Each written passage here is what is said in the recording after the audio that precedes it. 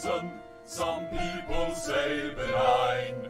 Come all you loyal Britons and watch 'Twas by Design. Oh, why hello there ladies and gentlemen, and welcome back to another 'Twas by Design stream. I'm your host Chris, and as always, I've got myself a brew. Cheers. Oh, man. Oh. Whew. Felt half asleep until that tea touched me lips. Hey, dude, Jay. Welcome back to the stream. Hope you're having yourself a lovely, jubbly day today. I actually want to do something quickly just before we start here.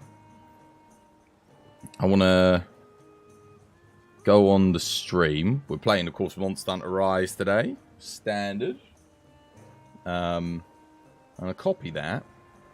And you guys are going to get to hear the jingle again. Because I want to paste that into there. There we go. And I'll turn the other chat off. Just because that way, when we transition, whoop, it lines up. There we go. I don't know why it was the other way. I think it was when I added the new chat bar in and it all messed it up. Yeah. How you doing, pizza? Hope you have yourself a lovely, jubbly day today. Oh, how is everyone? Back again. Just finished eating some Kathy lamb rolls that I cooked. HelloFresh. Exclamation mark HelloFresh. If you want to get 80% off your first 2 boxes, guys, our sponsor for today's stream. Sign up today. Exclamation mark HelloFresh in the chat. Code HelloDesign. Help support the channel. Do you think you'll have HelloFresh in October? Do I think I'll have HelloFresh in October? I don't know. It depends on whether or not they want to keep sponsoring the channel. Parents are going to be on vacation for a month, so you're definitely going to need that. Well, what you can do is you could sign up to the service using the code and then set the first delivery date to be in October, I guess. It's a bit of a hassle, but if you want it in October, I think you can do that. Like, you can sign up for it and then pause it. How many meals does HelloFresh last for? So the packages, you can have 1 meal for 2 people. One meal for, like... Actually, do you do 1 meal? I think the minimum you need to get is, like, 2 meals for 2 people. But you can do 2 meals for 4 people. And then you can do all the way up to 6 meals for 4 people. Because I get 5 meals for 4 people, but it does give me the option to add another meal. So I think you can get 7 meals. I think you can do the whole week if you want. But I get the 5 meals for 4 people. That's what I get. Monday to Friday cooking. And that way I don't have to cook on the weekend. Indeed. Yes. Oh, man. How you doing anyway, Miguel? How you doing, Divine? Hope you have yourselves a lovely, jubbly day today. Oh. Right. Back in Monster Hunter. Bit of Monster Hunter Rise. It is Event Quest Day today, guys. Event Quest Day.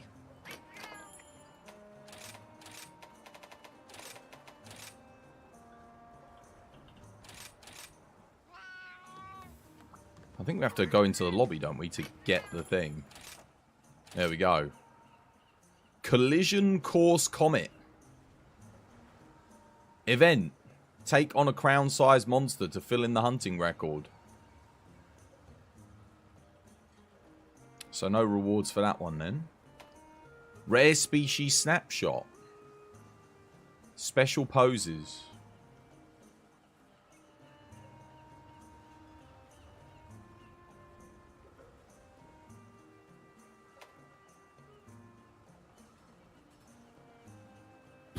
Two more weeks of event quest left. 2 more weeks. 2 more weeks. The new events look pretty nice. They do. Okay, well, hopefully they give some good rewards. Hopefully they give some useful stuff. What we got? That's pretty cool. Rare Species Snapshot. That looks like fun. Nice. And Collision Course Comet.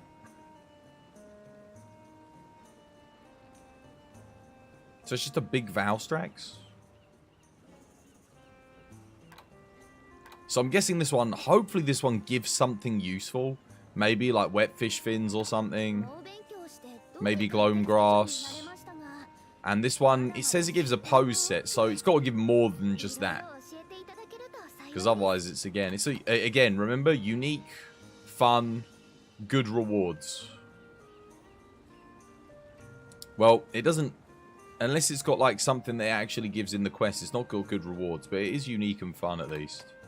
This one, I don't know. It's just a big, you know, a small or large crown Valstrax, so, yeah.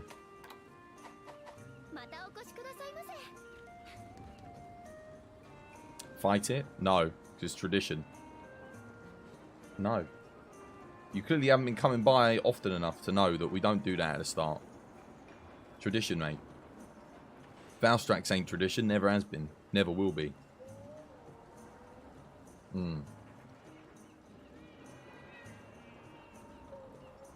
Well, if you've always been here, you'd know, wouldn't you?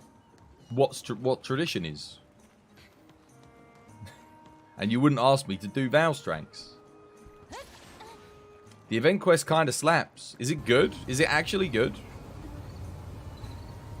At first glance, it seems a bit like... But yeah, I won't judge it until I've done it. Hopefully, like I said, hopefully it gives something something good. How you doing, Leo? Hope you have yourself a lovely job day today. And Hamburger and Link. Hope you guys are doing well. He's no Furious Rajang. Oops, wrong area. Tradition used to be Apex Rathian. Yeah, but it was always Velkhana back in Iceborne. And then we lost Velkhana, so I didn't have a choice. So I had to go back to doing Tradition from World, which was a Rathian. So we did Apex Rathian because, well, it was actually useful and fun, as opposed to like normal Rathian, which was sucked and useless. Yeah. And back in the day, we would do Silver Rathalos would be Tradition. Like, this is before I streamed. We'd do a Silver Los just to see if we could get an extra ruby, you know, because you always needed the Rathalos rubies for something. Back in the old games, back in Freedom 2. You miss AT Velk? Well, the event quest is pretty close. It's a bit easier than AT Velk, but I think it probably has about the same amount of health and does about the same amount of damage. It's just because we have all these mechanics that kind of help you counter the AT Velk stuff. Some of its moves are completely pointless as well. Like the move where it like dives back and does like the 5 ice prongs, it doesn't do anything. The ice, like, most of the time doesn't even reach you. Bit weird. How you doing, Kira? Welcome back. Hope you have yourself a lovely jubbly day today. Yesterday you saw Velkhana without the ice armor. You thought you had a problem with your screen. What do you mean? You break the ice armor off of it. Gets a different moveset. AT Velk is way better. AT Velk was great. Yeah, it was good. But the event quest on this one's as close as you're going to get. I think. It's good. Well, thank you for the raid, Batman. Much appreciated, dude. How you doing? Hope you have yourself a lovely jubbly day today. Just makes you more excited for the next gen monsters. Yeah. Yeah, indeed. Indeed, indeed. Velkhana under the ice is purple. You didn't know that. Oh, yeah. I wouldn't say it's purple. More like a very faded violet than a purple. Mixed with sort of like an icy blue. How's things, dude? You alright? Good stream? Looks like my clip thing isn't working. You don't think they can top Magnum Aloe quality? Dude, yes they can. Of course they can. Dude, Magnum Aloe's got some crap hitboxes. He's not quality. Malzino's quality. Magnum Aloe's just feels rushed. Scorned the Magnum Aloe, however. Very, very good. But Magnum Aloe's a piece of shit. Like, don't get me wrong. I like his design. I like his music. But he's got some of the most crap hitboxes of any monster known to mankind. Like regular Magnum Aulo. It's awful. That's your opinion, but God, you love the fight. Again, if he had good hitboxes, I think I could enjoy the fight more. Like Scorned Magnum Aulo. Scorned Magnum Aulo is literally Magnum Aulo with good hitboxes. That is literally it. Yeah. They're really oily, apparently. What? Velkhana's oily? Really?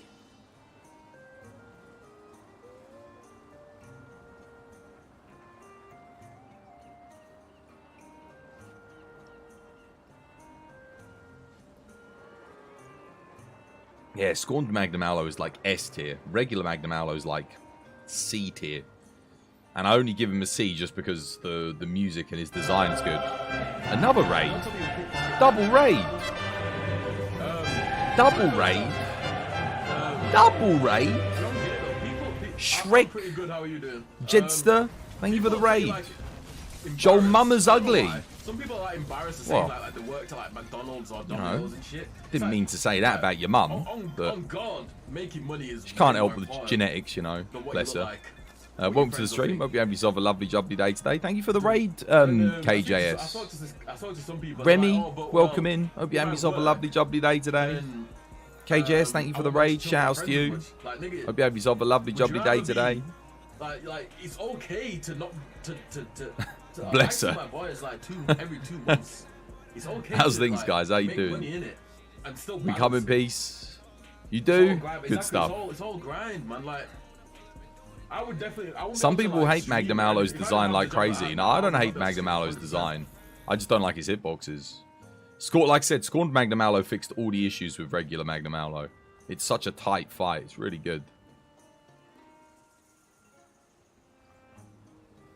You're not a leave guy. A leave guy? What's that? Why is Omar in the bottom right? Shout outs, mate. Shout outs to Omar. Thank you for the raid. Yeah, how's things? How's your stream? You have a good one?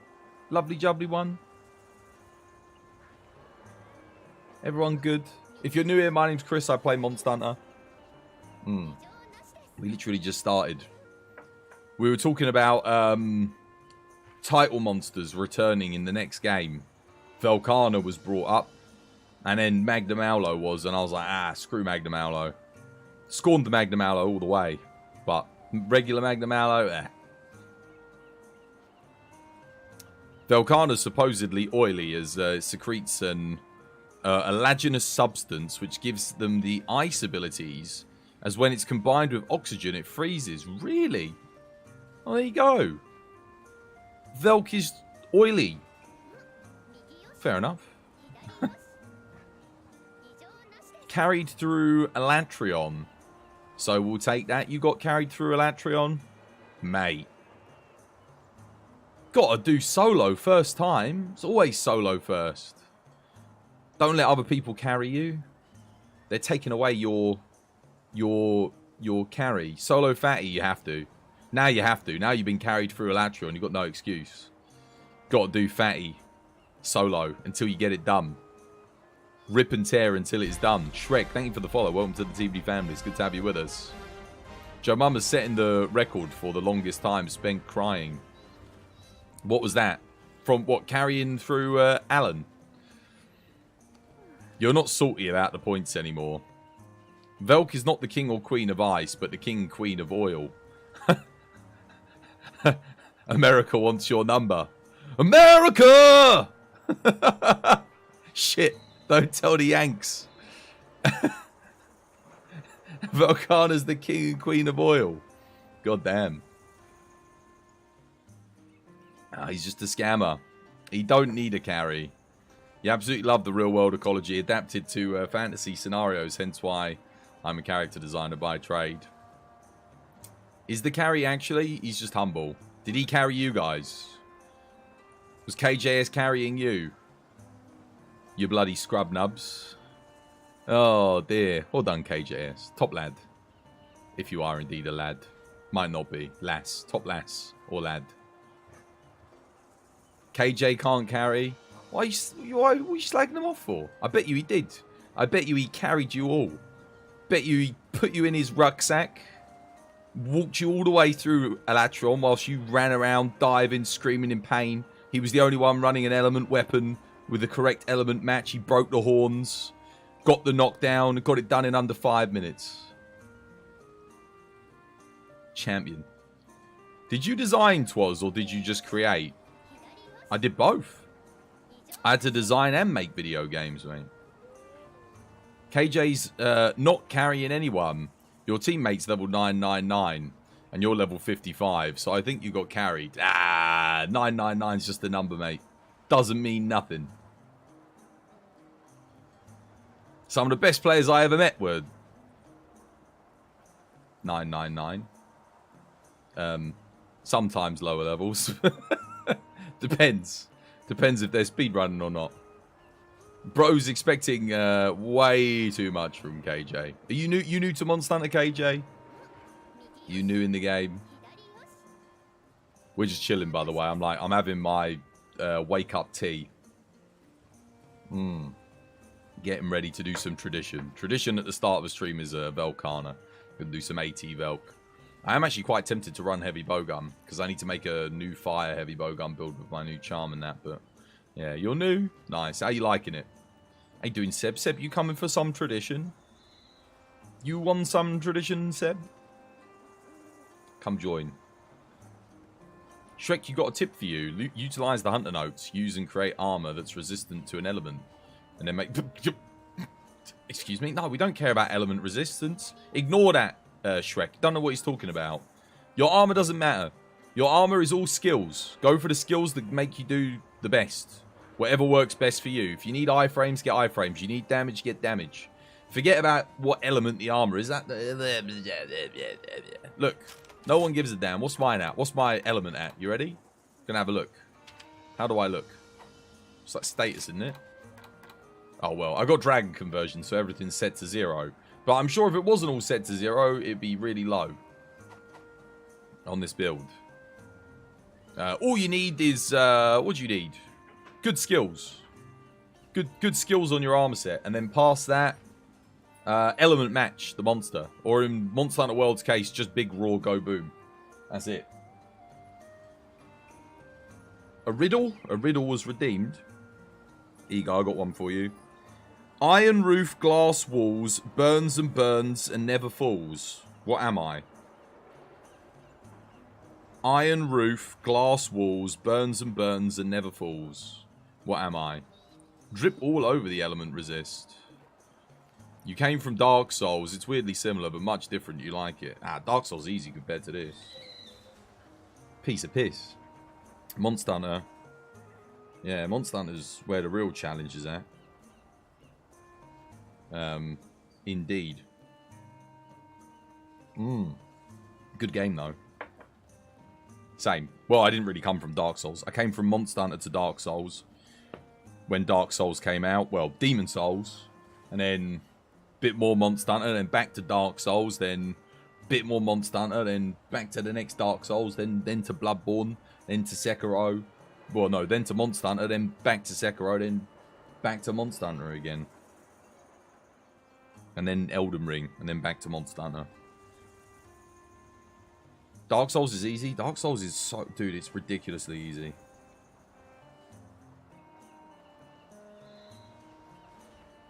People just make out that it's hard to make themselves feel better about beating it. But it's really not that difficult. If you played the old Monster Hunter games, you played... You know, if you're soloing Fatty, there's nothing in Dark Souls that's harder than soloing Fatty in Monster Hunter. And that's like in Monster Hunter World Iceborne, which is like one of the easiest Monster Hunter games. So I'd still say there are elements in this game that's easier, certainly in MHRise, but yeah. How many of you have soloed Extreme Off with high rank armor? And then how many of you have completed Dark Souls? Exactly. Dark Souls is fun, but you get pretty bored after beating them once. Monster Hunter's a bit more grindy. Well, yeah, Monster Hunter, the fun is in getting better at it, isn't it? So you go again and again and again. And there is fun in getting better at Dark Souls, but unless you're like going to speedrun it, there's not really much stuff to really grind for. You like once you've done like probably your third playthrough, you've probably got like duplicates or whatever you need of all the weapons. And then there might be a few rare drops that you don't have from certain monsters, which they did bring back a little bit in Elden Ring. I kind of wish they'd gone for that a bit more. Yeah, and then there's the PvP and the co-op. That's about it, isn't it? Really? How you doing, Conquistador? Welcome back. Hope you're having yourself a lovely jumpy day today. The lobby's not working? There you go, you're in now. Did you guys guess the... Did you guys guess the thing? Did you guess the riddle? Did you get the answer? I'll give you the riddle one more time. Iron roof, glass walls, burns and burns and never falls. You guys should get this one easy. You still haven't managed to solo White Fatty mod yet. Oh, yeah. White Fatty can be kind of tricky, I guess. I actually think he was a bit easier than regular Fatty, but I guess it depends. It's not that extreme, but definitely a challenge. You should try out Bloodborne or Elden Ring first, since they're the best games. You have a good impression first. Oof, I don't know about that. The original, I'd say start with Dark Souls. Or Demon Souls. Depends on how far back you want to go. Dark Souls, for me, is objectively better than Demon Souls. But I'd say start with that. Because then you can see the mechanical changes over time.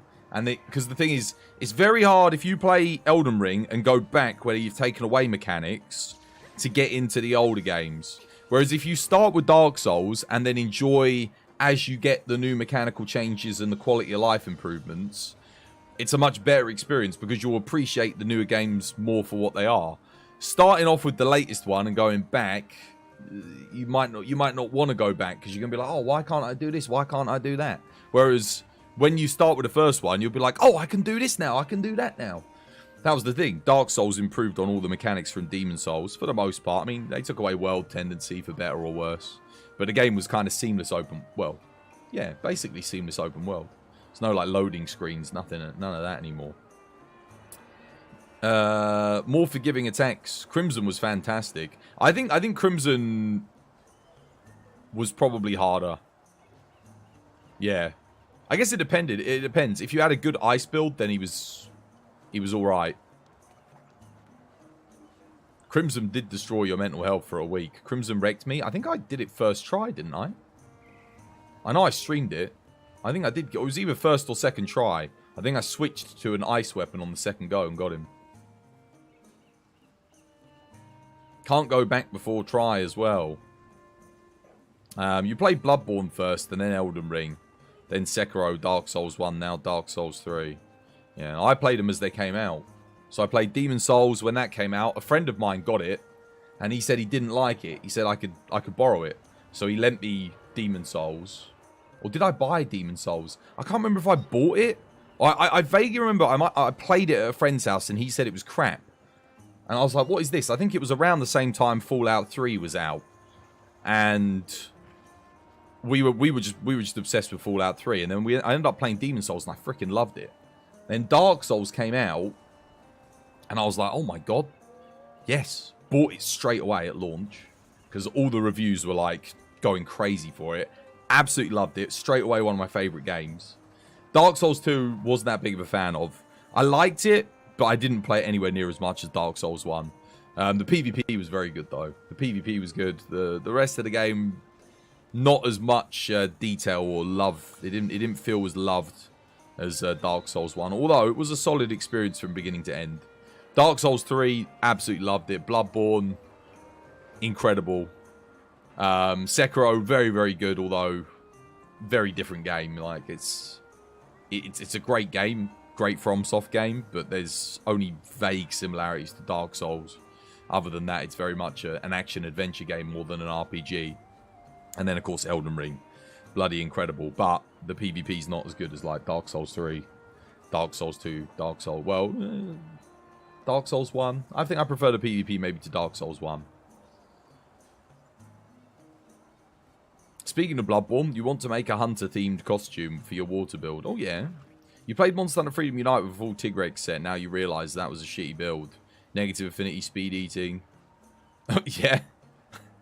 What, you just wore the Tigrex armor and Tigrex weapon? Oh dear. Tigrex armor was okay. It's the weapon that's the problem. There's a lot, like, back in the old games, it was less about the skills and more about the weapon. Like, skills mattered, but you're only realistically going to get, like, 2 skills, maybe 3 in, like, the 2nd gen. So, yeah. Your personal favorite is Bloodborne. I would say Bloodborne's my personal favorite, but it ran pretty badly. And the multiplayer kind of sucked. So, yeah. I do like it a lot. I did like Bloodborne a lot, but the connections were awful. But that's something they could fix if they just brought it to PC. You know, if they finally give us a PC version of it. But yeah, other than that, it's a great game. It's a shame because it deserves. If any game deserves a PC port, it's Bloodborne. Right, let me make a build quick, Seb. And then we'll get on some tradition. Do I even want to play a heavy bowgun for the start of the stream? I guess so. I finished with heavy bowgun yesterday. We'll keep it going. I'm just going to try converting this build into a fire build.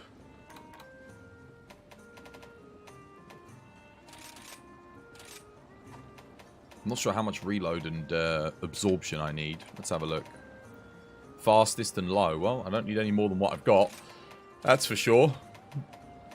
Ellenbane, definitely.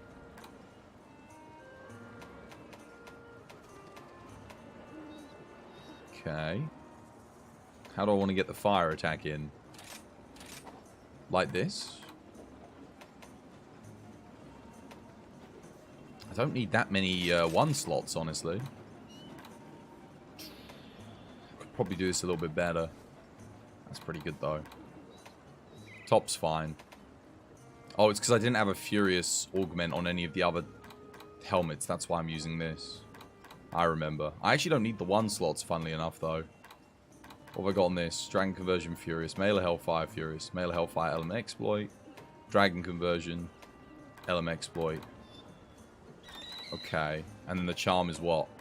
Dragon Conversion 2 Melee Hellfire. Okay. Let me think. Oh, dude, I could probably get fire attack in using small slots. Then. Let's just do that. I think that makes the most sense. How are we looking? Fire attack level 3. What about flame scale? Do I have flame scale in here? Yeah.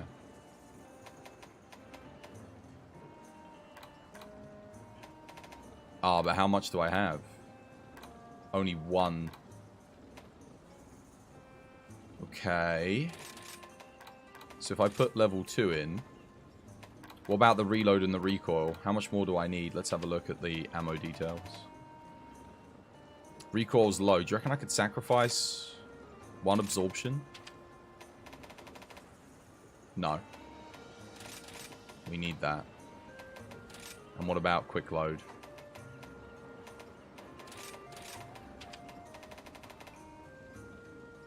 Ah, no, okay, so we need that for fastest as well. Cool. In that case, we are 1 slot short of divinity. Crap. How am I going to make this work? Things I don't need the small slots for anything else. So yes, I could put a fire attack in there. But then what am I doing with the small slots? Nothing. There's nothing else I need. Ah, this is a pickle. This is a pickle. What we really need is one of these pieces to have, like, fire attack on it. Or like a 1 slot. But, I mean, they're already pretty maxed in terms of augments. It's kind of their helmet that sucks.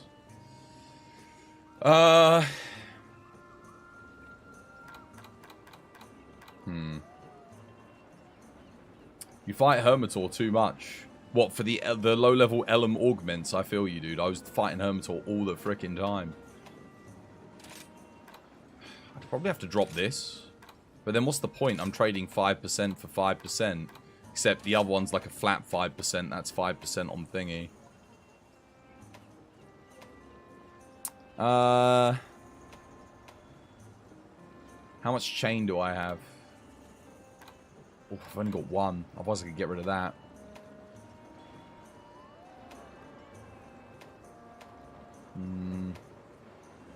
Dude, this is a real bummer. Again, like, oh, I think I do have... How much element exploit do I have? One? I've got 2 levels. Do I have one of these helmets with just like a fire attack in it?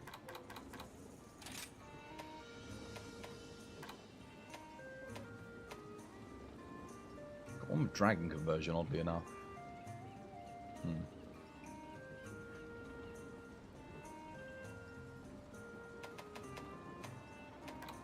Wait a minute. If I take that, do I even need a dragon conversion charm anymore? I don't, do I? No. No, I don't. Because 1 dragon conversion, 2 dragon conversions. So we can get rid of the dragon conversion charm altogether. Okay. So let's see what efficiency we can get on this then. I basically just need 1 Mail of Hellfire at this point. So any charm that's efficient with a Mail of Hellfire, I'm good. Let's do that instead.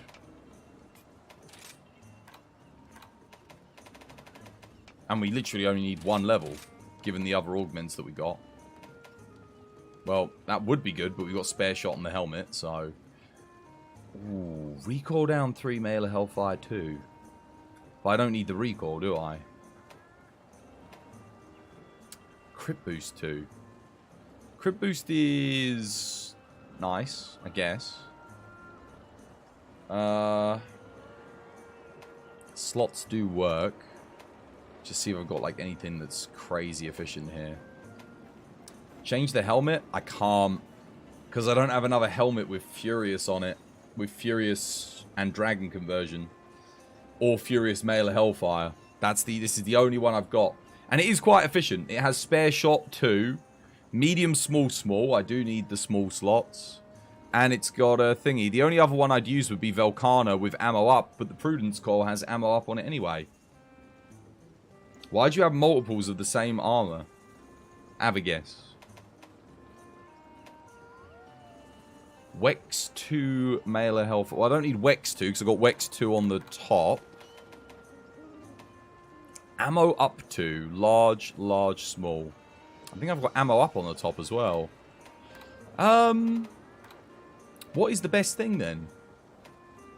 What is my most efficient? Mail of Hellfire Dragonheart, don't need that. Mail of Hellfire 2 Reload.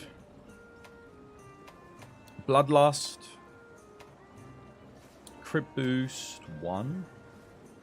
Mail of Hellfire 3 Adrenaline Rush. I've already got Strife 3. It's pretty good. Mail of Hellfire 2 Fire Attack 3. That works. That does work. Is that more efficient than just going for something like this, though? Fire Attack 3 I can just put in the large slot, and then I've got a medium small. But I don't need recoil down 3. Not really. I only need recoil 1.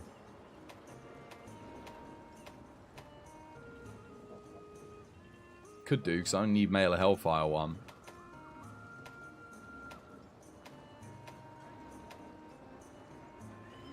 Interesting.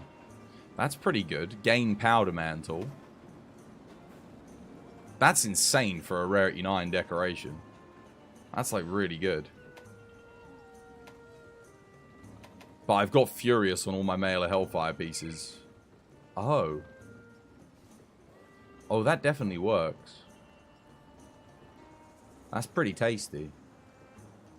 Can I make the magic with that? I think I can make the magic with that. Yeah.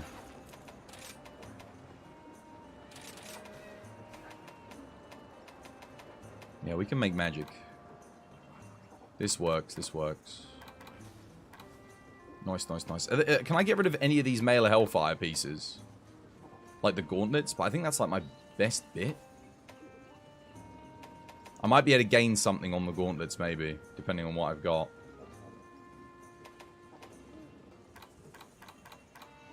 Okay. Now, we still want fire attack, obviously, but should be relatively easy to get. I mean, we can go... How much flame scale do I... Okay. So we're going to put blaze in. Now I've got medium small, we could just go... Blaze. Blaze. Got a level 4. Got a medium small. Technically, I don't need this. Reload speed. I need reload 3. So reload goes in here. I don't think I've got another pair of gauntlets with a... With like a... That with a small slot. I think that's like the best thing I have. So even though I don't need the Mail of Hellfire, technically it's just really good. I only need 1 level. And I need Furious. I could see if I've got a better Furious legs, maybe. But again, that's really good. So, no, I think we'll just leave it. It's fine. I'm over on 1 Mail of Hellfire, but we've got everything else, and I've still got some slots here.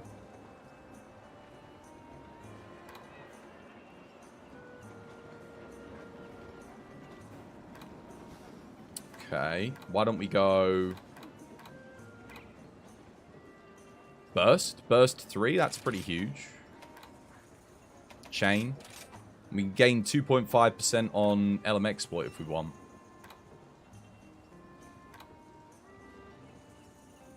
Yeah. That works. Nice. I think we're good. Do you need Hunger List in your Dual Blades build? Absolutely not. How you doing, Phantom? Welcome back. Hope you're having yourself a lovely, jubbly day today. Cool. I'm going to save this bad boy. I think this is pretty good. Fire heavy bowgun.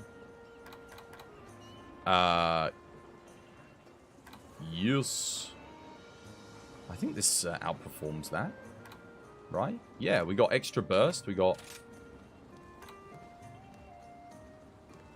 Yeah, this, I think that's just an objective upgrade. Nice. Cool. Cool. Let's get fire ammo. Radial menu. Fire.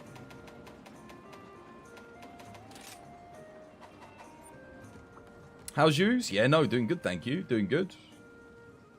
Handicraft 3 on a bowgun. Okay, well, the fool laughs because he hasn't had a look at the bloody armor piece. Go have a look at the armor piece.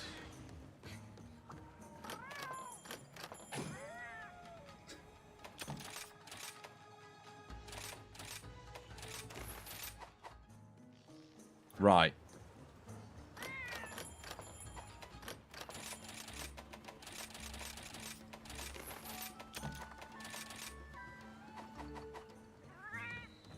Am I good? I think I'm good. Might need to upgrade some armor here, actually. Because I think I'm using some new pieces. Pieces I haven't used before. Yeah.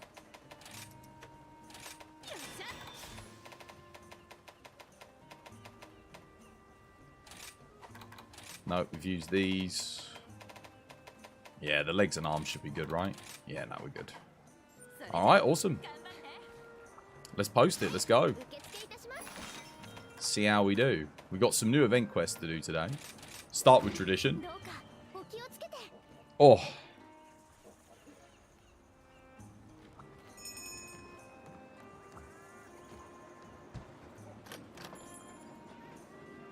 No, it's just funny. Not something you see every day. Well, it should be. Because it's one of the best armor pieces for bowguns. That and the Kushala top. Kushala top's got razor sharp on it.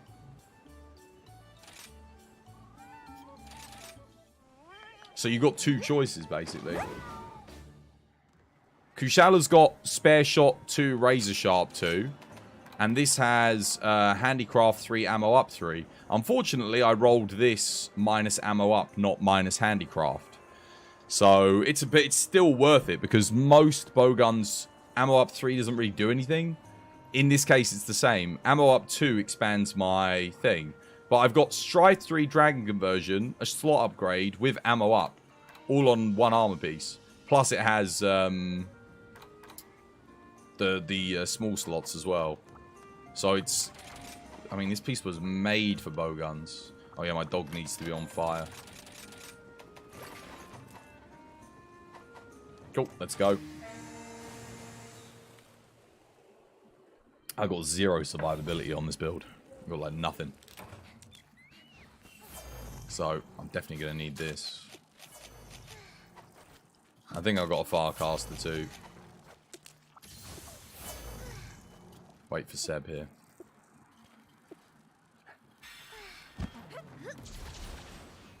You love doing the free monster investigations? You do? Good for coins. Not too bad. Although I'd argue not good for coins. If you just kill one monster nowadays, it's like it's faster.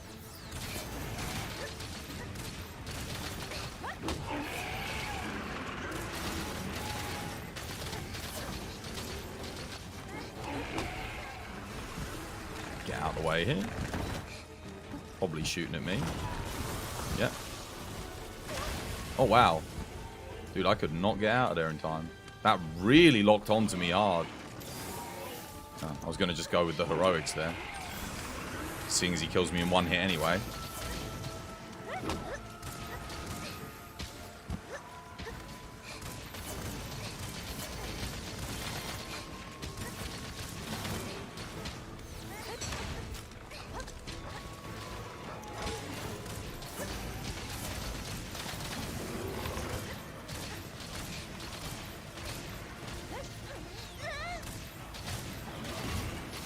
That line.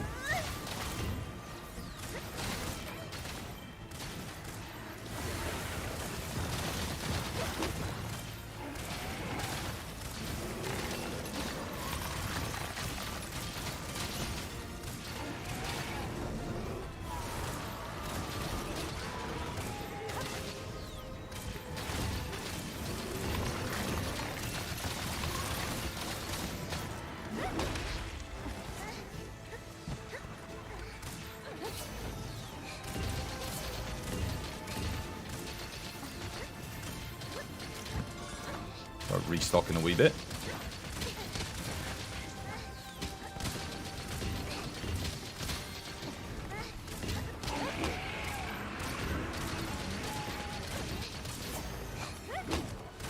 Might need a dust the lifer in a bit, Seb.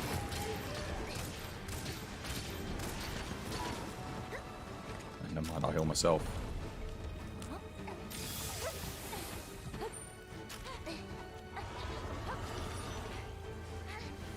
Seriously? Oh, bloody hell, that was close. I'm trying to get this, but it's mounting my dog and doing all this nonsense. Get that now.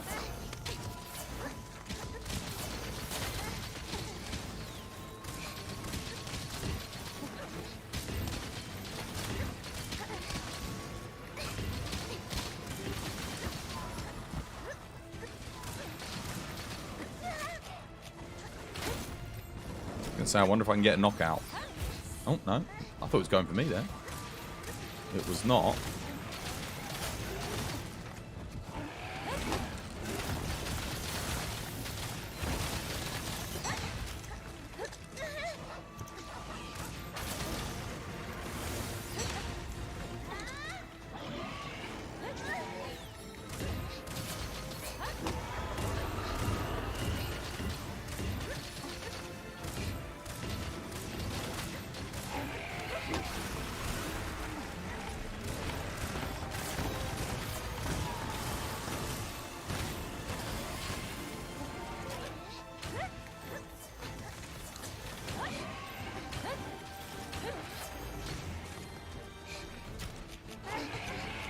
We'll go get some more ammo.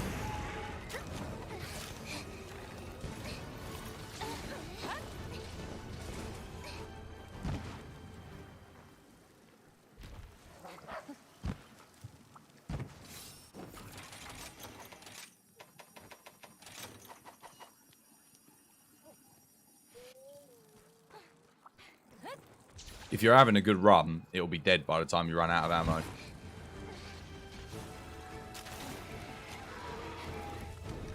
Well, you won't run out of ammo, basically.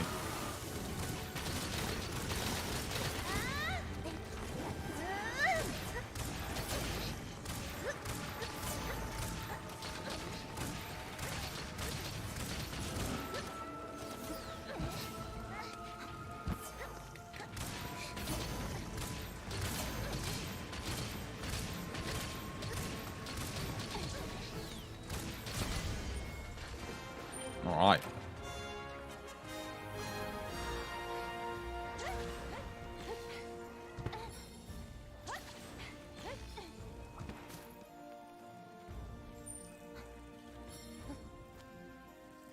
Annihilation. Cool, man. Went back for 24 extra ammo. Oof.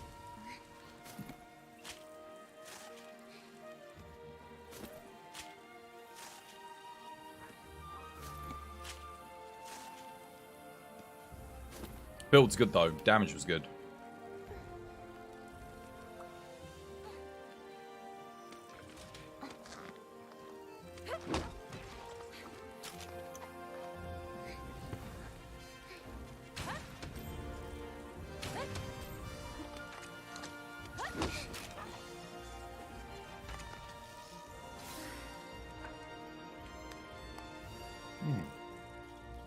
Did I save it? Did I save this build? I need to. God, man, I think I can make this build so much better still. I think there's still a lot of room for improvement. The build's already doing good, but I definitely think it can do better. How you doing, Amaral? Welcome back. Hope you have yourself a lovely, jubbly day today.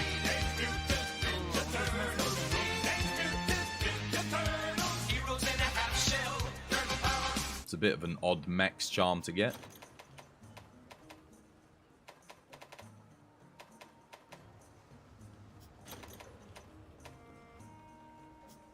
Give me a lot of rapid morphs.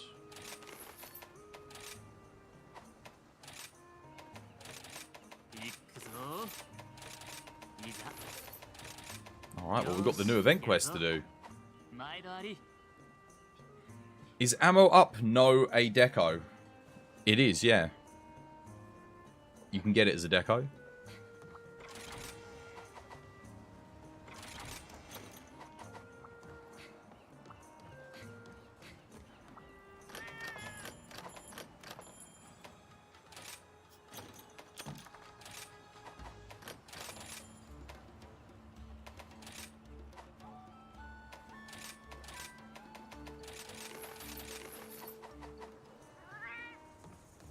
You can finally enjoy a brew properly. You got your Twas mug? It just arrived? That took months. Oh, man. Dude, that was like start of the year. You got it? I'm so happy, man. Legend. Good stuff. Kadachi, hey, dude, Kadachi. Welcome back. Hope you're having yourself a lovely, jubbly day today. Right, well, we got a giant Valstrax to kill.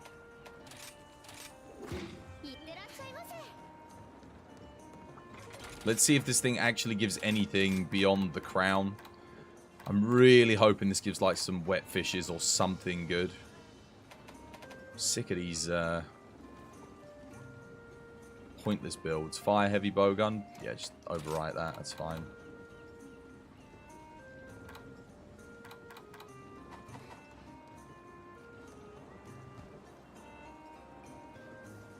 You saw a guy with Strive 3 Berserk 1 talisman. Is that possible? Yes.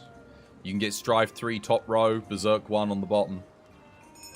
Or you can get Berserk 2, Strife 2. That would probably be better, given that Strife's only a B rarity skill, so you can get it fairly common on armor augmenting. And then you get Berserk 2 on the talisman. That's typically what you would want. Otherwise, you'd have to use one of the Berserk pieces of armor, which are pretty inefficient, unfortunately. Like, they're okay, but they got some, like, they're not the best. There's way better armor pieces taking up the gauntlet and the leg slot and Berserk is a great skill, but at the cost of massive efficiency. Right. What are we doing? What are we bringing? Valstrax. What do I want to bring? I probably want a raw build, right?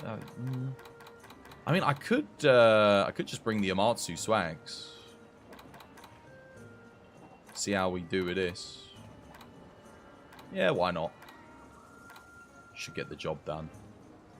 Or I could play dual blades or greatsword. I'll play this. In the mood for a bit of swags. I saved the heavy bowgun build. Oops.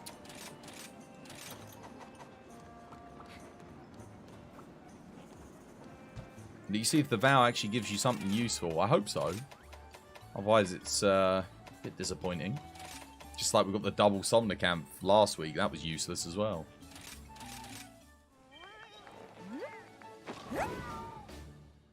Better late than never. I know, right? I wonder why it took so long.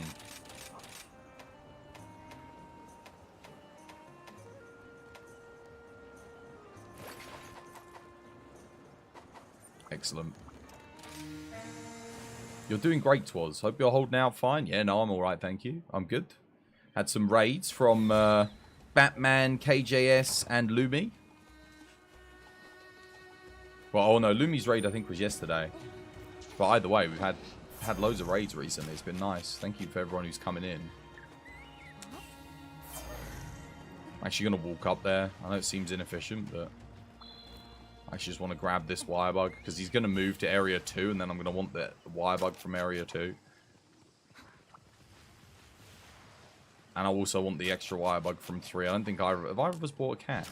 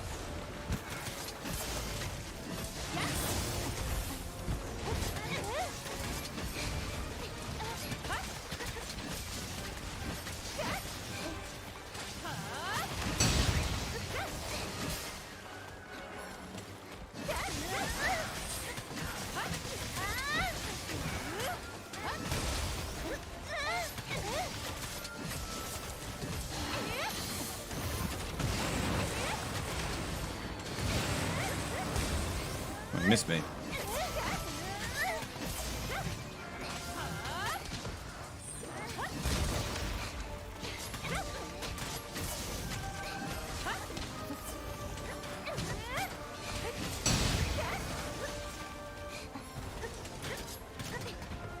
Go get the other wire bug. Kinda need it.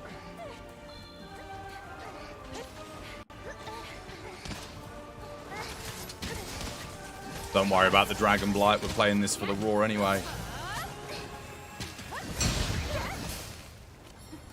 Do that just to maintain.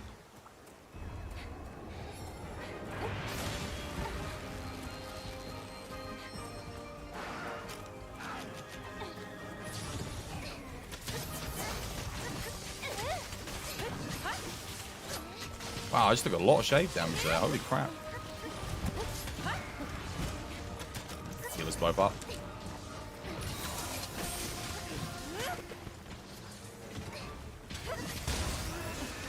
Go for the chest. Nice, well played.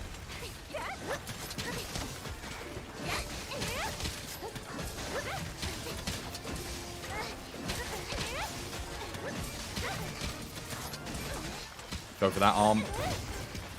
Nice, well played. Fortunately, I needed a counter there, but charge up the old-fashioned way.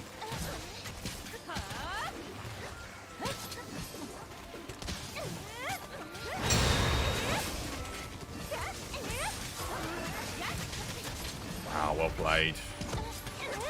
Keep going, Seb. Show him the meaning of TBD family. Show them the meaning of family. Went all Don Toretto there. Ain't nothing stronger than family. GG. Well played. So what's the point in that event quest? Just be piss easy.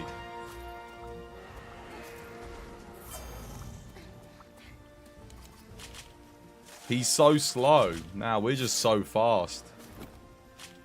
Family. How you doing, Inferno? Welcome back. Hope you're having yourself a lovely, jubbly day today.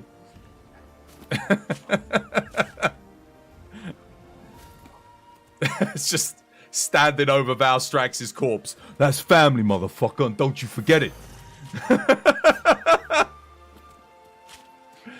Oh, dear. Not bad. 3 minutes. Take it.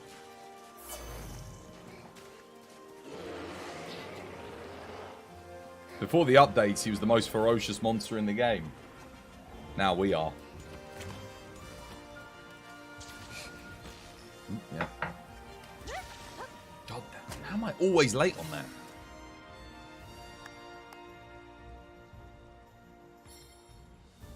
Does this actually give anything, though? Do we get any rewards from this?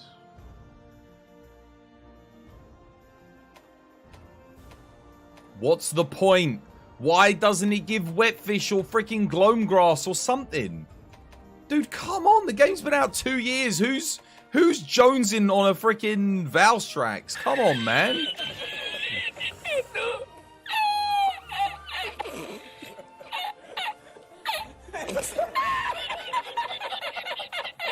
Literally nothing. Pointless waste of time.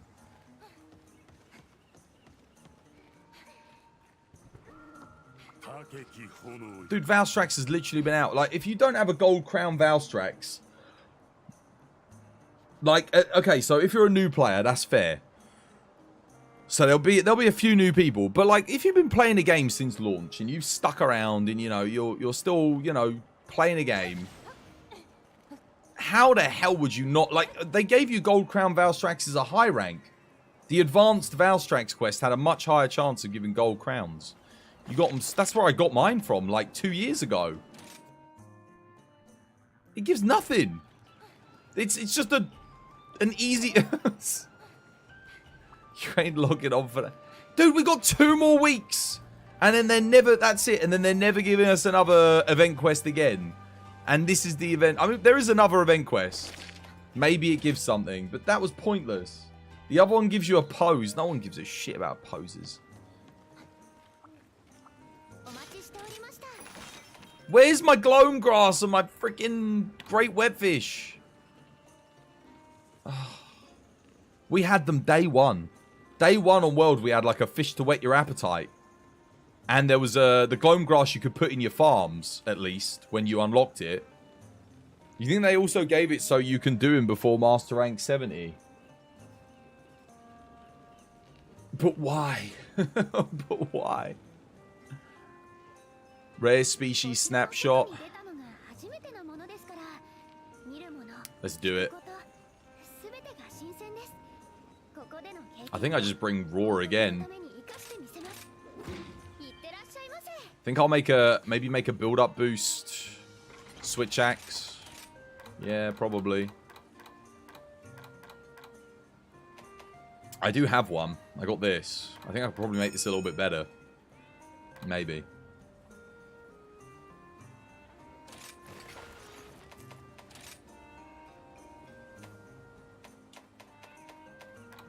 Rapid Morph Stamina Thief.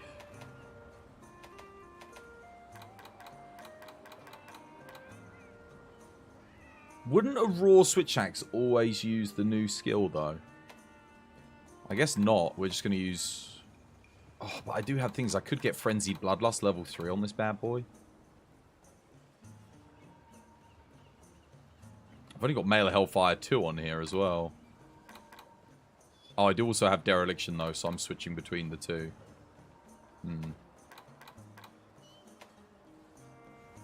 Build up boost. Build up boost. I do have some good build up boost pieces on some of the new armor. Mailer Hellfire slots. Embolden build-up boost is pretty good. Mailer Hellfire Furious. Build-up boost Furious. Do I have build-up boost Mailer Hellfire? I don't think so. At least, not on this armor piece.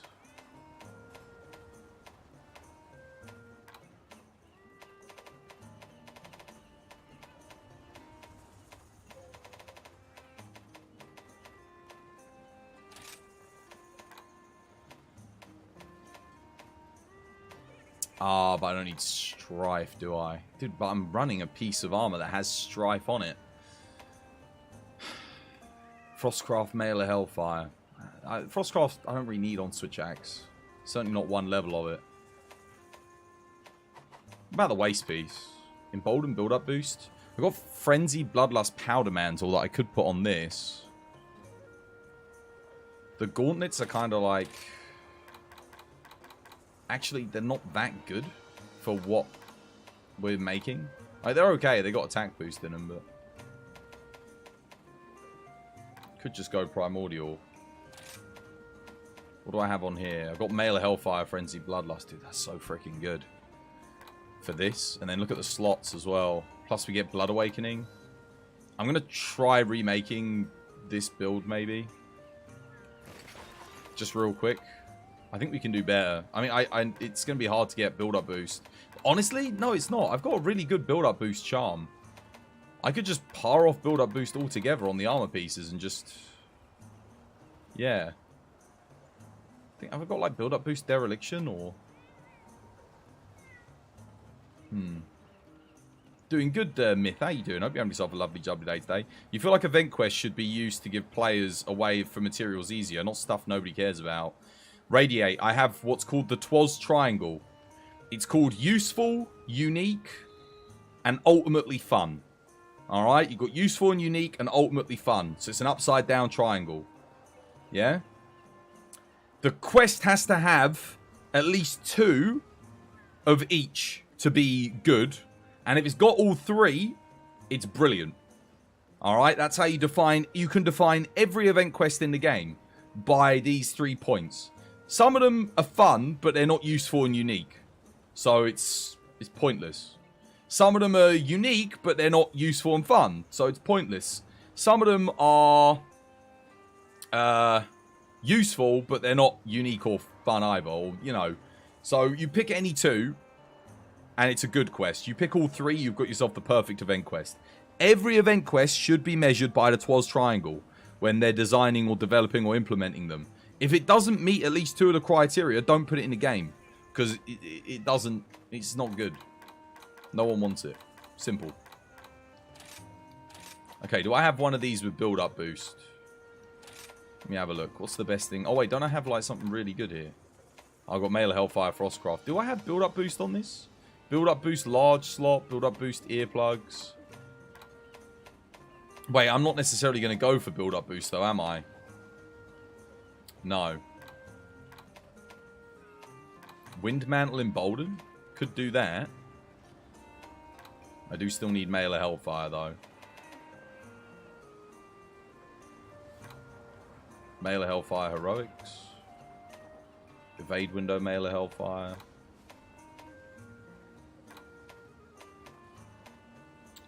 Let me see what charms we've got, because this is a pretty good charm.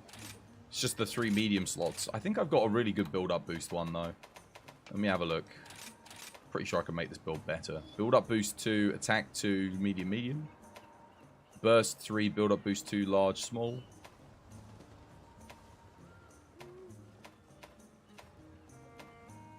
Build-up boost 3, large, medium, small, foray. Like, really bloody good. Yeah. Alright, that's a straight up upgrade. So we don't need to worry about build-up boost on any of these armor pieces at all. Like, we just don't need it. So that means we can go here, we can go... We've got Frenzy Bloodlust Powder Mantle on one of these, haven't we? And yeah, for the person who was asking earlier, why do I have so many of each armor piece? Just in case they didn't work it out. It's because it's very easy to farm and make armor pieces. It is not easy to get good augmentations. Good augmentations. Like I could do a quest once and get the materials to make an armor piece. But I might have to do, you know, 50, 60 of these just to get something decent. Mail of Hellfire, Frostcraft, really good. I swear to God, guys, I had Mail of Hellfire Powder Mantle on one of these. Oh, sorry, Frenzy Bloodlust Powder Mantle.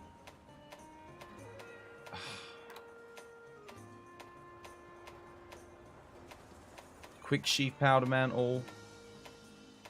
Frenzy Bloodlust 1 slot. There it is.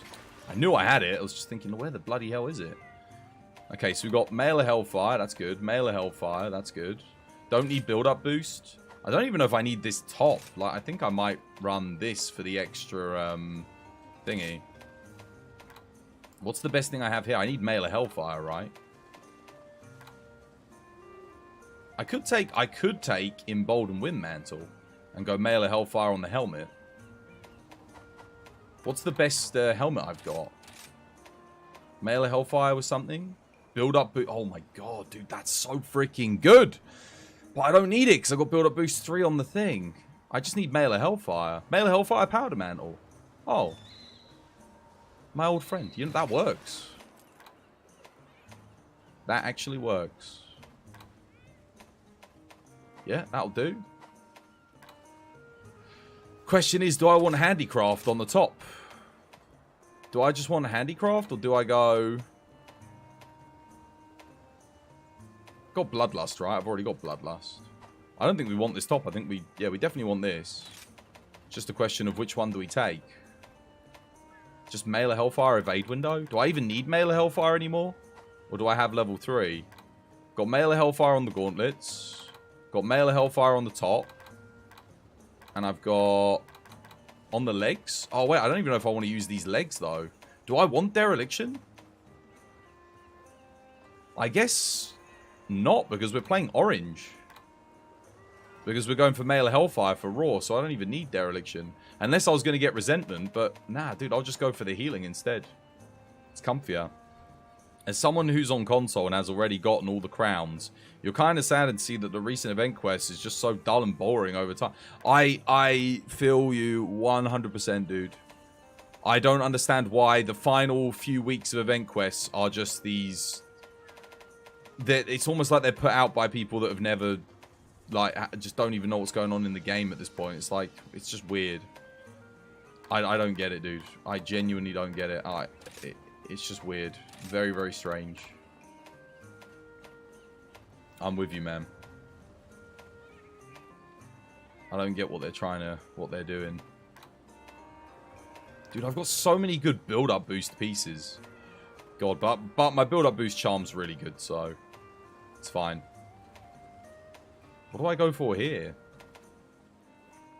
Charge Master Bloodright? Coalescence? I don't really need Coalescence.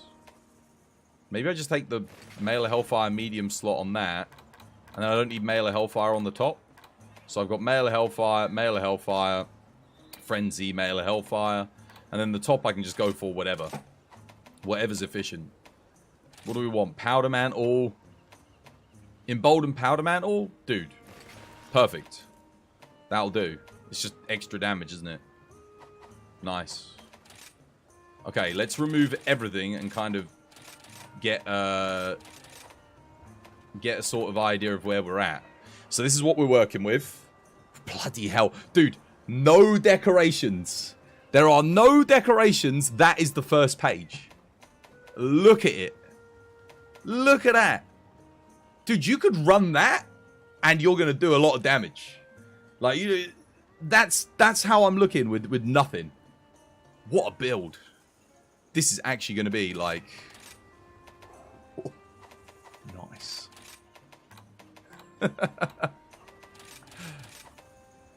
This is going to be a good build. God, look at it. You put 2 decos in and it's like... If anyone had that, they'd be like, oh yeah, mate. But how nice is that? That's pleasing on the eyes, isn't it? It's just makes you feel good. You see that, you're like, ooh. It's like neurons activated. Oh yeah, you know that meme? Little monkey, he's like, woo, woo, woo, woo, woo, woo. Freaking neurons. All the neurons.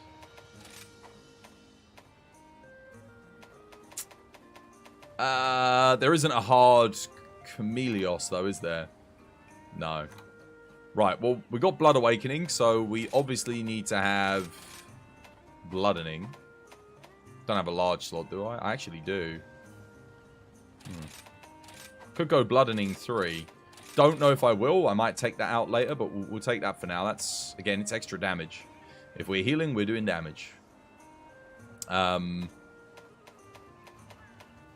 Probably want max attack. We also probably want a little bit of crit eye. We got Bloodlust. 20. Wex 50. We're at 70%. Plus Foray when it activates at level 1, I think. It'll be active a little bit on this hunt. Not too much. But let's make no mistake. We have to get attack in. That's got to go in. 100%. Now, we're prioritizing Raw here. Do we go Agitator? I need Rapid Morph. So we'll chuck Rapid Morph in here. Very important. Quick Switch. Quick Switch. Wait. Do I have Wind Mantle on the helmet? Oh, I do. I didn't sacrifice Wind Mantle. Dude, I rolled that on skills. Oh my goodness. What a legend.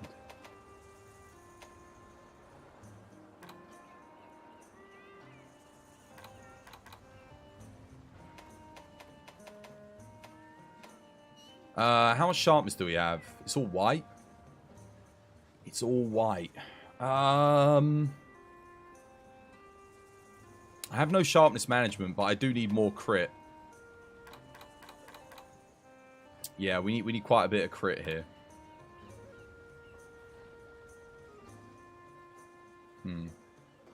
Get some expert in. Well, I can do. Expert's the kind of the least efficient way of getting more crit.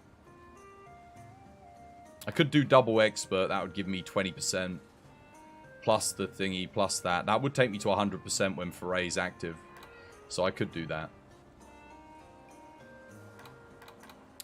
Alternatively, we could go Agitator, get 15%, and then put 2 levels of crit eye in, and that would basically take me to 100% as well.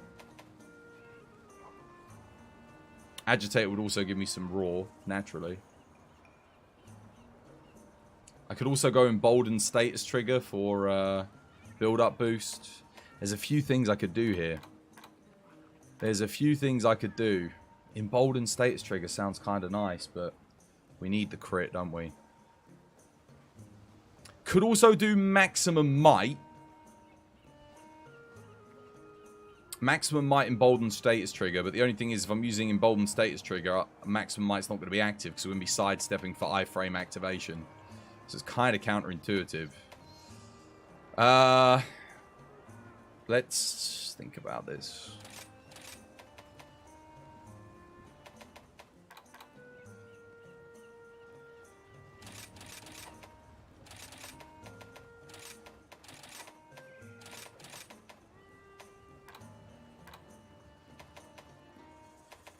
That's 15%. That takes me to 65, 85. How much is Foray at level 1? Oh, it doesn't give affinity at level 1. So, I'll get that in to give myself the 10%. Because we are going to be poisoning quite a bit. Extends the duration of poison effects. Can I get 3 levels of that in? I don't think I can. Unless I get rid of Shockproof. Which I could do. Have you got Shockproof in your build, Seb?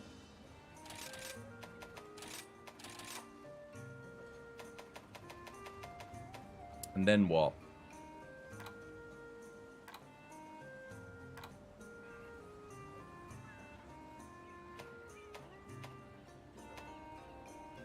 You do?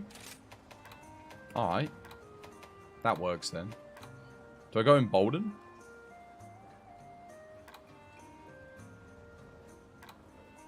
Could take Embolden here. For iframes.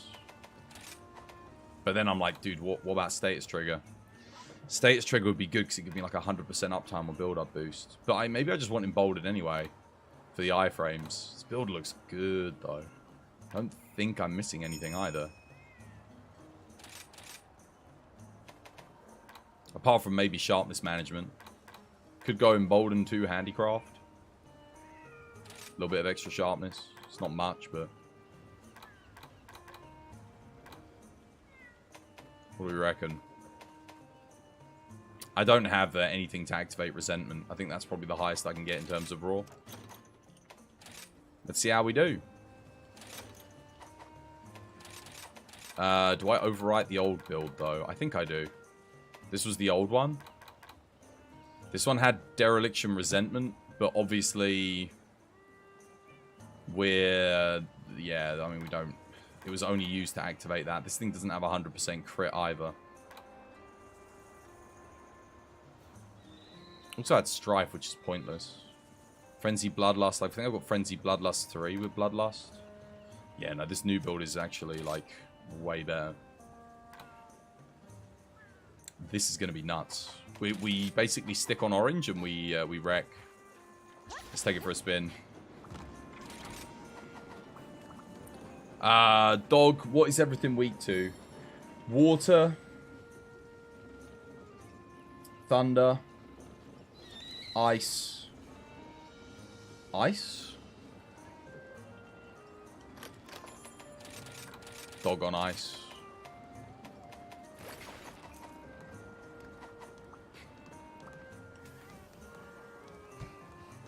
I think. I could just bring cat. Oh, I might need the wire bug actually. Maybe I just go cat. Yeah, forget the dog. We'll go cat. I might need to upgrade some armor here because I think I'm using some pieces I've never used before. I'm actually gonna bring cat. Yeah, I guess if one of us brings cat, then at least we've got the station.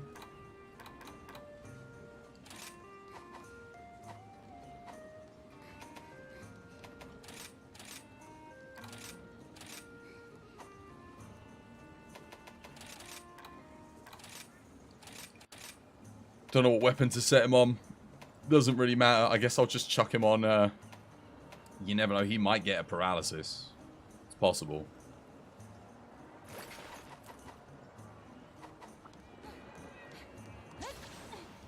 Alright, upgrade armor. Let's go.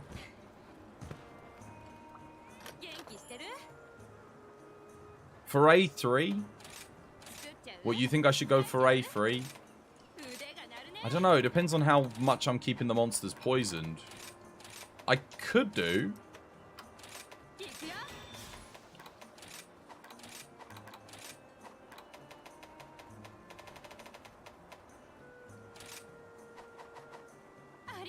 How much affinity do I get on for A3? Is it 20%?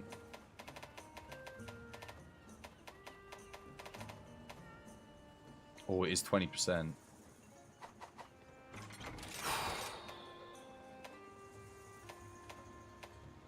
Honestly, how much poison do I have? 64?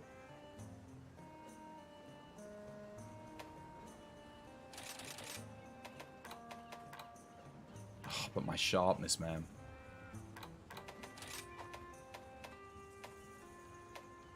Oh.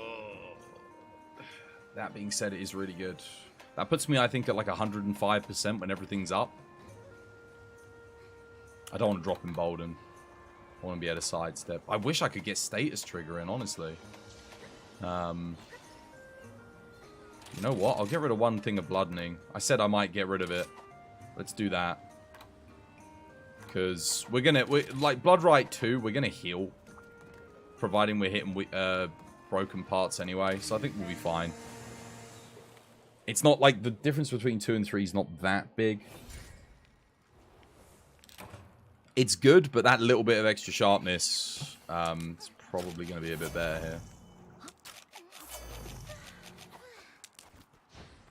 Shame I can't get a Status Trigger on, honestly. Right, we basically stick on orange this whole time. Alright, good luck, Seb. What is it? Silver Rathalos first? Or Goldian first? We're probably not going to see any crazy impressive numbers here. This is just a general build, so I don't have to switch. I can just keep in combat the whole time.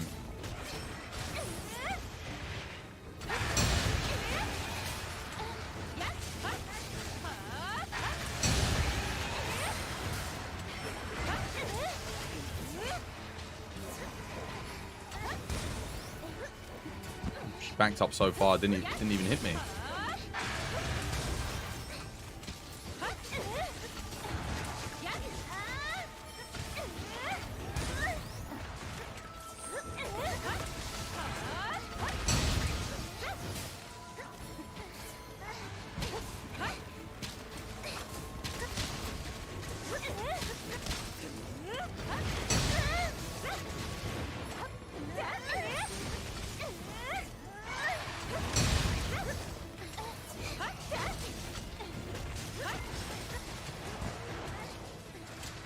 Oh, I ran out.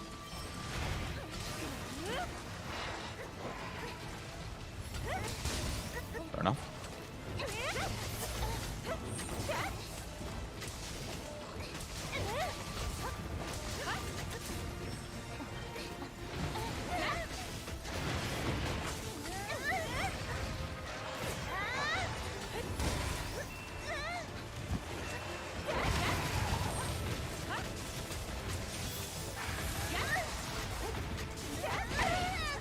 Wait, she hit me? With what?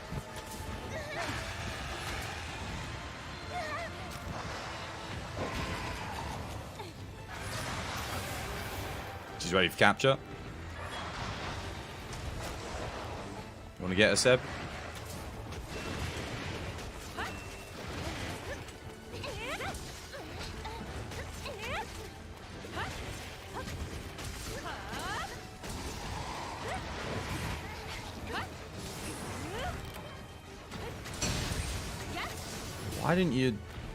Why didn't you just capture it?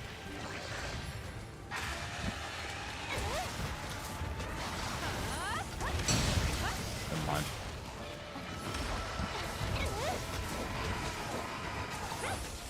Death on the first monster.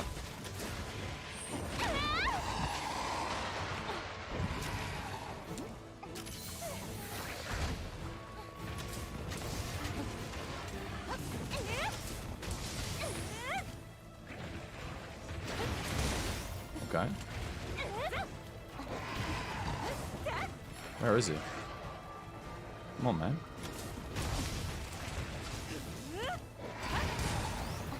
What are you doing?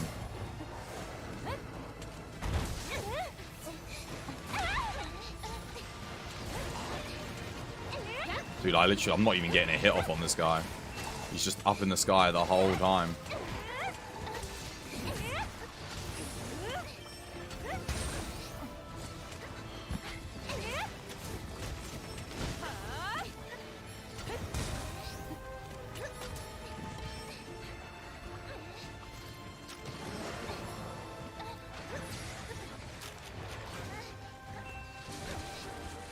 Hold him in place here.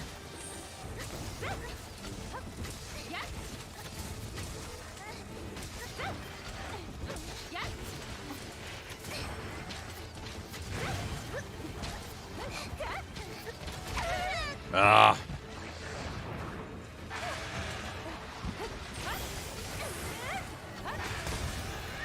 He's ready for capture.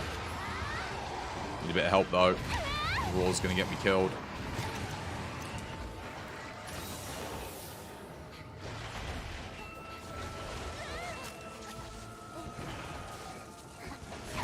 You could always pre-trank him, you know, and then do the thing.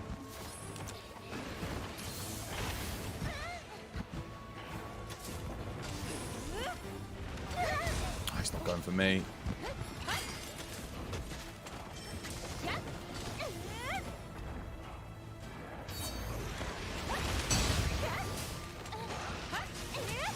I do need to sharpen, but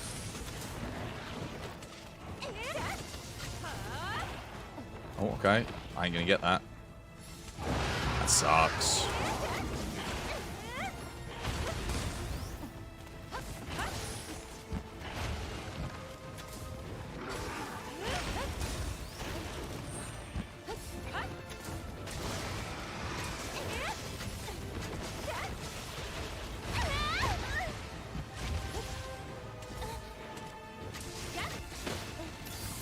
Cheers. Ain't gonna get that either. God's sake, man. Dude, I'm like literally out of rhythm for every counter on this thing. I don't have the wire bug whenever I need it.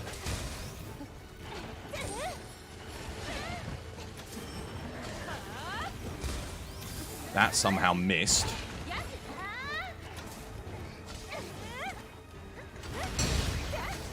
Finally, thank God.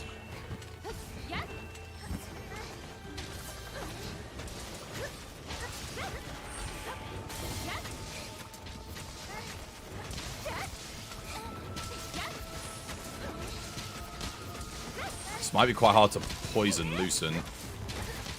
Once Foray goes up, it will be big damage, no doubt. I don't know if he's looking at me or if he's looking at Seb. Either way, I want to stand on Seb. Stand still, please, for the love of God, Seb. Stand still! Oh, my God. They just couldn't. They just couldn't. Oh. Never mind. Trank him.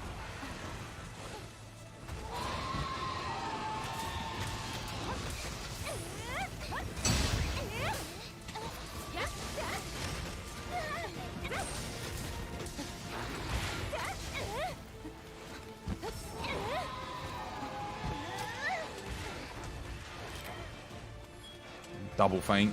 Please don't triple cart, Seb. Beg you.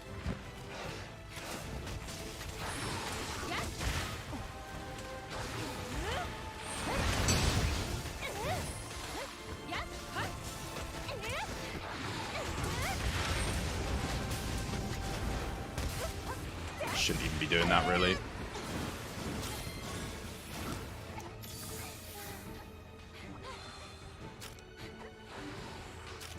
Put this down here, hold him in place.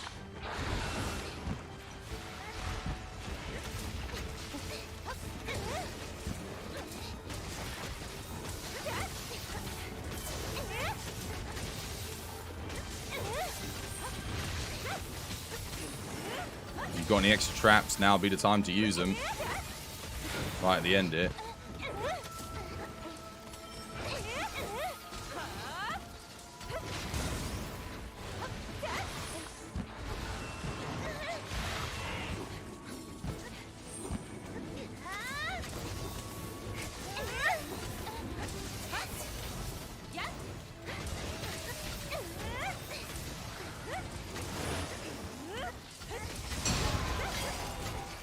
Got a wall knock here I can use.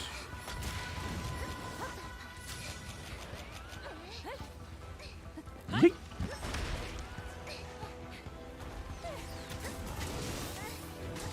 I know I'm down at blue sharpness, but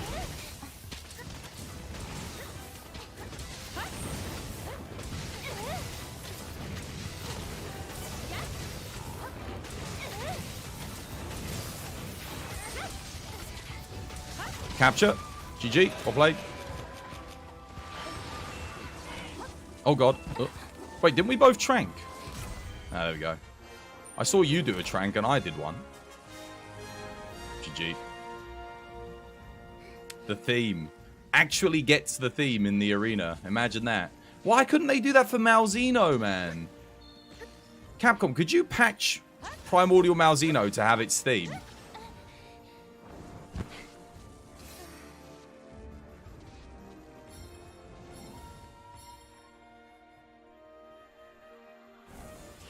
That was close. I almost died when you went back to get for thingy. Do we get anything for this?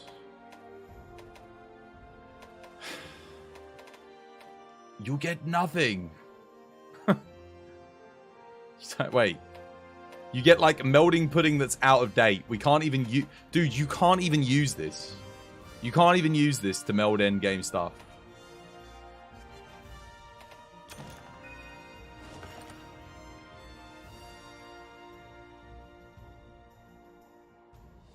So, it's a fun and unique quest, but it's useless. It meets two of the criteria.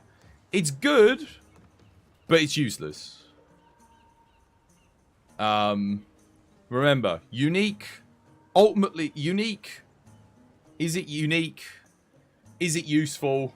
Is it ultimately fun? The 3 U's on the Twas triangle. Another useless one. Yeah, it's useless. It's fun. At least it's fun and unique. But the other one is just... It's nothing. It's not unique. It's not particularly fun. And it's not useful.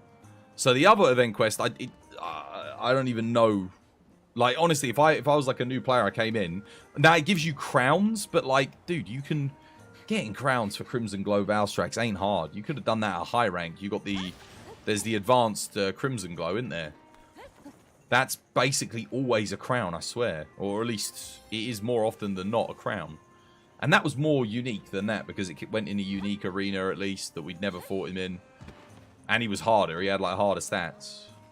But that one's just a regular old Valstrax, just with a crown. Lumi! How you doing, Lumi? Hope you're having yourself a lovely jubbly day today. Thank you again for the raid. Much appreciated. How you doing? I was watching you in Berthorpe, and you were doing the troll stronghold. I was watching you go mosey on up to what's it? Trollheim. Did you get it done? I was like lurking whilst I was eating. Shout outs to Lumi, by the way, guys. Fellow Monhun streamer. Get a shout out, guys. Thank you for the raid. Welcome in, everyone joining the raid. If you're new here, my name's Chris. I play Monster Hunter. How's things? How is everybody? You all doing okay? Raiders? Doing alright? Having yourselves a lovely jubbly one? You did the troll quest? I noticed. Yeah, I was watching. I saw you do... doing the, what's it? Troll Stronghold. Indeed. So you can get the God Wars dungeons faster. Yeah. Definitely.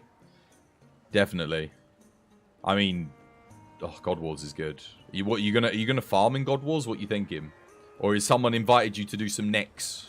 I know they brought back necks, didn't they?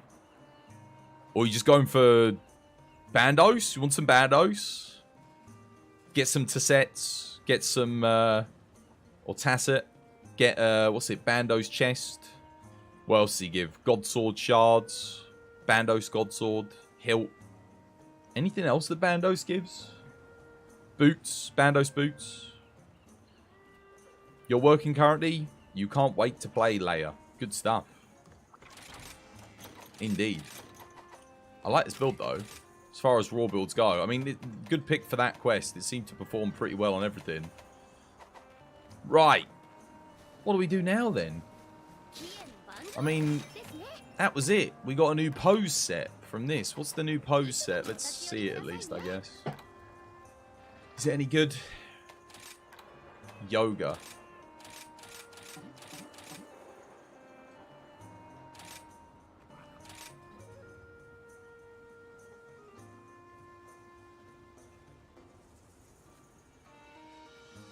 We didn't even get a layered armor or layered weapons. What was the layered weapon and armor that they added to the store this week instead then? What are they selling to us? You know what? That 4 monster event quest would have been really good fun if they tied it with a unique armor. That actually would have been really good. Because it is a fun quest. It just needed a good reward. Which it doesn't have. It has this instead.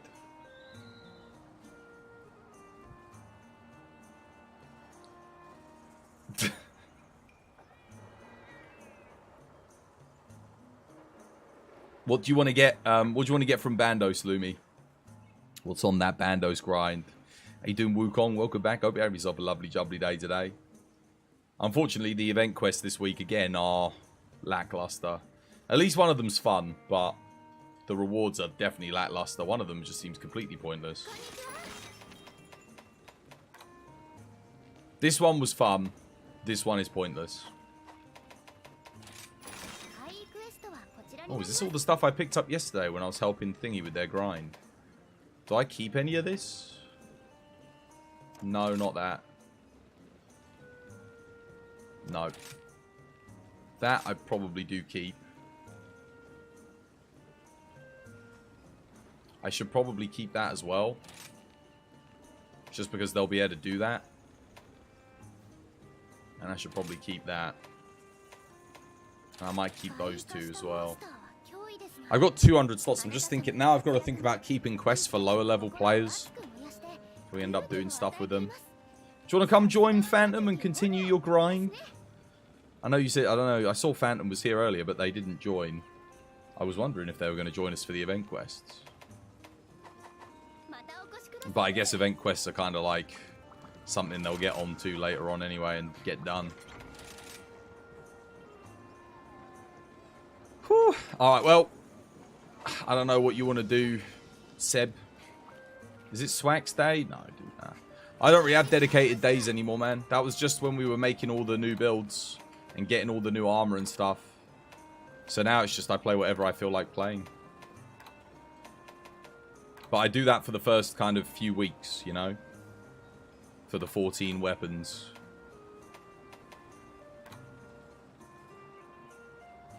Could do a big goss.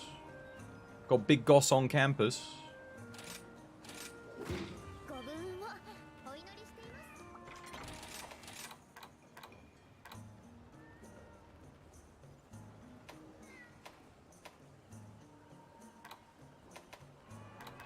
Question is, what do I play?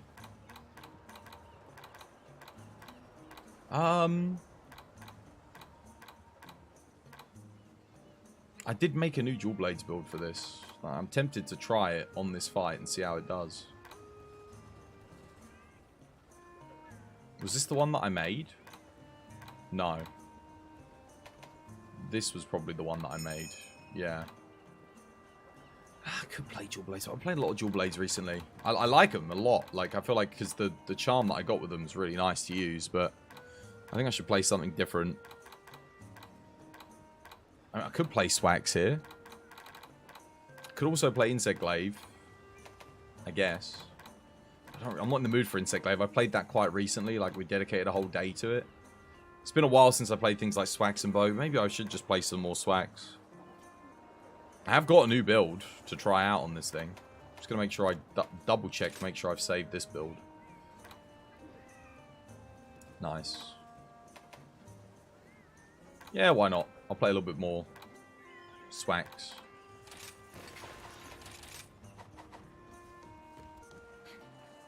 Started watching you around that time. Did you actually Wukong? Yeah. That was, So yeah, I used to have like days. So whenever an update came out, I'd have like days after the update dedicated to each weapon, so that I could just focus on getting augments for them, upgrading them, finding out what my best charms were for different builds, and then now it's just trying to retain that information. But now I can play whatever I want because I've done all of them. I was gonna change my buddy. Could we get a shout out for Lumi, please? Mods? Amaral? Somebody? Shout out? Thank you again for the raid, Lumi. I really do appreciate it. And I hope you're doing well. I hope you enjoyed getting your troll quest done.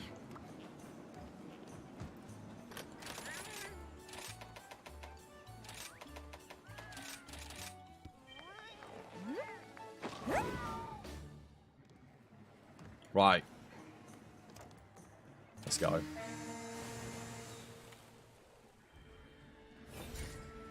And the melding hell. Yeah.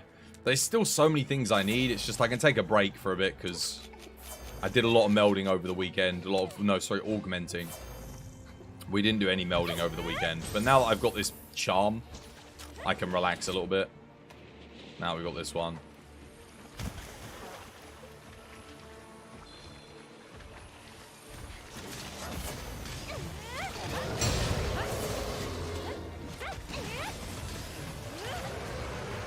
That was double raw really quick, eh?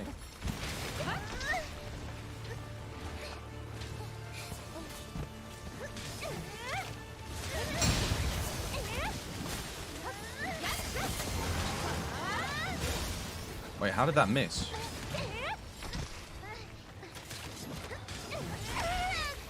How did that miss?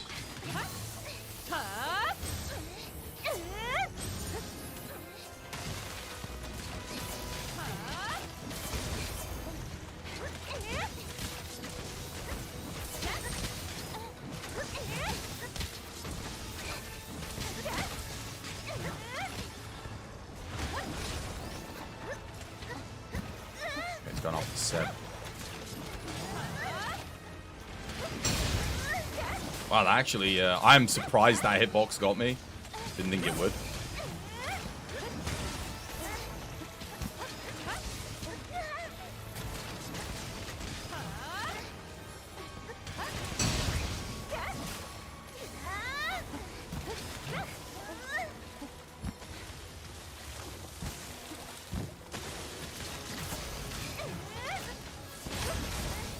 Okay, that didn't work.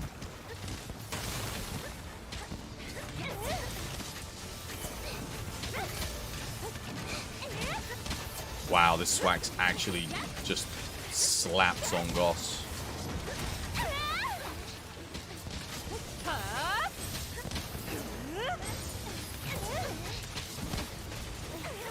The hell, he knocked me over with something. What did he even hit me with there?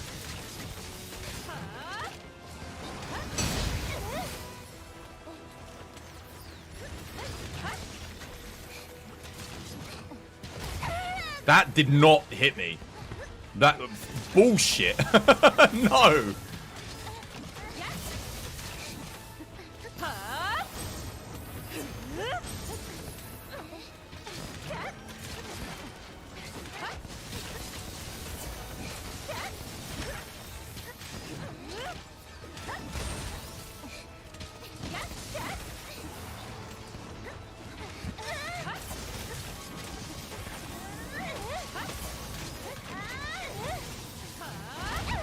That did.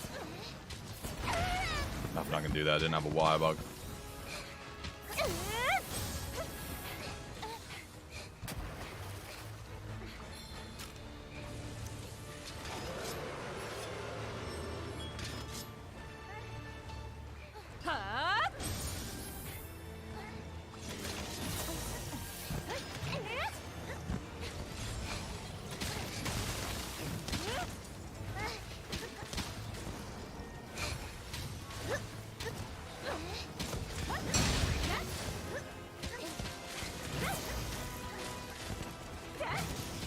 No. There we go.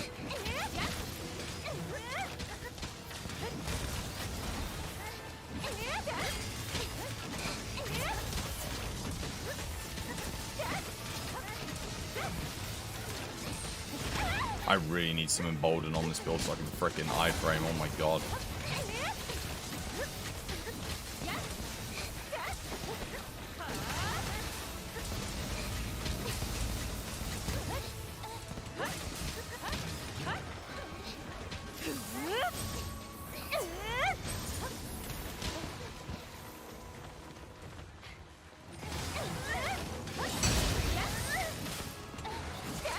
Dude, I can't believe this thing's hitting 948s on physical hits.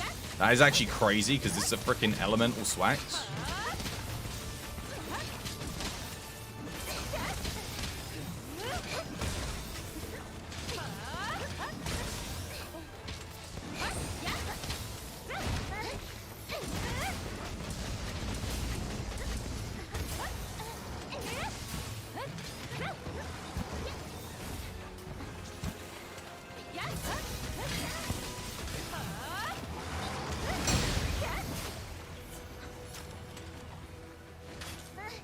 What the hell?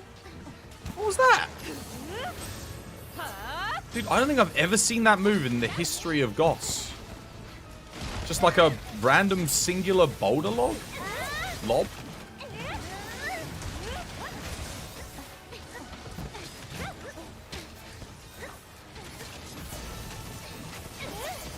I didn't think I'd need the cat for the extra wire bug. Turns out I did, because I need another wire bug, and I'm not getting it.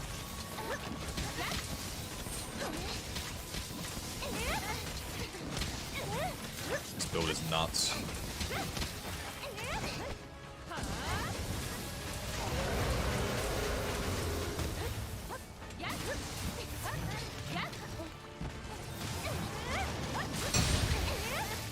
$971, man. Holy moly.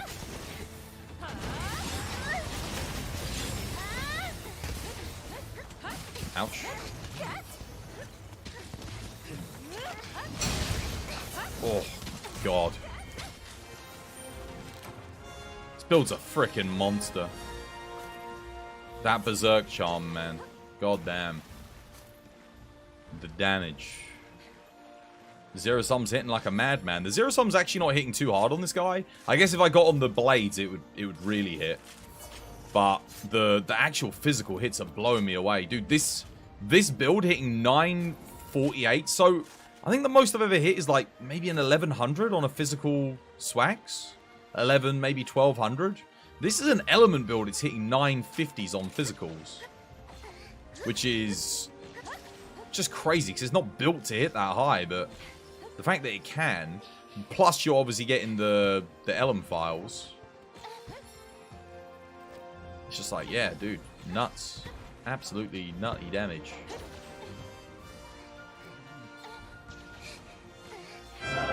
Another raid? Lost Kisser, thank you for the raid.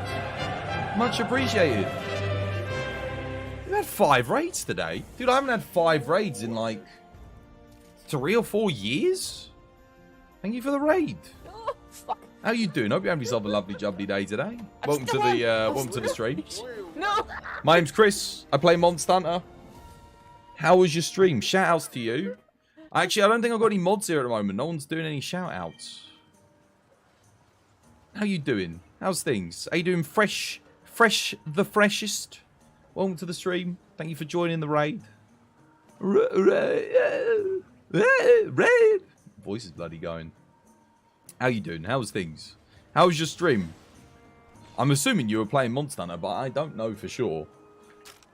Let's do some shout-outs here. I'll do it myself. I'm not very fast at them, so you have to give me a second.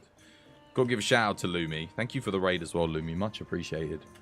And thank you, Lost Kisser. Welcome. It's nice to meet you. Exclamation mark shout-out to you as well.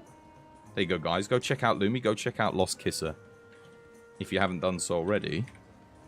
There we go. You're doing lovely. You streamed Monster Hunter World for the first time in 2 years. I streamed that a couple months ago, actually. But I kind of was just like... I love the game, but it just wasn't the same anymore. Got 6,000 hours in Monster Hunter World, and I'm just like... Yeah, missed the good old days. It's good fun, though, isn't it? You're back at the streaming. Lovely jubbly. Lovely jubbly. Oh, God, me Monster Hunter's not working. How was it? How were the hunts? What were you guys hunting? Did you trying out any mods or starting something new playthrough or just coming back to your old account? I'm out of tea. I'll go get some tea in a minute. You just hunted some random things? Standard. Standard. Yeah, I mean, I'm doing a bit of help for hunters today, although Seb and I aren't really helping anyone. Not at the moment. I was going to help Phantom, because they said they'd be here at the start of the stream today, but... And he was here. He was here, but I lost him. He disappeared. So we're just sort of like messing around. Streams just vibes. Great. You have good vibes. Good stuff. That's what I like to hear. You came back to your character on PC. Just past the story on Iceborne. Oh, legend. Well, so you got some good stuff to... Ads. Why does Twitch put ads on a raider? Like, why are you doing this to me, Twitch? Seriously. This is technically when my ad break would start, though, usually. Admittedly. It's meant to be at 5 minutes before 9, so I go get a cup of tea. Like, normally I'd go get a cup of tea, and then we'd have an ad break. At this time. So, it's very unfortunate timing. Well, no, the ad break would be in like 3 minutes. I don't know why it's doing an ad break this early. Shouldn't be this soon yet. 3:30 of ads. Thank you for the support, though. I appreciate the thingy. Anyone want to give some subs? TBD fam? We need some subs in, then they can refresh and bloody not have an ad. I could use the gift subs. I could use the subs anyway. Help support the channel. Speaking of which, I'll tell you what, whilst we do this, I mean, I am going to go get myself a cup of tea anyway. Here is... I don't think you've got the code for much longer, guys, but there's the link. Code HelloDesign for 80% off from our wonderful sponsor, HelloFresh. So if you do want to get some cheaper food. I say cheaper, like, I mean, bloody hell, it's still, you know, if you want to get like a bargain, I think, on some fresh food, you can always use that code. And there is a sale at the moment. Speaking of Monster Hunter, you can actually get 50% off and up to 60% off on Monster Hunter on my Nexus at the moment. Hey, that's me. That's you. That is you. Indeed. Right. Well, in that case, if you guys have just been hit by an ad break, what I'll do is I'll be right back. Maybe if I type in chat, be right back. Gonna brew tea. Just because they might not be able to hear me. But at least then they can see that in chat. I'm just going to go get some tea whilst the ads play, guys. I'll be back in a second.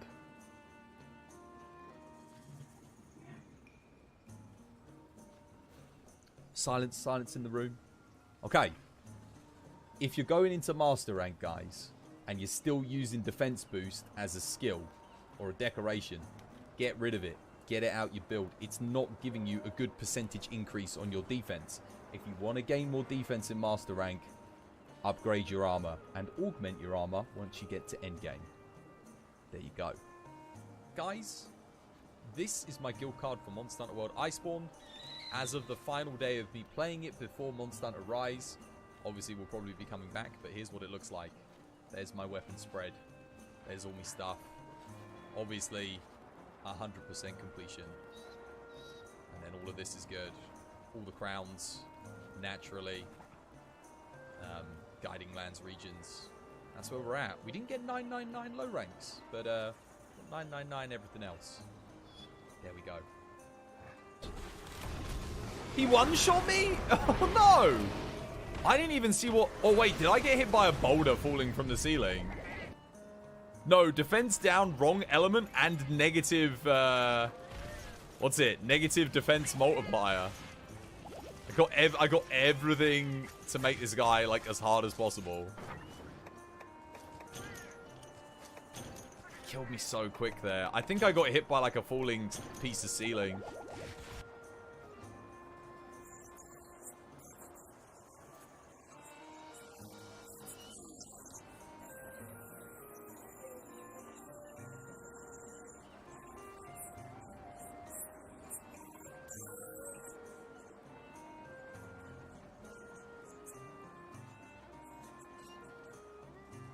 A knockout from Hammer, that'd be good.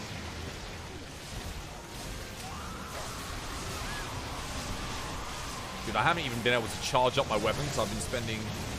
I'm dead. Oh my god! Oh my god, that would have killed me! Oh my god, that would have killed me!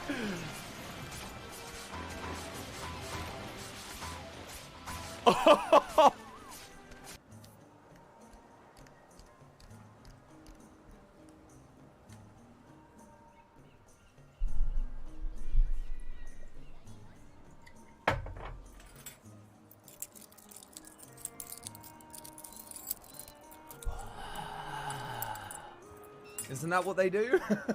It's like, I'm an ASMR streamer now. Woo!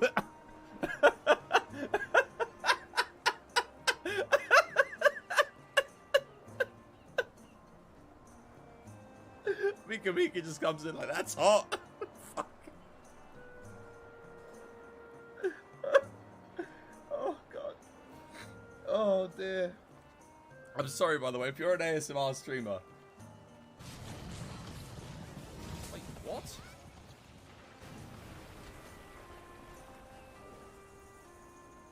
Excuse me?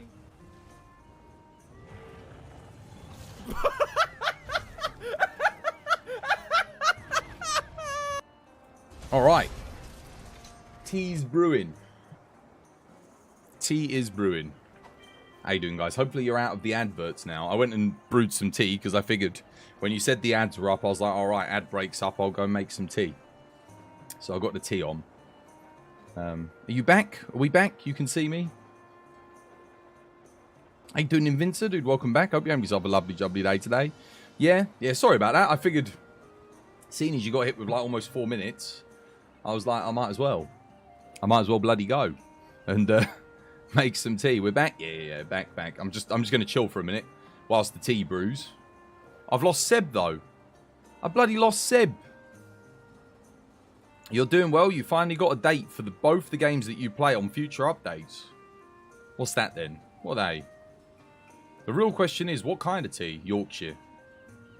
Yorkshire Gold. That's my standard go-to. I've got loads of tea, though. I got every type of tea under the sun. Every type of tea. But, except for, like, you know, names I won't mention for potential sponsors in case I can sell out to certain tea brands. But Yorkshire Gold is my favourite. I've been trying to get a sponsor with them for like 8 years. They keep telling me they don't do sponsors. And then every time they do that, I see some other YouTuber or content creator gets bloody sponsored by. And I'm like, yeah, you don't do sponsors, my bollocks. You absolutely do sponsors. You just don't want to sponsor me. And I drink your bloody product on stream every day. I'm like, it's like Yorkshire tea and Twas go hand in hand. Literally, I was raised in Yorkshire, pretty much. The only way I could be more Yorkshire would be if I was living in Yorkshire right now. But I could put on a Yorkshire accent. Put on a... What was it? Get down to brew and have a nice Yorkshire tea. Aye, that'd be nice. I could start talking like this on stream and that'd sort them right out. Get me some Yorkshire brew.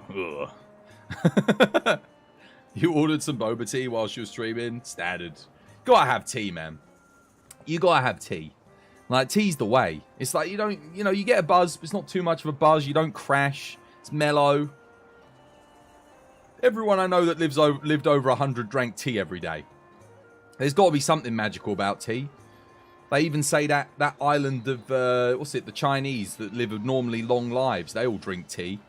I'm telling you, tea's the answer. Don't smoke, drink tea. And don't drink that aspartame stuff that they bloody hell. You heard, I don't know if you guys have heard about that scandal.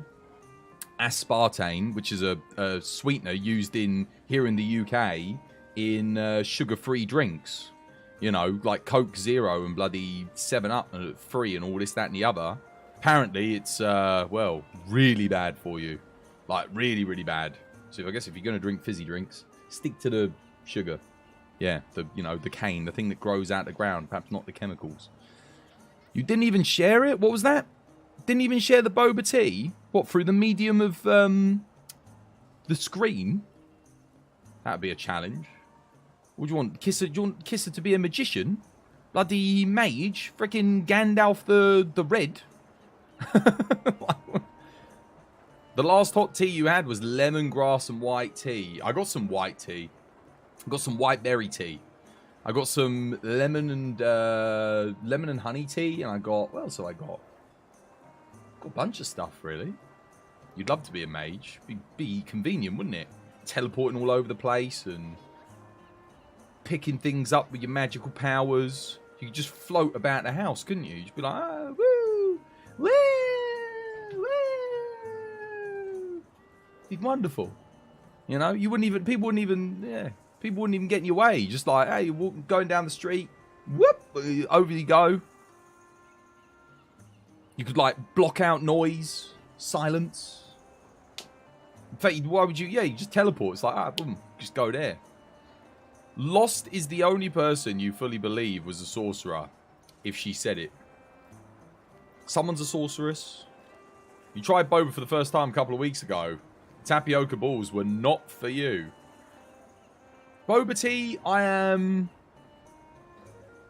indifferent on it. I don't know if I like it more than iced tea. I think I prefer iced tea, personally. But you can get iced boba tea, which I haven't tried yet, which I really should. But boba tea is okay. He's alright. I'm just an old school. I like me regular tea. Me tea, you know, no sugar, with either black. I like it black or with milk. So, you know, but not all teas with milk. Just, you know, just black tea with milk, but then I like it black as well. Do you just order it and request popping pearls? Just like plain green tea? Oh, man. My clothes order came today. I don't know if you guys noticed. I got me new sweater on. Got loads of stuff, Kate. Loads of stuff. You'll be seeing me wearing some new clothes in the coming weeks. I'm just going to go grab... Wait, Seb, are you able to get back in? I'm just going to go grab my tea. Most places have them as an option on the menu.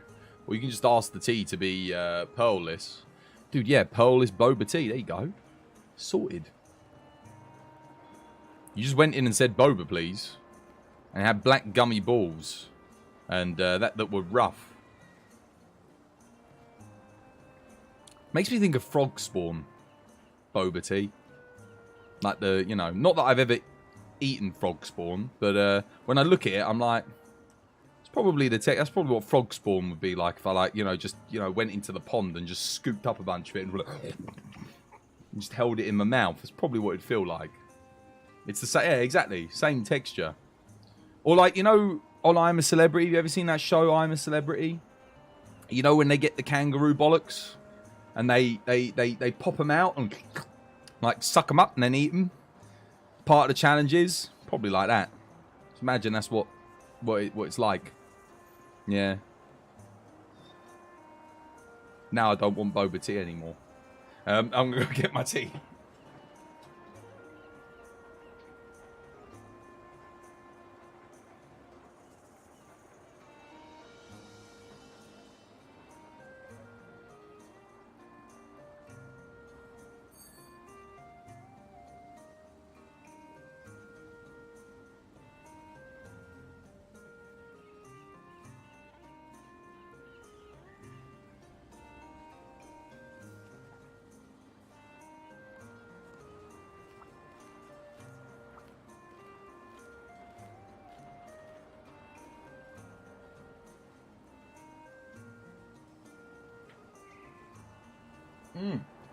All right. Could you imagine tapioca pearls the size of caviar? You could probably make them that size if you wanted to.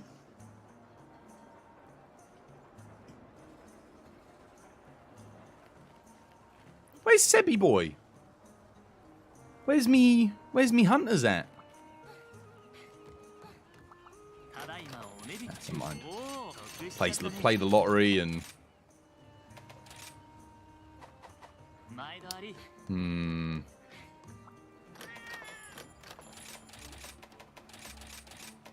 Ah, that one's almost full, so we'll take them.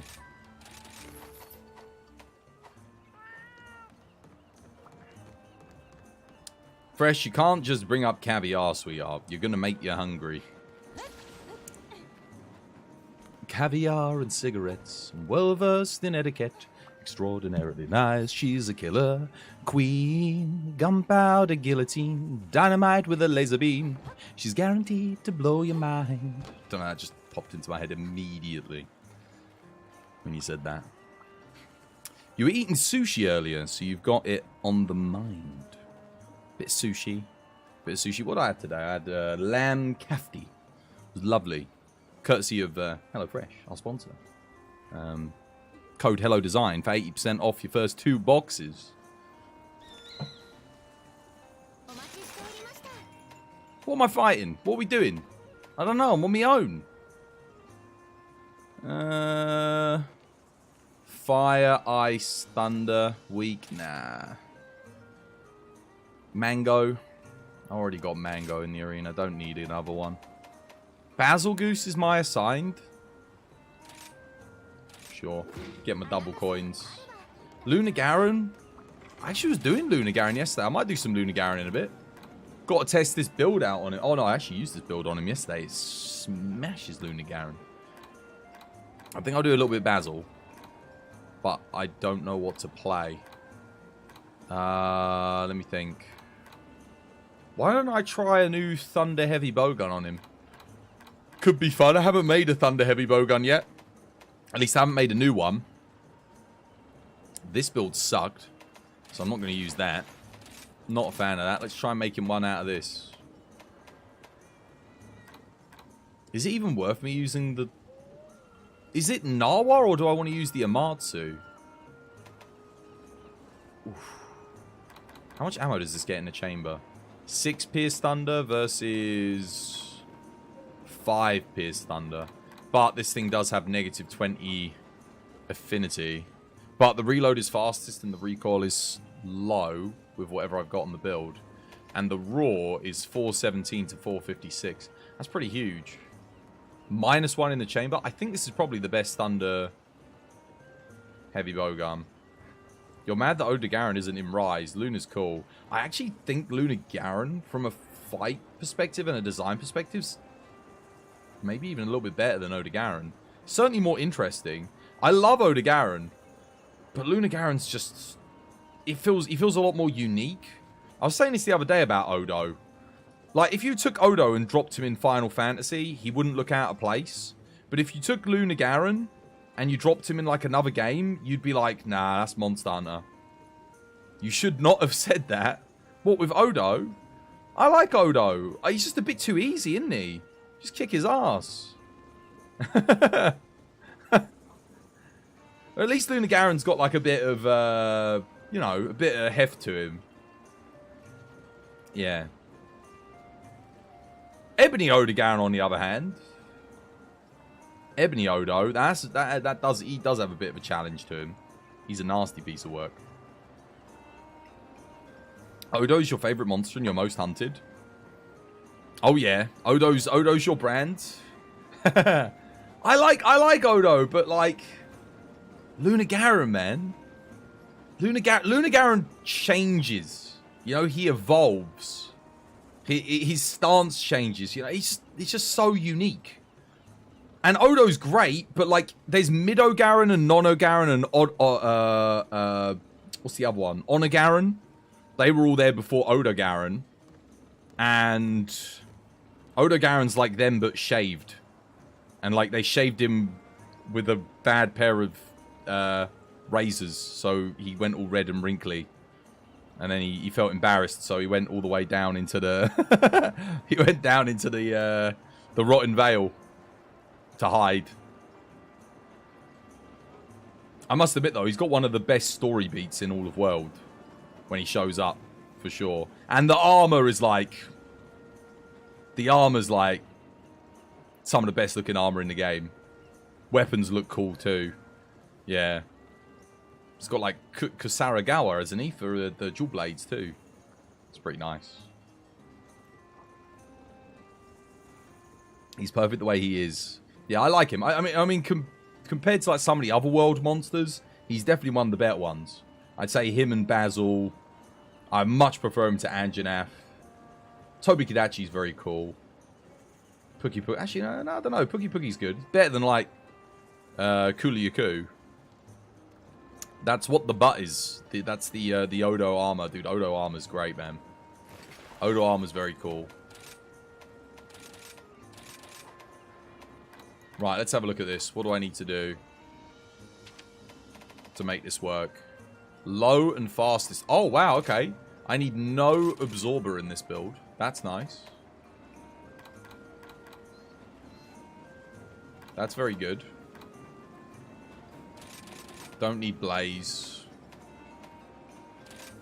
Oops. Wait, how much quick load do I need to get...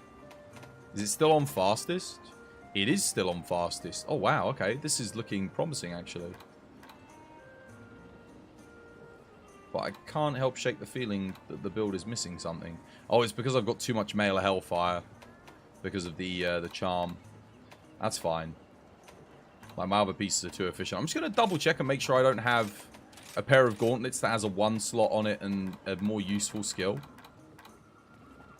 Oh. Ooh. Because I don't need Male Hellfire. But I do need... do I need the Element Exploit? Not really. Could take Burst 1 slot. That's really good as well. But I don't need Dragonheart.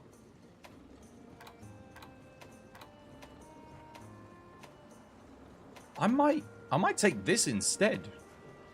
Just because I don't need the Male Hellfire.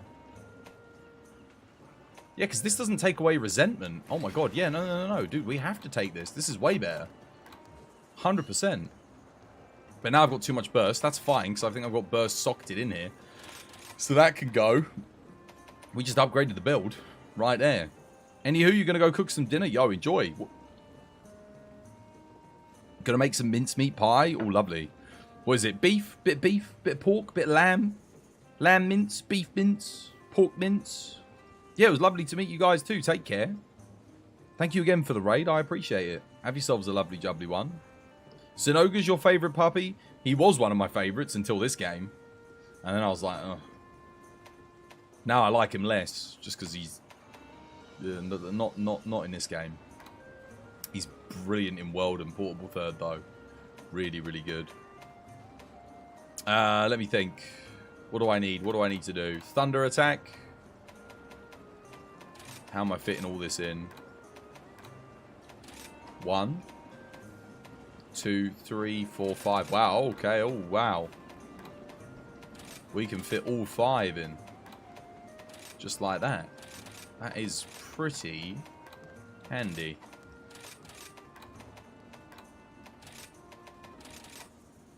Nice. Now I've got a level 4 slot and 2 mediums to do with whatever I please. Well, we need crit element. So crit element goes in here, 100%.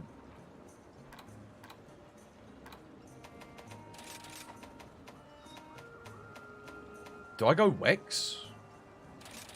Maybe I do, because I actually kind of need the crit. I don't want to have any negative crit. Could also go maximum might. Lamb and beef mix? Oh, nice. Yeah. Enjoy. Hope you're still on when I get back. Yeah, no, I'll be going for like the next 6 hours? 5, 6 hours, depending. So I should still be here.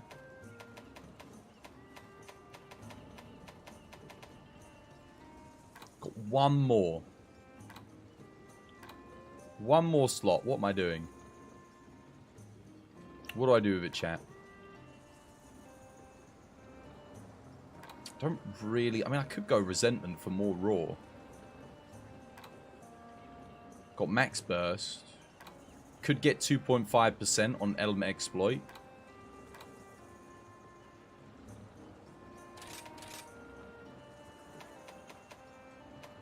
Is that my best option? It's probably my best option. Just to get a solid 2.5%. Given that we're going to be hitting like 200 damage... I should probably add like 5 per tick, which doesn't sound like much, but it'll be something along those lines. Again, it's not pure element. There is a bit of raw scaling in there too, but yeah. Let's overwrite the old Thunder Heavy Bowgun. This one's more than likely better, right? There's the old one. The old one does look pretty good though. But I think this one's better. Oh yeah, it's better. It's definitely better. We gained a lot with this. Cool. Let's go upgrade the armor pieces. And let's take it for a spin. See how it does. Got the grandfather clock on my back. Mm.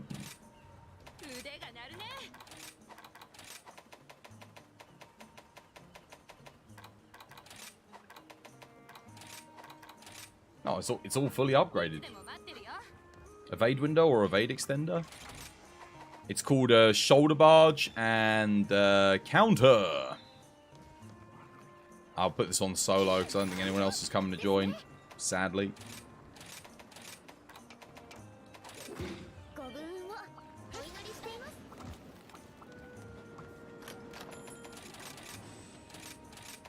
Thunder.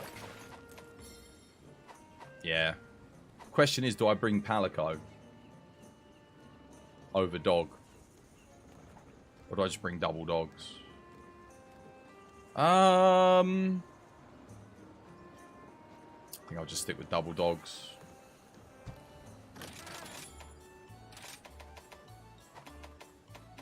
Temper booster marksman. Nice. Max damage. Is this bad boy upgraded fully? Certainly is. And we need thunder ammo. My god, I haven't used a thunder bowgun in a while. Oof, that build is outdated. This loadout is very, very outdated. we're going to work on this a second.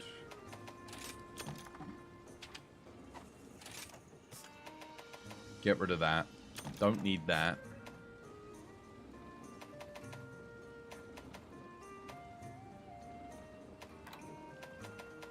Take that.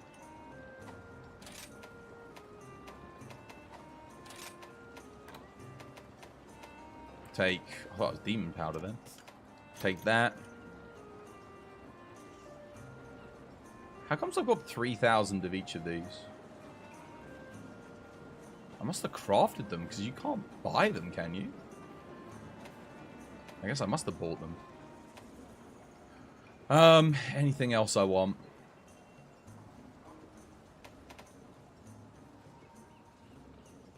Seems about right. Don't think I'm missing anything. Cool. I could take life powder as well. Nah, it's fine. Item loadout. Let's overwrite this one.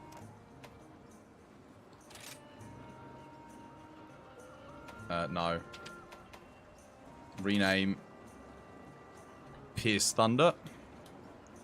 Oh, Thunder. Cool. And then we're going to go with... anything else I need to do here? Just radial menu. Dragon, fire. Let's take thunder here. Awesome. Cool. I think we're good. Let's give it a go. So much nonsense to set up with bow guns. Grab that. Grab this. On thunder. Take that. In we go.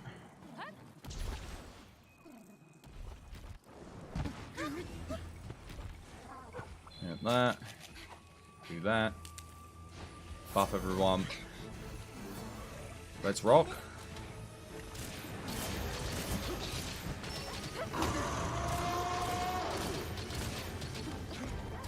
It's not really hitting that much, is it? Thought I could counter that. It kind of sucks. I think Raw was probably the answer here.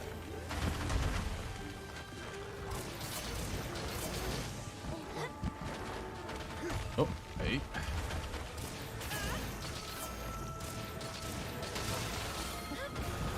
Probably could have countered that, honestly. But...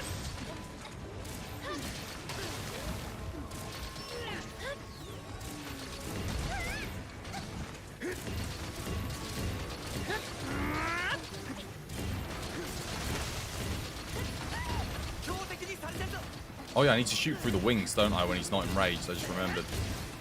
It's all come back to me now.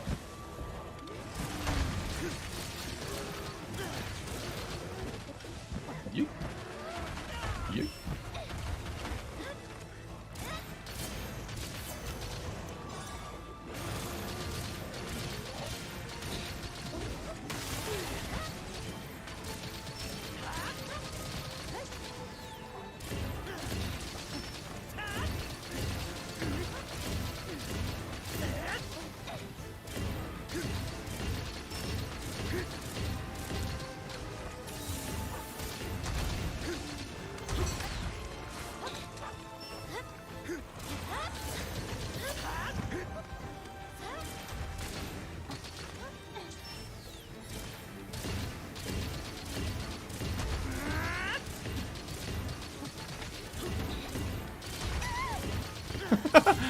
I've found like a sweet spot where he doesn't quite seem to know what to do with me. Just like slamming the tail but not quite hitting me. No, get back in range. I'm bullying a little bit too hard. I am running out of ammo though. Might as well grab this here, I guess.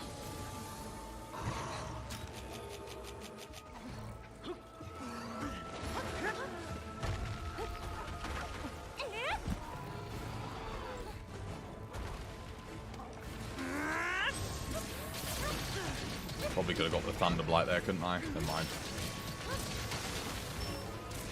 Oh yeah, I see 200s. We're definitely doing some work here.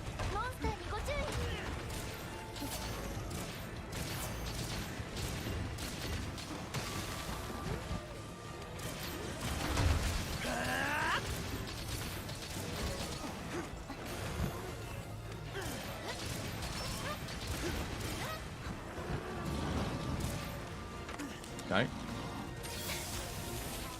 just going to flash here. I know I could wait, but he's going to dive bomb anyway. I just want him out the sky, if I'm being honest.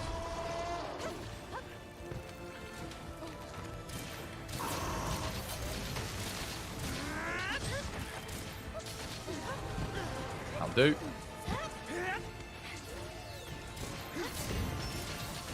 Bad positioning, though. Oh, I'm out. Okay. Oh, really? We're going to get the knockdown there? Crap. Okay, here's what we'll do. That was very unfortunate timing. So I just ran out of ammo.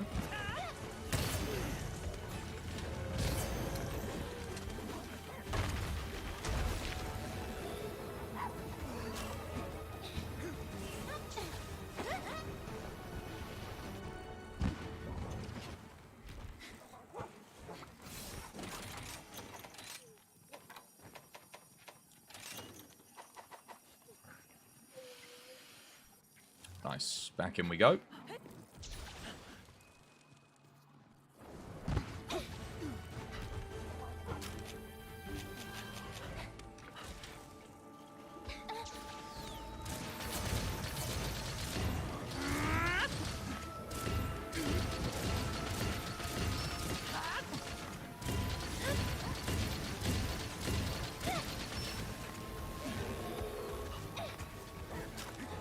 How the hell did you miss that? Oh no. It's going to overwrite that with the... That is very unfortunate. I should have shot the wall.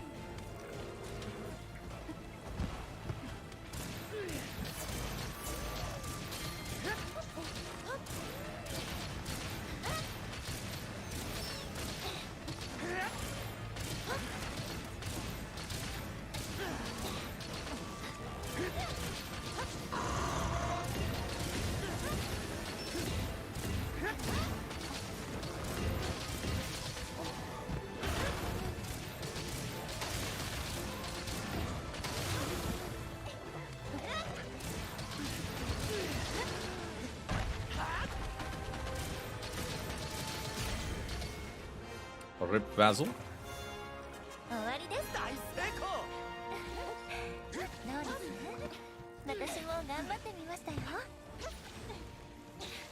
Whoop.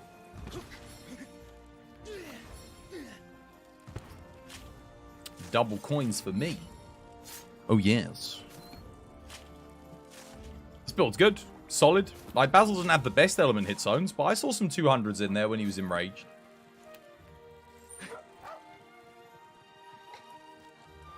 And that is an AR 300 in, like, what, 5 minutes solo?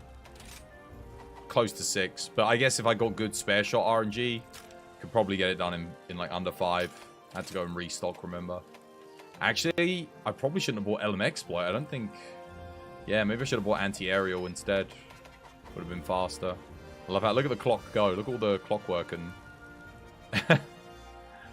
Nice. You never knew how broken Berserk Dual Blades were until you started to sub 5-minute monsters. Yeah, of course, because of Mail of Hellfire, man. Mail of Hellfire Strife works with Berserk so good. And Dual Blades get a decent bonus from Raw and from Element. So if you're running that, you can also run other benefits for your Raw bonuses. You just posted the mug on the Discord. Nice. I'll have a look. Might as well. Hopefully it doesn't, like, break the... Actually, no, I won't. I'll look later, because sometimes, like, when I tab out, like, and click on the Discord, the game starts to mess up. And it's actually doing fine today, so I'd rather not jinx it. Wait, did I just take a spare shot handicraft charm? I did. Screw this game, man. Spare shot handicraft. Arseholes. Rarity 10, spare shot handicraft.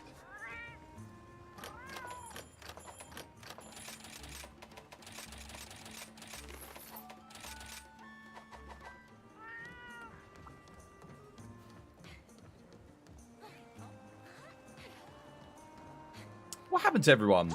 It's funny because at the end of last stream I was like, there was so many people wanting to join. But I was like, guys, please, join early tomorrow's stream. because there was like too many people all at different levels, all wanting to do different things. This is what I'm saying. Look, imagine if a scrubbly nubbly came and joined me now. I could help them. I could like absolutely like just blitz through anything they wanted help with. This is the same as yesterday's stream at the start. There was no one here. And then right at the end of the stream, everyone wants to join. It's like, yeah, but everyone's at different levels.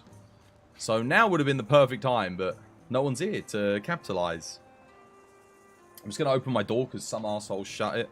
And it's starting to cook me in here alive. It's like a freaking oven. There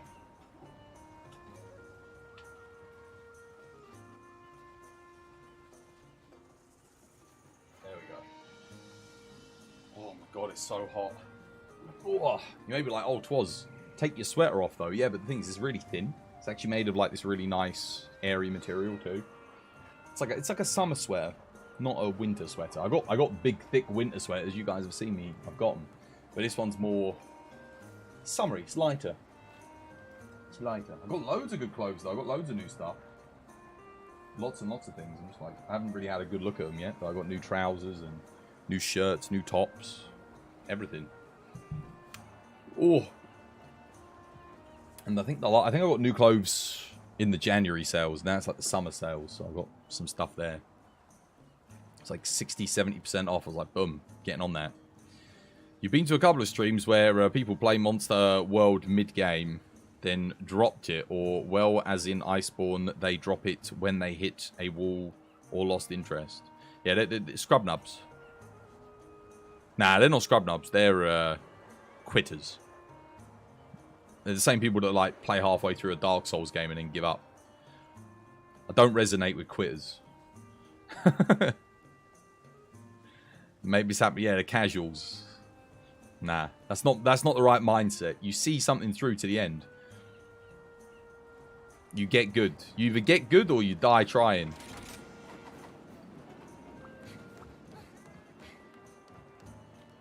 How you doing, Enchanted? Did you get a chance to watch the YouTube video? Did you check it out? Speaking of which, I should make a command for that YouTube video, shouldn't I? Hang on a minute, I'll do that quickly, because no one could find it yesterday. I bet you I'll find it straight away. Watch this. I'll go on YouTube. I'll go on Twas by Design. 12 by Design. Go to my channel. We will go... I actually need to do my... I need to make some new title cards, actually. I've run out. I have to do that tonight. Or maybe I'll do that on Friday. Shorts. Oh my god, what the hell? One of my YouTube shorts has almost got 1,000 views from yesterday. Has it got any likes? Oh! That's an upgrade! it's got some likes. Nice. Let's go... Let's search my channel for... What do I want to search my channel for? Search for... New player?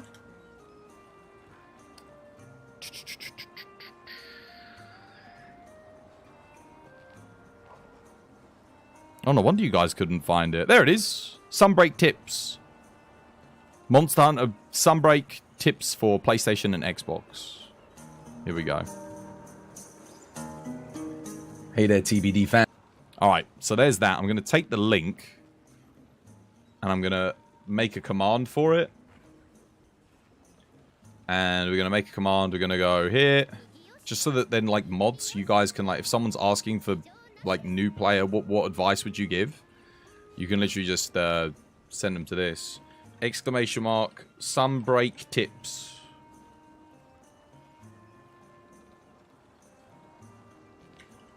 Link. Whoop. There we go. Cooldown. Put it on 3 minutes just so it doesn't get spammed out in the chat. There we go. Sunbreak tips already exists. Do you want to overwrite it? Yes, I guess so. Cool. Right, there you go. Did I already make that command and then lose that command? Oh, well, whatever. Either way, you got it there now, guys. Now, you're in the middle of a basil hunt. Alright. Well, go watch that video when you get the chance. That'll help you a lot. Iceborne, you were genuinely questioning life when you were hunting Shrieking Legiana. Really? Shrieking Leggy. Shrieking Leggy was annoying for melee users, I guess. Shrieking Leggy. Shrieking Leggy was annoying for melee users, I guess. Yeah, I was just checking to see if my audio was okay today. Sounds good. Right! What else can I test this Thunder Heavy Bowgun on?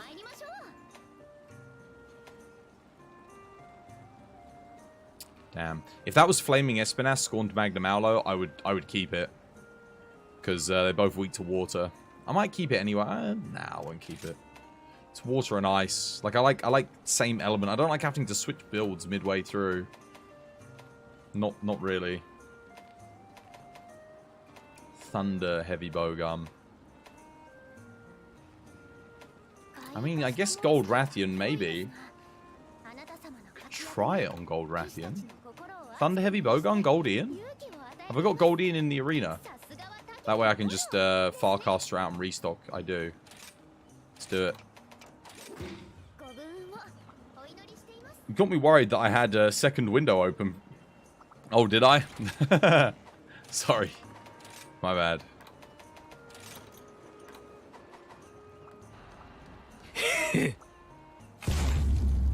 How you doing, Panic? How you been? I ain't seen you in ages. Hope you have yourself a lovely jubbly day today. I mean, I saw you the other day and I think I said hi, but I don't even know if you replied. That monster, you couldn't reach it half of the hunt. You couldn't flash it because of the flash master rank nerf. As well as double teaming its base counterpart. Yeah, it was kind of annoying, I guess. I guess it's more like a damage check. You have to be doing enough damage when it's not in the sky to make the most of the fight. That's kind of what it's there for. It's like, hey, look, if your build isn't doing enough damage to kill this thing before it kills you, on the small amount of time where it's on the ground, then you probably shouldn't be going any further. That's the idea behind that hunt. That's like the design reason why it's like that. In case you're wondering.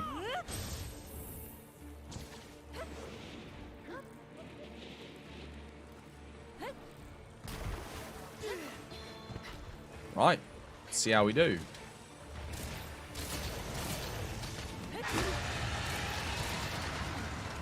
Want to go through the wings here.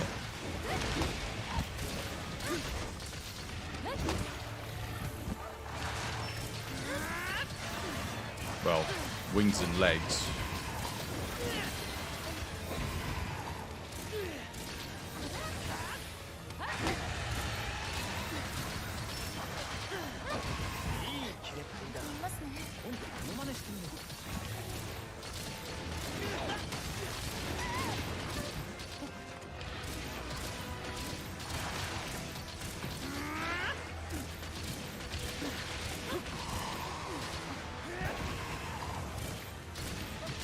Don't know about Thunder Heavy Bowgun on this one, chat.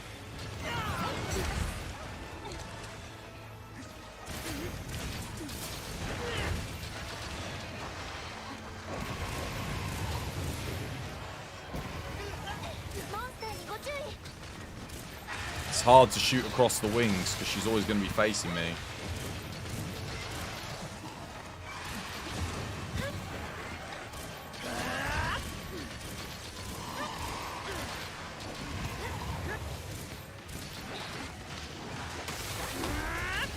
This is pretty much the only time where I can do it.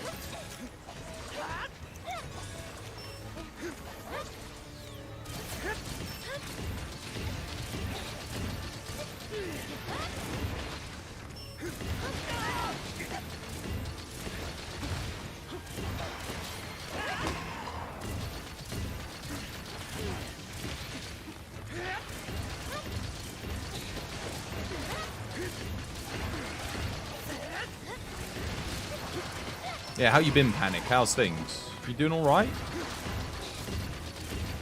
Well, I guess shooting her like straight down the middle is okay. Seems to be doing alright.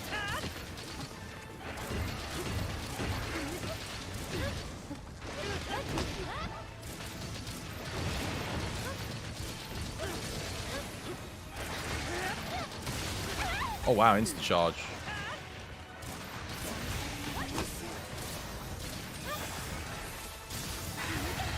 Alright. Oh my god, wow. Angry. That wasn't very nice. Oh my... What happened to me, bloody...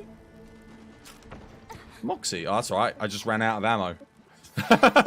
That was good timing. I actually had 6 shots left. I had to go back to camp anyway. Nice. That actually probably saved me time. New strategy. Time save.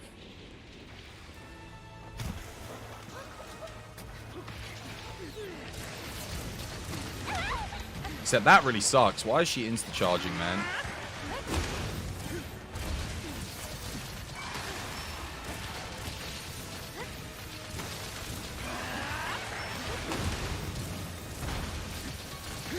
Oh my god, the damage is actually insane. When you're hitting her in the head, oh my god. 295, so that's how much damage we're going to be doing on an actual good Thunder hit zone. Also, we broke the head, so 295s, wow. Yeah, this build's actually a monster, if that's what we're going to be hitting. I wonder what I'm going to get. That'll be Crab, won't it? Like Crab, I'll hit 295s on. Maybe even more on Crab.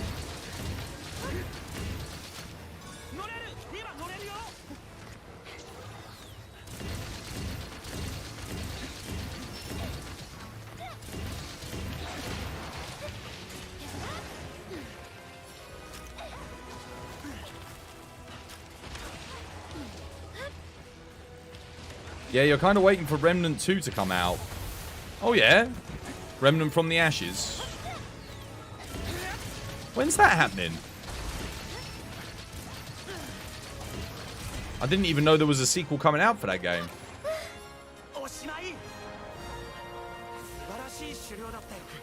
That must be ages away. Dude, they haven't advertised it well because I didn't even know about it. And I remember the original Remnant. I didn't end up playing it because... well, it was more of a shooter than a melee game. And most of the reviews I watched for it just said it's kind of like a Dark Souls shooter, but not as good as Dark Souls. And I was like, oh, okay. I was like, okay, I don't really need to play it then. It looks okay, though. Like I watched some gameplay. The bosses looked very basic, boring. So I'm... yeah. Like, everything I saw of it made me not want to play it, but... everyone that played it said it was really good, so I'm like, I was torn on it. I had to decide between the reviewers and what I could see, and the people that had played it and just what they were saying. I ultimately ended up not bothering. 28th of July, you bought the deluxe edition, so it was 25 for you. Oh, they got early access on pre-orders and buying deluxe editions? Fuck that. Yeah, no, I definitely don't want it. How you doing, yours truly? Welcome back to the stream. Hope you have yourself a lovely, jubbly day today. That settles it.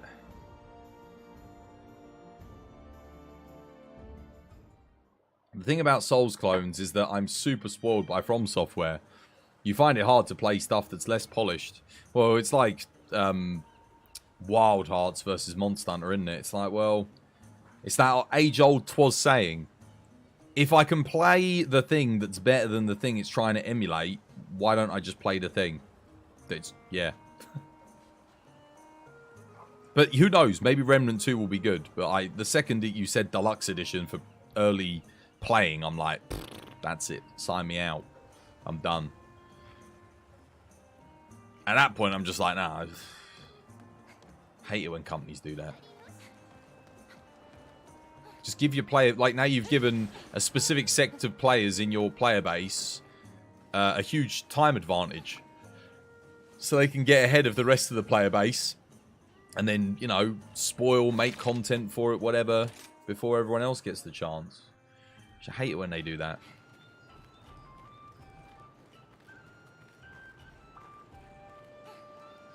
Doesn't make sense. They should give it to everyone at the same time. They shouldn't... you know, if you're buying a deluxe edition, there should be something in it. Okay, maybe you get the DLC for free. You know, like the expansion pack or whatever, when it comes out. That makes sense. But giving someone, like, early access to it on a deluxe pack is like, dude, that just means you could give it to everyone on that date. And then everyone can play together. And they can all enjoy it together.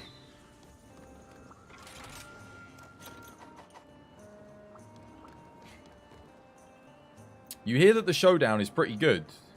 You wanted to check it out. You know it's a bit old, but you saw Skills up talking about it. What, the Hunt Showdown? That's always been a good game. Yeah. It's funny, because that came out around the same time as Tarkov launched its alpha.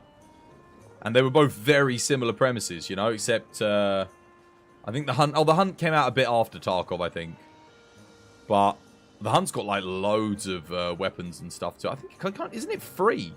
I think it was free to play for a bit, and then they maybe you have to buy it again now. Or I might be thinking of another game that went free to play, but the Hunt Showdown's very good.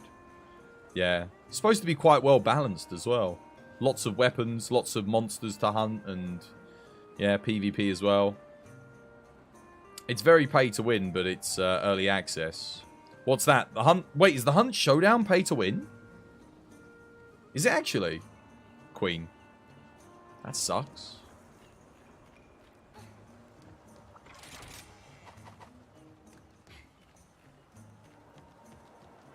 Yeah, but you got to work. You're going to lurk. Yeah, no, enjoy your work. Have a nice day at work, Panic.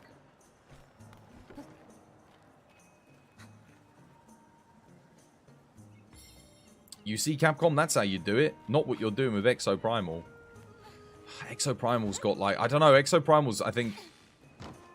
I'm a little bit concerned how that's going to be. This is the thing. Again, I can request a review copy. But I'm really on edge about it, even if I don't get it. Because what they do with Exoprimal might bleed over into Monster Hunter. Depending on what they do with, you know, like layered armors and stuff like that. So I'm a bit nervous. Hopefully it's a good game. Hopefully there's a lot of content in it as well. No, the game you mentioned before, the deluxe edition for early access. Oh, is it actually? What do you get in Revenant 2 that's pay to win? Is it like XP boosters or like unique armor and weapons? That's never good as a deluxe edition. Deluxe editions, in my book, this is what the perfect deluxe edition should be this. You get the game, you get a nice physical case for it, you get, and if you're on PC, they send you a physical case anyway, even if you don't get a disc. You get a statue or a figurine, an art book, maybe the soundtrack. That's a deluxe edition. You get nice, awesome physical things that you can enjoy and, you know, put on your shelf or whatever. That's a deluxe edition. When you start putting in XP skips and unique armor and weapons, it's like, dude, what? So now I have to buy this? At least with the Capcom Deluxe Edition, they do sell the pack separately. So if you don't buy the Deluxe Edition, you can upgrade to it if you want. So that's something. But some companies, they don't even give you that option. It's like, no. If you didn't buy our full price Deluxe Edition at launch, you don't get any of this stuff. You get armor sets. Wow. Yeah, that kills the experience of the game, though, doesn't it? That tells me that your game's not balanced. If you're going to give me unique armor sets and stuff at the start of the game, then, yeah. That also sucks, doesn't it? Because, well, let's say hypothetically the experience is meant to start and you don't have an armor set. But if you bought the deluxe edition, you start off with an armor, so it makes the early game easy. So if I actually want to play this game properly and play it how the developers intended, I'm going to have to take off that armor set and not even use it anyway. So what's the point in giving it to me? And then the people that do use it are now getting, like you said, a winning edge, you know, an advantage. 3-day early access isn't in the deluxe edition, but the ultimate edition. Oh, it's in the ultimate. What? There's another edition. Yeah, don't give people early access to your games, guys. Ooh, Lucent and Shaggy. Interesting.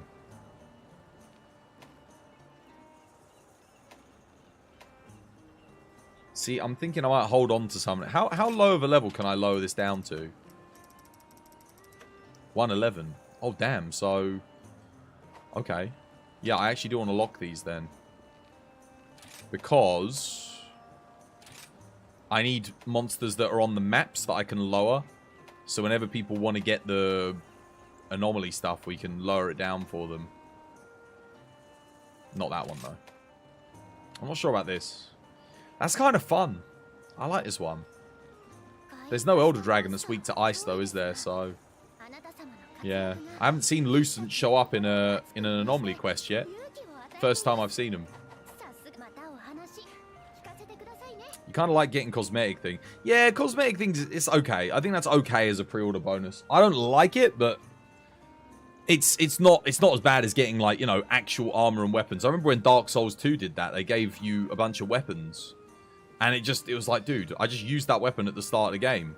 And it was so much better than anything else you could get in the thing. And that was when I realized this is not a good thing. Like, this has given me a massive advantage in the early game. Why have they done this? It sucked. It was like, yeah, don't do that. Borderlands 2 did it as well. That was one of the earlier games I can think of that actually did, like, the thing. But the weapons were immediately outclassed by anything you got from the Bullymongs. So, yeah. It wasn't, again, it was like, it wasn't good, but it wasn't like the worst thing in the world. But it was also RNG, what you got. Like, some people got really good stuff that lasted them for quite a bit, you know, a good couple of hours of gameplay. You don't expect many games will continue with the mindset Twas. With that mindset, as the mindset is getting washed away with new generations. Yeah, that's the thing. Because there's an entire group of kids that have grown up only knowing games to, you know, nickel and dime you out of all of the experience. They think that's the norm. But hopefully, again, as these kids grow up, if they stay gamers, they'll wisen up. I tend to think, again, usually it's the younger generation that kind of defend the practices that the industry kind of put forth. But that's just through naivety. It's, you know, it's not their fault. They're just kids at the end of the day. Or younger.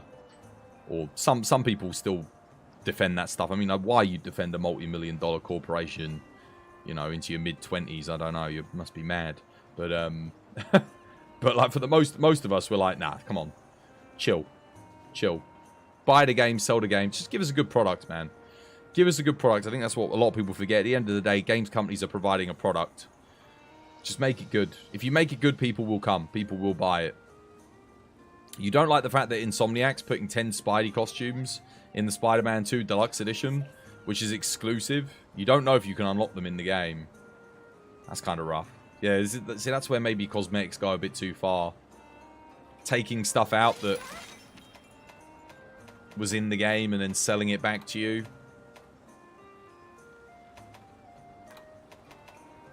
This is the thing. If you give, like, one unique skin, you know, and let people buy it afterwards, you know, don't just, you know, let them have it in a separate pack, the same way Capcom did with Monster Hunter. At least then, if later on down the line you really want that skin, you can buy it. Not that I'm an advocate for that kind of thing. I'd rather they just put it in all the games, in all the products. But if they're gonna do it, that would be the way to do it. Without being too exploitative.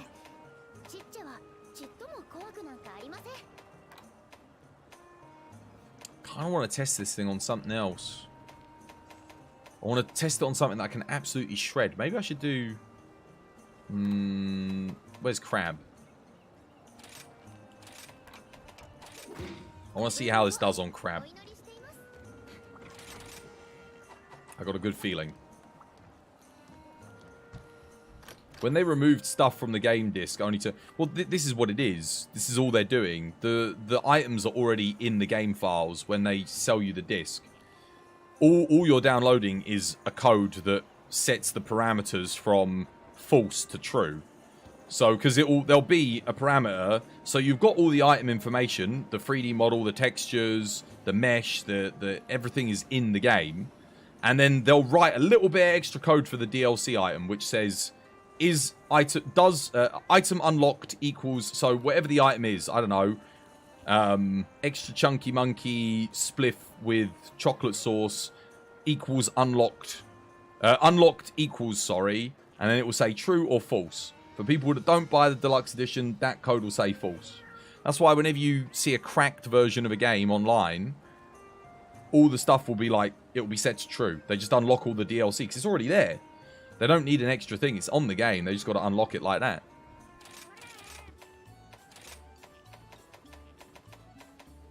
Temper booster marksman.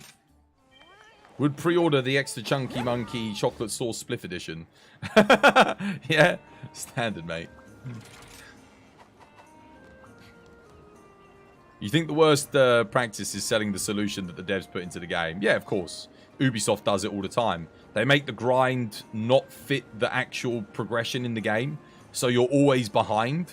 And you have to go off and do monotonous tasks in order to catch up. In like all the latest Assassin's Creed games, you got to do that shit. They make you just do boring side activities that just you don't want to engage with. And then they sell you the XP booster to fix their poor XP balancing. Because these are designers, they're mathematicians, a lot of them are borderline genius. They know what they're doing. They're not idiots. They're not purposefully, they're not accidentally designing the XP to be shit. They're purposefully doing it. That's what they do. So many people think, oh yeah, but it's like, no. They are selling you the solution to a problem of their design. It is by design. 'Twas by design, guys. I'm telling you.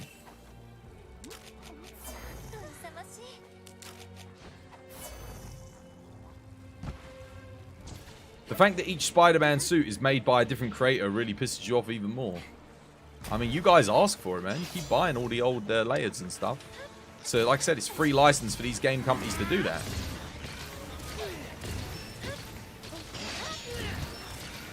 Oh my god. That is quite the damage. Chat, that is quite the damage. That is quite the damage. Chat. Chat, that is quite the damage.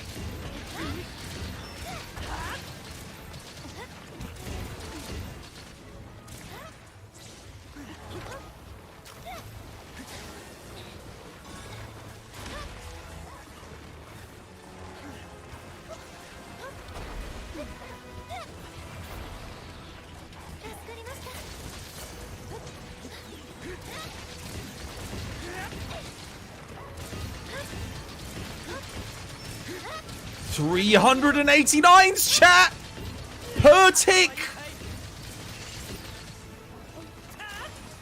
Dude, we killed him before the other one could even get in the bloody arena.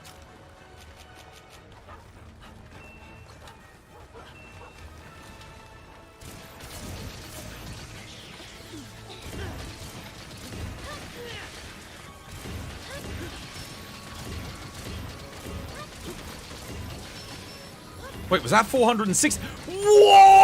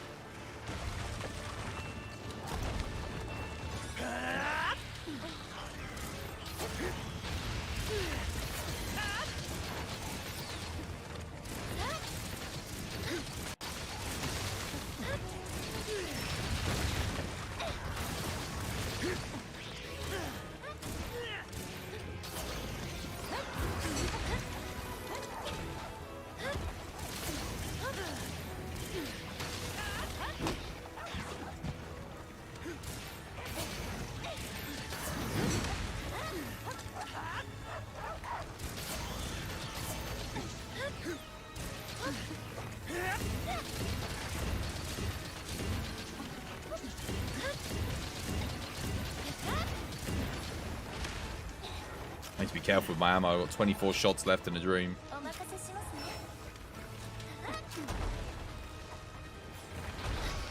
Every shot counts.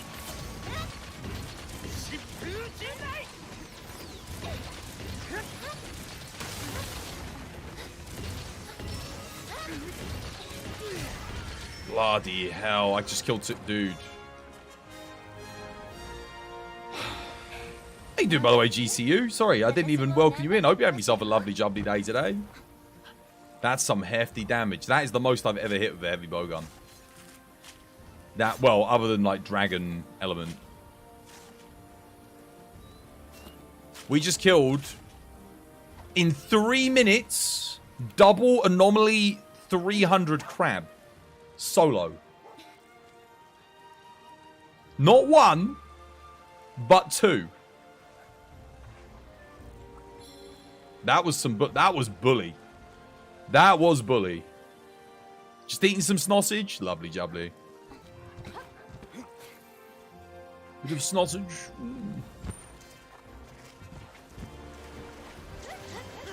Bloody hell. Shoutouts to you, by the way. Shout out for GCU. Amaral, cheeky shout out. Cheeky shout out, mate. Dude, this build is freaking nuts. I thought it was hitting a lot when we hit like 360s on Gold Rathian's face. I saw 480s there. I don't think I'm tripping. That was juicy damage. That was. This build is immediately gets a save. After that performance, that's going in here. Yeah. And it is the Amatsu, but we got. It's the Amatsu Thunder Heavy Bowgun, because you can make this for water as well.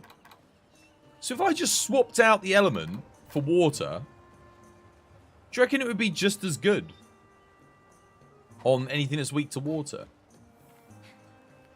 You think the highest was 487? 487. Dude, 487, that's getting into dragon ammo damage territory. Like, well, to be fair, dragon ammo can hit a bit more than that. It can hit like 800s per tick, but I mean, I'm not charging the shots. You have to charge the shots to get that. 487 on Red Crab. Bloody hell. That is something. I got to get a clip of that for later and put it up on TikTok. That's a TikTok clip right there. And YouTube Shorts.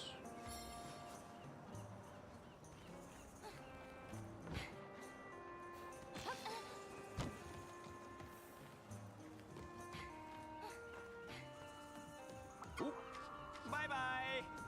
Here. 3 more coins. I'll see what my double coin is. Aknosum and Bashartan. I mean, they're both weak to water. It's kind of an interesting one. I'm not that big of a fan of the Rathian, but what would have been perfect on there? Apex. None of the Apexes are weak to water, are they? No. No, none of them are. Missed opportunity.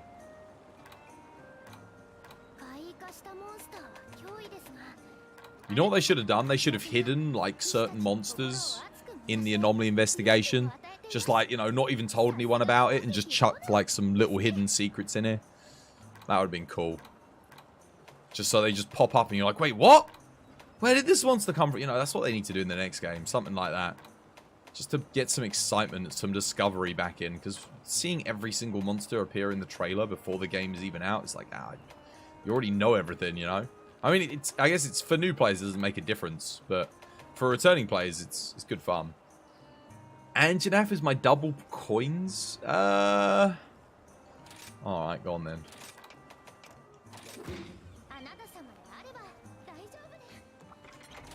I could bring a water heavy bowgun here, but I don't think I will. I'll play something else.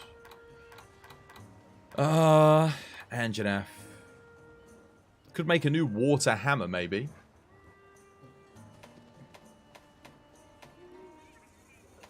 Amatsu hammer. That's strength, though, right? Strength hammer. I think we just run Almudron, don't we, really? See how much we can pump out of an Almudron hammer. Make a new build. Do I even use the new skills, though? Or do I go Dragon Conversion?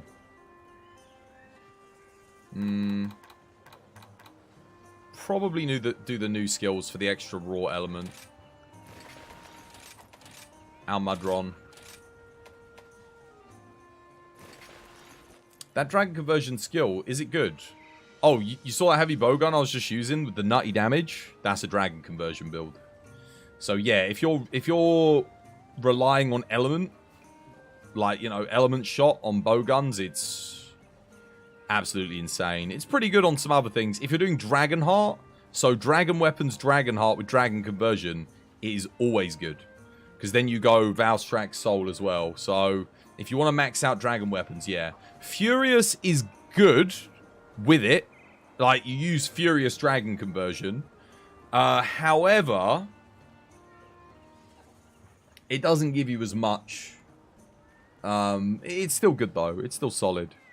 You just started rolling the Curios Talisman, and you got Dragon Conversion 2 with something else. That could come in handy.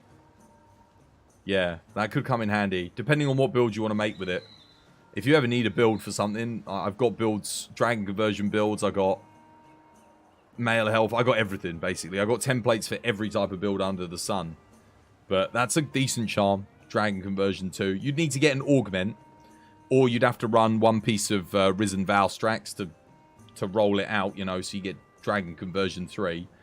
But the advice I will keep giving you, and make sure you, I don't know if this is you, Princess or Priest, but make sure you, the best advice I can give for you is this. When you get an armor piece with a good augment, so when I say good augment, what do I mean? I mean Frostcraft, Male Hellfire, Strife, Frenzied Bloodlust, Dragon Conversion, what else? Just like, you know, a good skill like Element Exploit with a slot. Keep it and make another armor piece. Don't overwrite good augments that you get. Because getting good augments in this game is really, really hard. Getting something in particular is super rare. Like even if you're just looking for one skill, any particular skill, just a Male Hellfire, nothing else, and you're rolling, say, skills, you're looking at like a 1 in 500. So if you get it, keep it, make another armor piece. If you get it plus something else, then yeah. Info for the new Path of Exile just dropped. Rightio, yeah. We can augment the talismans as well. No, not the talismans, no. Just the armor. Talismans, like anything good that you get, just take it and keep it.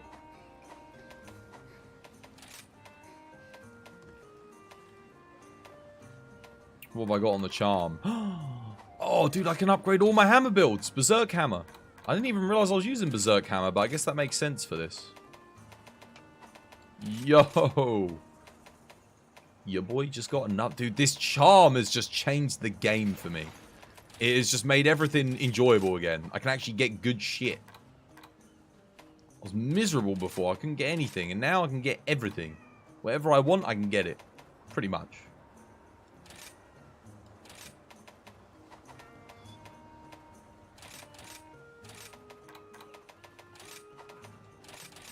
Stream.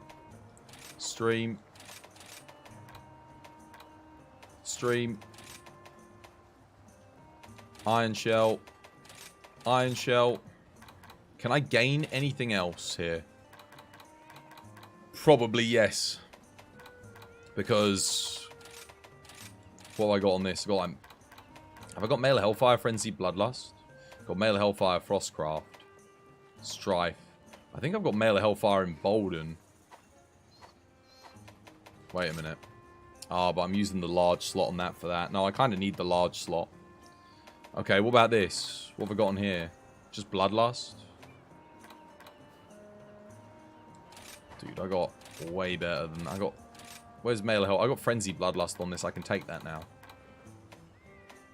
I've just got Male Health. Oh, no, I've got Frenzied Bloodlust. Water Attack? Frenzied Blood... What have I got? Frenzied Bloodlust Powder Mantle, right?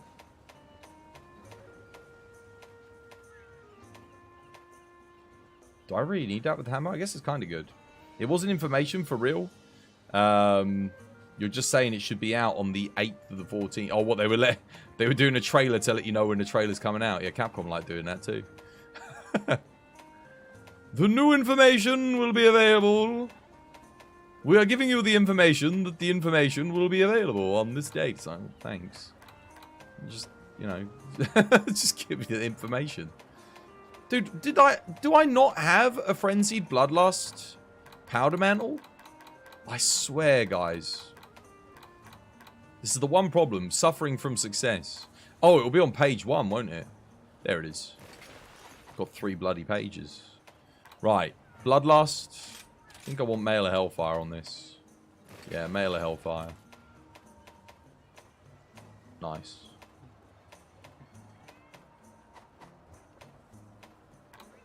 Male Hellfire, Male Hellfire. Male Hellfire. Strife. That's fine. Slight upgrade on the build. I might have to take everything out real quick just to kind of see where I'm at. Except for this, I can keep this in for now. Water Attack 2. How many 1 slots do I actually have? Okay. So I do want to use this for stream then. 100%. They said the new league should be out. Oh, the new league is... Okay. They're going to confirm it in a few weeks for sure. That was the whole post. I still don't... Dude, I haven't even seen gameplay for... everyone always talks about Path of Exile. I don't even know what the game looks like. It's never been recommended to me in like on YouTube. I have no idea what the game even looks like. Crazy, isn't it? Like to have a game in this day and age, which I have seen nothing of. It's like never seen anyone stream it. I have never seen anyone play it. Like it's a ghost. Might as well not even exist for me. Not a clue, mate. Not a bloody clue.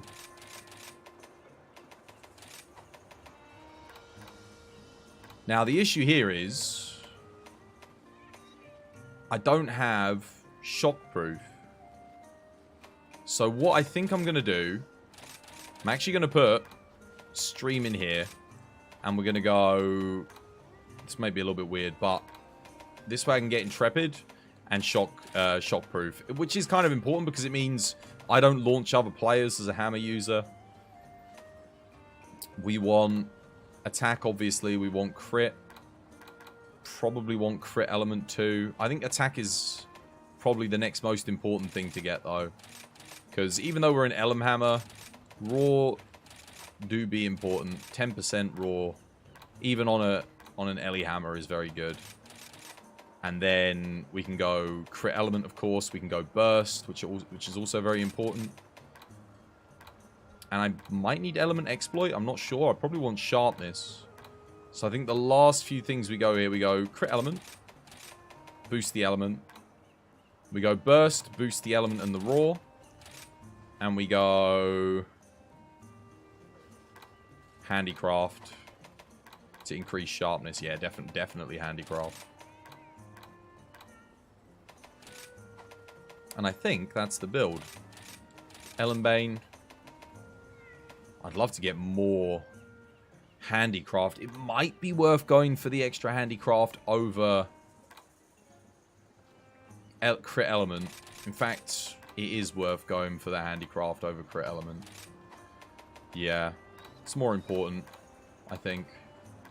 Because we've got no sharpness management. That's fine. Cool. The only real question I'd have would be... No, I don't have any questions. I don't really need Wirebug Whisperer. Because the build's not hyper-reliant on it. Honestly, Frenzy Bloodlust isn't necessary here. There's better skills I could go for, but it's fine. Path of Exile is a top-down action RPG, just like the Diablo traditionally has been. But the game has the best endgame of any game that you've ever played. They actually respect your time as a player. It's like endgame is the whole game. Leveling your character through the story is just getting to endgame, but then the game is so addicting it's unreal. Interesting. Maybe I have seen it. I didn't even realize. I just thought it was Diablo then. Does it look like Diablo as well? As far as Diablo clones go?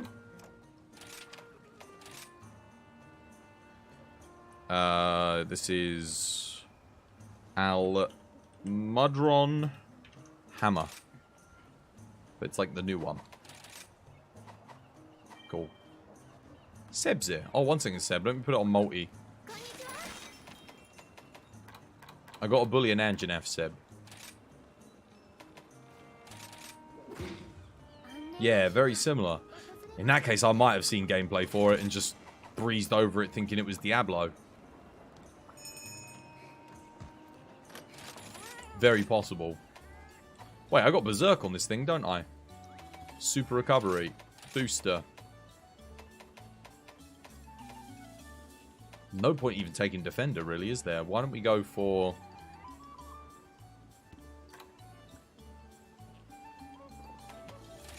Sure.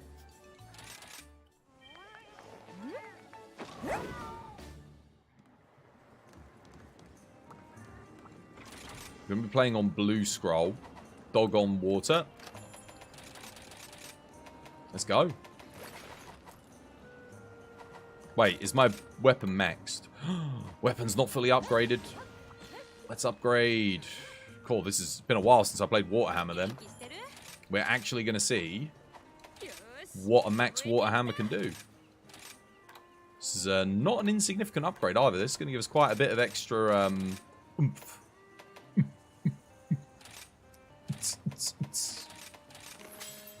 Boom. God, look at check the element. Check the element. Check the freaking element.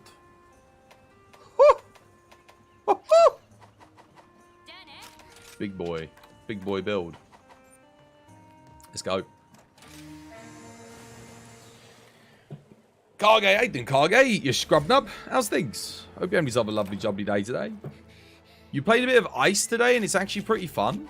Ice? What's that? You drank too much energy today. Finna be a long night. Do you mean tea? Iceborne Community Edition. Oh, yeah. Yeah, no clutch claw necessary. Well, that was really quick, wasn't it? I remember it being quick, but not that fast.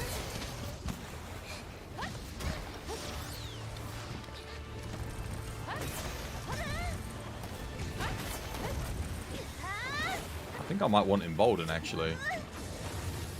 I did press circle, just way too late.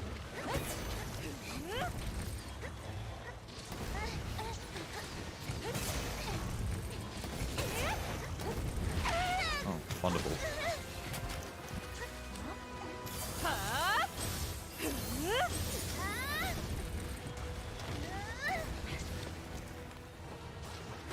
God's sake, get off the frickin'... I can't even reach his head when he's down here, let alone when he's on a frickin' ledge. Oh, this is just the worst matchup. Hammer with frickin' bow. I should have just done it solo. You know what? I am going to do it solo. Like I was going to originally. The weapons are more fun to play too, are they? I can't be bothered to go back to Iceborne, man. Can't be bothered. Like I said, that game's glory days are over. My experience with that game was so good when I was playing through it. Going back to it now just makes me sad. It just makes me miserable.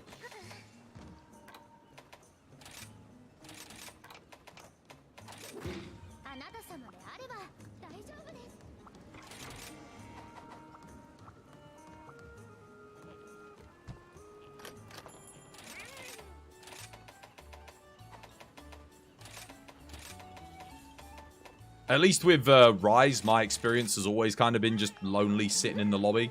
So I don't have any high expectations of having hundreds of people trying to join. But World used to be so popping. Like, going back now, it just feels empty whenever you do it.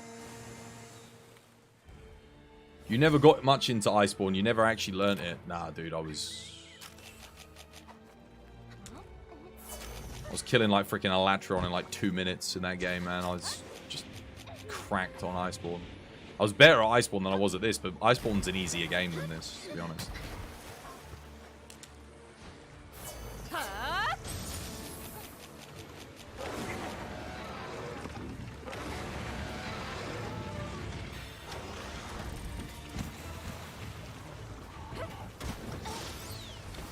How does that not hit anything? What the hell?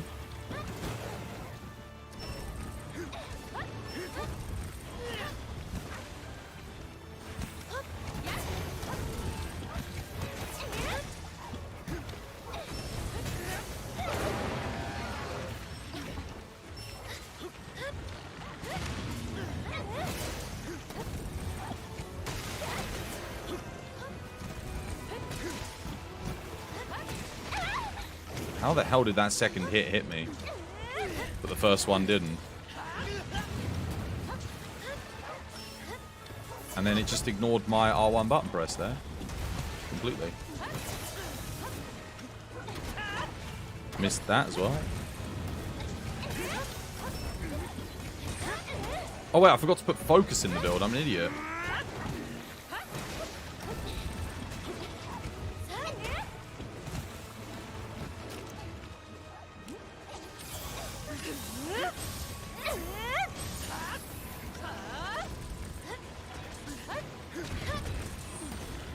I know I was forgetting something.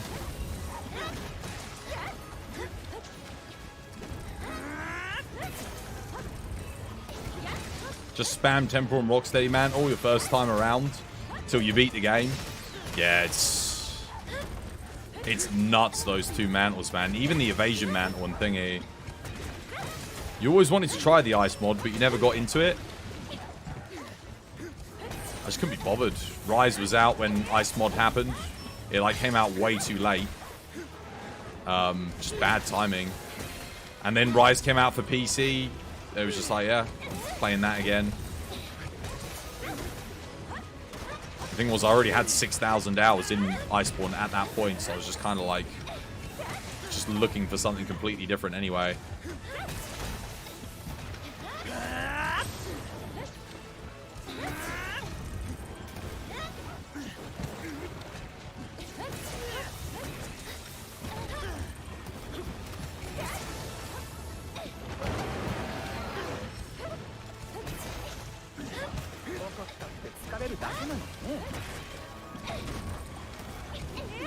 How did that not hit?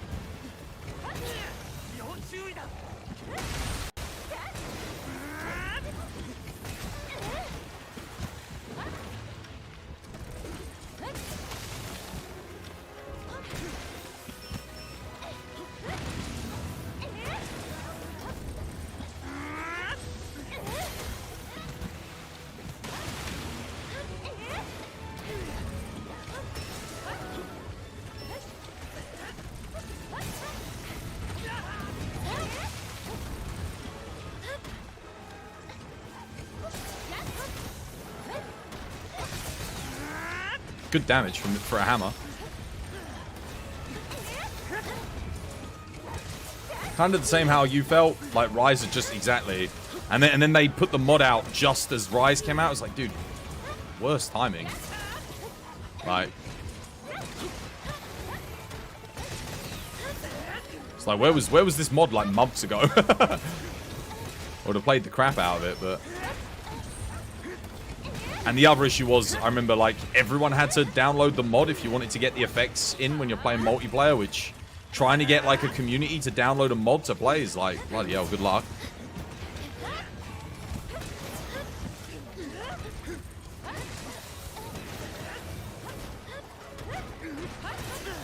How was that only a 326? That was right on his bloody head, wasn't it?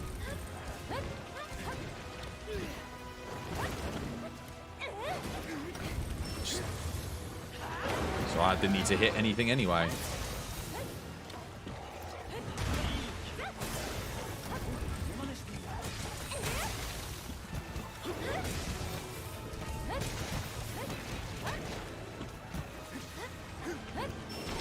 Oh, too early.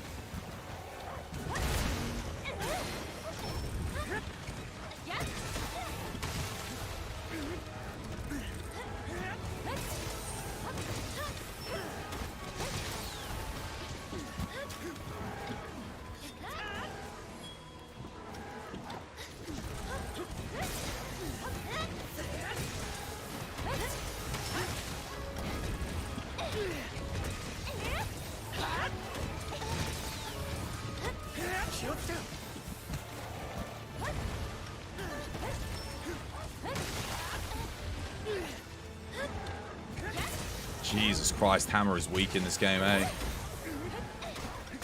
I don't think I've played this hunt too badly, but dude, it's like, it's a freaking Anjanath. It's taken me how long?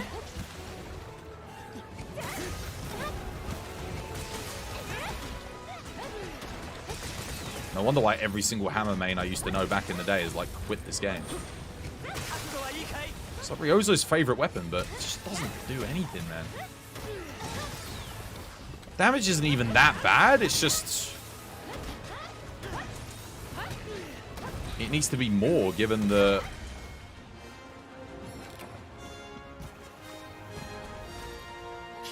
Given how the game is, God forbid I use Strength Mantle. I mean Strength Hammer. Oh, you've had no idea how to play Iceborne yet? You don't? Well, you won't do because you don't have the mod. You got the mod. The base game's completely different from the mod. The balancing's completely different, and the actual game, I don't know if you played through just normally, or if you're only playing through the mod. But the amount of Clutch Claw spam you have to do. Actually, it's not as bad as it was. But I remember in the base game, Clutch Claw weak spots lasted like 2 minutes. Was it even that? It was like 1:30. I think they buffed it to 2.5 minutes. But originally it was like 1:30. So every 1:30 you had to stop what you were doing and refresh a bloody weak spot. Dude, it sucked, mate. It was so bad. And the thing was, like, base world was so freaking good. The combat, like, the game was a little bit lackluster on content. Like, it wasn't as bad as, like, Try, or, like, Portable Third. It had more content than that, but it was still a little bit on the lower side compared to, you know, Freedom 2, Monster Hunter 3U, 4U, you know, coming off of those games, Generations Ultimate. But it was alright, you know, it was okay. But the big thing was then they put the content in, but they added that Clutch Claw. My God. Oh, damn. Launch World was pretty dope. I think peak Monster Hunter World was when Call of Taroth first came out. When Call of Taroth first came out, god damn, it was just, everything was popping off. It was so freaking good. But aside from what Clutch Claw, I don't know anything about the monsters' movesets, the weapons moves. Oh, yeah. It's fair enough. I've got, again, to put it in perspective, I've got 3 times the amount of time in World Iceborne than I do in this game. I had hunted every single monster in that game, almost every one, 1,000 times. Even Fatalis. I hunted the crap out of everything. This is why when people say, why don't you go back and play it? I'm just like, to do what? Back then, it was like 16-player lobby full all the time. If I go back now, yeah, maybe I get like 2 or 3 people in. I can't even get 4 people in this. How am I going to get like a full lobby back in there? And then I'm just like, you know, the good times are over for that game for me, personally. They might just be starting for you, but you have to remember, kind of like, what's the best way of putting it? Imagine there's a hotel resort that you loved going to, all right? And you used to go with all your friends, maybe your family, and you used to go there, and you went there loads of times. And you had a fantastic time every time you used to go. And you can go back to that resort now, and it's the same. It's untouched. It's exactly as you left it. But none of your friends and none of your family are going to be there with you. It's just going to be you in the hotel on your own. And whilst the experience will be repetitive a little bit because you've already been to this hotel many, many times, that's not the real thing that made it magic. It was the people that you were there with. That's what World and Iceborne is for me. Like, if I go back now, it's just going to feel hollow. Because the people that I loved playing it with, they're no longer here. They're gone. I don't know where they're gone. They don't watch the channel anymore. They don't. Yeah. You played thousands of hours. You've killed Fatalis and Dip. It's true. But I would quite happily go back. If you said to me, Twas, all of the old TBD family members will come back and play World with you, I would be in there in a second to go join them. But it ain't going to happen. Super sensitive Twas hours. Yeah, well, it is. Sentimental value. It's the people I was playing with that made the game, not just the game itself. Twas in chat. You hope all's well with everyone. Yeah, I'm doing good, Tykin. How you doing? I hope you have yourself a lovely, jubbly day today. That's the same for a lot of games. There's a lot of games that I loved, but it wasn't the game that I loved as much as the people I was playing it with. And the overall experience. How you doing, Kisser? Welcome back. I hope you're still having yourself a lovely, jubbly day today. That's how you feel about Generations Ultimate? You met a lot of valuable people there. Yeah, exactly. Exactly. And I'm sure one day I will have not played it for long enough to not remember the faces or the names of the people that I used to play with. And I'll just want to go back for the sake of playing the game. But I still think about the people that never watch this content, like my content anymore, and never come by anymore. Who used to be, when we were playing World and Iceborne, like that entire 2.5 year period, were here every single day watching, playing, interacting with the stream. And then the second I started playing Rise, they all went. They all just left and abandoned the community. So from that perspective, it just makes me sad because I go back and I'm like, those people are never coming back. And whilst a lot of people just go towards, they're just viewers. So I know, to me, they were TBD family. That's why I call you, when you hit the follow, I say, welcome to the TBD family. You're part of the community, you know, and then you're gone. It's like, it just makes me sad. You lose those people. No way, the legendary Roost is here. The legendary Roost? How you doing, Tykin? Anyway, how's things? You having yourself a lovely, jubbly day today? I don't suppose you want to come play this with me, Kage. I know, Kage. He's uninstalled it. He can't even come and join me. Seb, I was only playing Hammer for one hunt, mate. I just wanted to do one solo in. This weapon sucks when you play it in multiplayer. It's awful. Do you want to come back? I'll play something else. It's like Longsword in multi. It's miserable. Am I on PC? Yeah. No, I'm on PC. Seb? Where you at, Seb? Seb, I stopped playing Hammer, Seb. I only wanted to do one solo. Just quickly. Just to remind myself of why I don't play Hammer much in this game. Sometimes you have to do that. Although, admittedly, this is like as good as you're going to get for a Hammer build. It is a beast, but... yeah. Come play the old Monster Hunter. I'll join you any day. Just not Rise. Again, I gotta wait, man. I gotta wait until I get my save data or the private server for Frontier. And then I'll be on Frontier. 100%.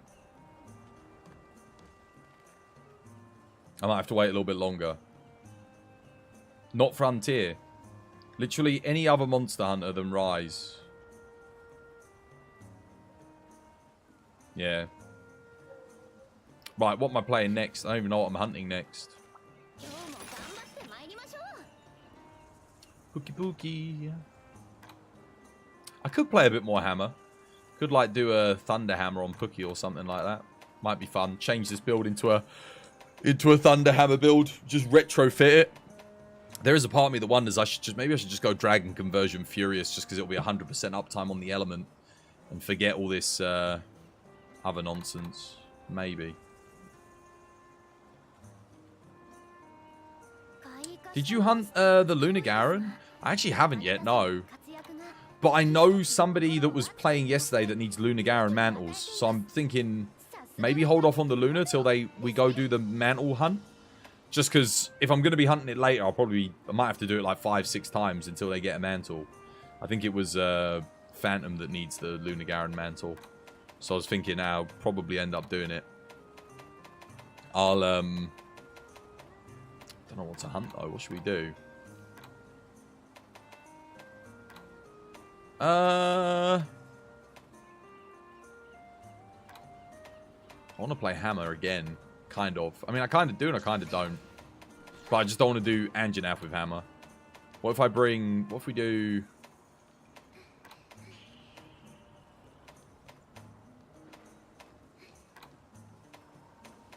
oh, yeah, you know what? We'll do a Pookie.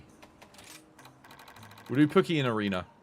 I want to see how much Hammer can hit on Pookie because he's got really good head hit zone. Where's my boy? There he is.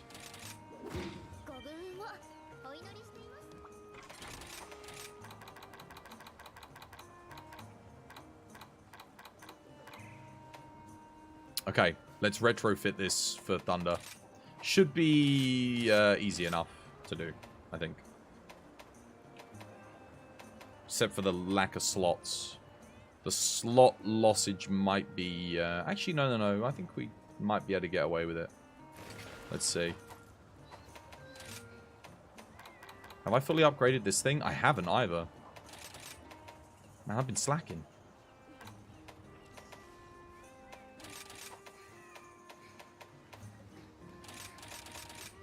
Oh no, I do need shockproof. Wait, how am I going to fit... hang on a second. Let me work out how I'm going to do this. Hard bolt. Oh god, I don't have the 1 slots anymore. Oh wait, no, we can do it. We're good. We're okay. Crisis averted.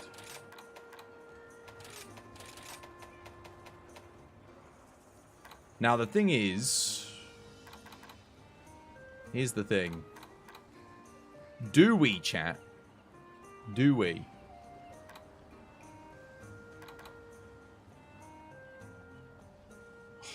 Do we? I'm not sure. Let me have a think. I did have a question.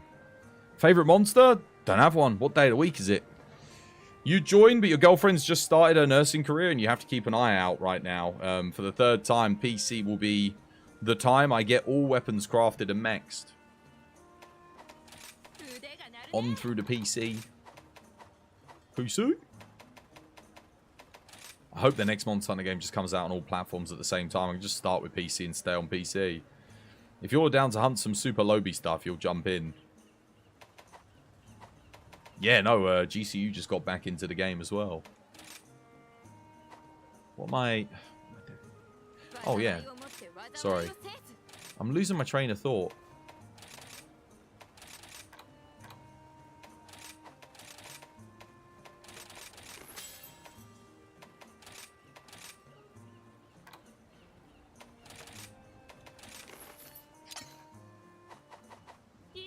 I was wondering, do I take away the element and go element exploit? I don't think so.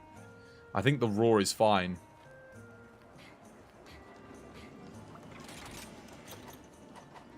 All right, let's give it a go. Dog on Thunder.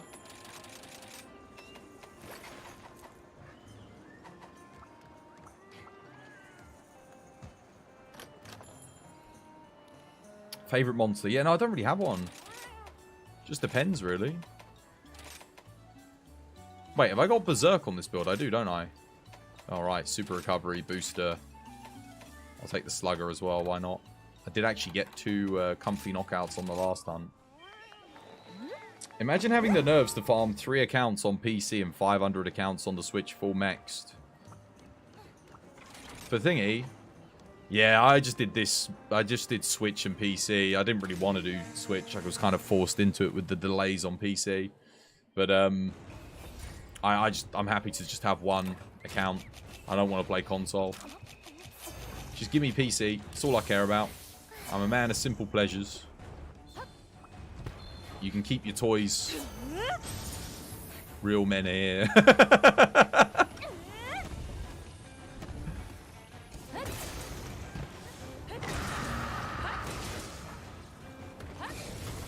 Oh, damn, I didn't think he'd do the double that quickly.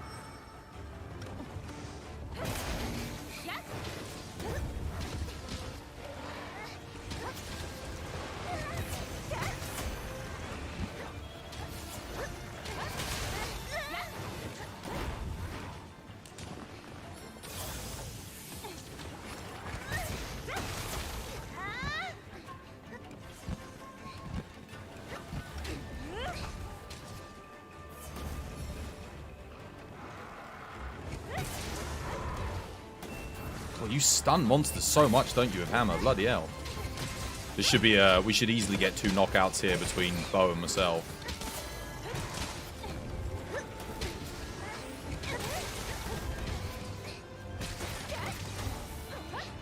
Decent, decent. Good damage. Solid.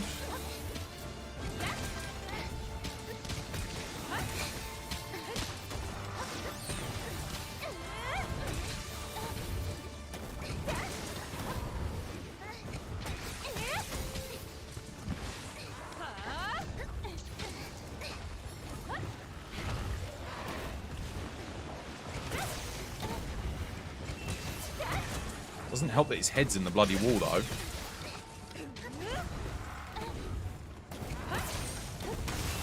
Nice. Uh-oh. Dude, it does do a lot, doesn't it? That's the thing, if you give Hammer a good Ellie and raw hit zone, it actually slaps. But then I guess every weapon slaps when you give it a good raw and Ellie hit zone. But Hammer really suffers when you don't have the best hit zones, maybe more so than others. Certainly if their head's not easily accessible. And when they don't make their head the weak spot for Hammer for some reason, like freaking Rathalos and Gold Rathian. Like seriously, why did they not just give it a good weak spot for Hammer anyway, right? I hate that first swing as well on Courage. It always feels janky. The other swings feel very satisfying. Like this swing right here. Missed me.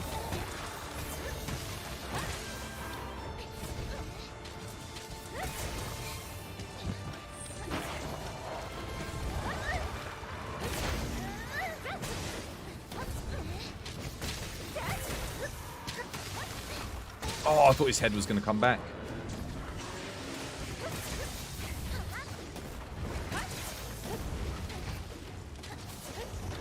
Bonk. Ouch. I wonder if I should sharpen. What the hell happened there? I let go of R1, it like registered the hit and then kept holding it.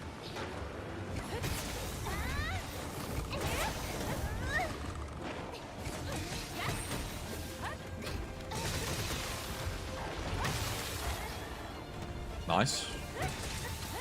Oh, there's the second knockout. That was unfortunate timing.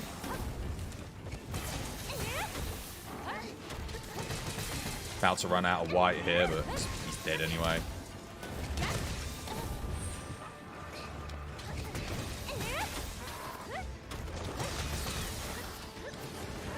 Rip Hookie.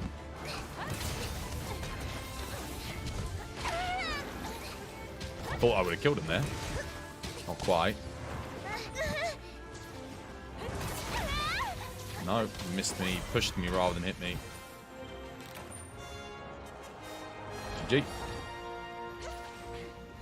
Switch is the best option for playing while shitting. Steam Deck. Steam Deck. Steam Deck, because I can just load up this save data on the Steam Deck.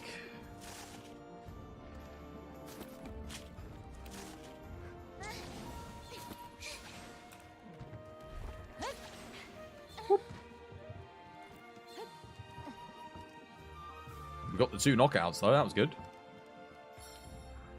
How is the Steam Deck? I don't have one, man. The thing is, I don't play games on the go. Like if I'm on the go, if I'm out and about, the last thing I want to do is play games. You know, that's games of when I'm sat here and stuck in, or when I'm streaming. So once I'm out and about and moving around, video games take a back seat. There'll be something else, you know, something else or someone else to enjoy the company of. How's it going? Yes, all right, Shrek. Still good. How you doing? Kisser? Wait, Kisser, you're downloading Rise now? You never thought you'd actually play it on PC, but you all seem to like the game. It would be fun with you. Rise is good, yeah. It's good. Certainly on PC. 100%. The only thing I will say is it is at the end of its life cycle. There's only 2 more weeks of events and then it's done. That's it. And then everyone will probably migrate on. Except for obviously other people that are picking up the game. But it is on sale at the moment. Yeah, you can get it on the Nexus.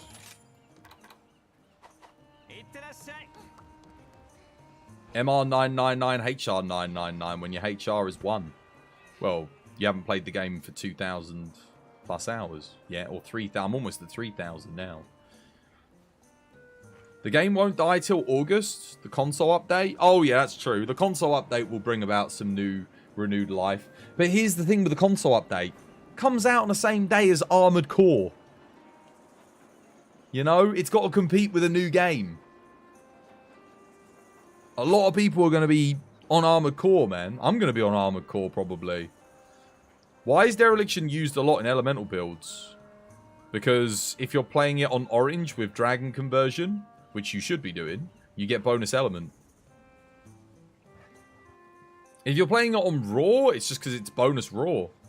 Bonus Raw is never a bad thing, even on Elemental builds. Like, it's good. It's plus 15 Raw for a single skill. Which is huge. I don't think there's any other single level for a skill that gives 15 Raw. And it goes up to 25 Raw, providing you're only playing on 1 scroll. So it's like starting at 15 Raw. That's fine. You don't mind playing the dead games? Well, neither do I. I'm playing Rise.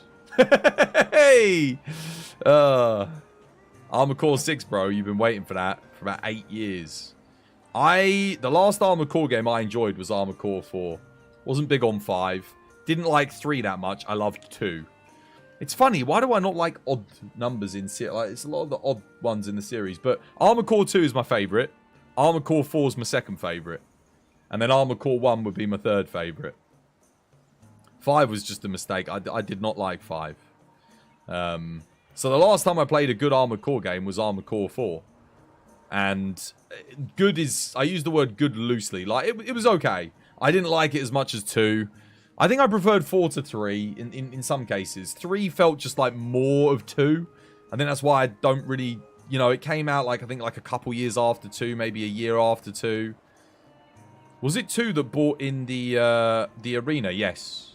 The expansion one had the arena. That was so good. Did you ever beat the #1 thing? The #1 AC? Dude, it was tough. I actually did get it. But that was hard, man. The #1 AC. And then, when you got further in the story, the #1 AC, new competitors came in endgame. Like, when you beat the game in the arena. And they were brutal. That's in Armored Core 2. Dude, some of the hardest bosses ever. I swear. They were absolutely nuts. I hope they keep that brutal difficulty going into the new Armored Core. I really do.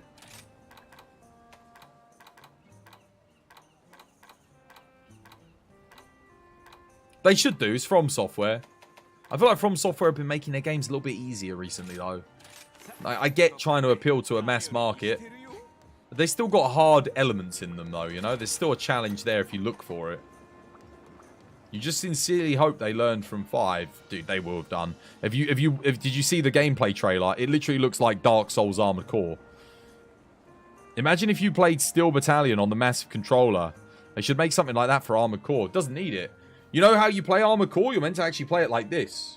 You hold the controller like that. That was how you used to play it. That was actually how they intended for you to be playing. It was like this. So you've got your thrust and acceleration here. This was back on the PS1. So you'd have your things. I wonder if they're going to do a setup so you play it like this. That would be nuts if they do that. I might even go back and play it. But that's how you were meant to play Armored Core, was like that.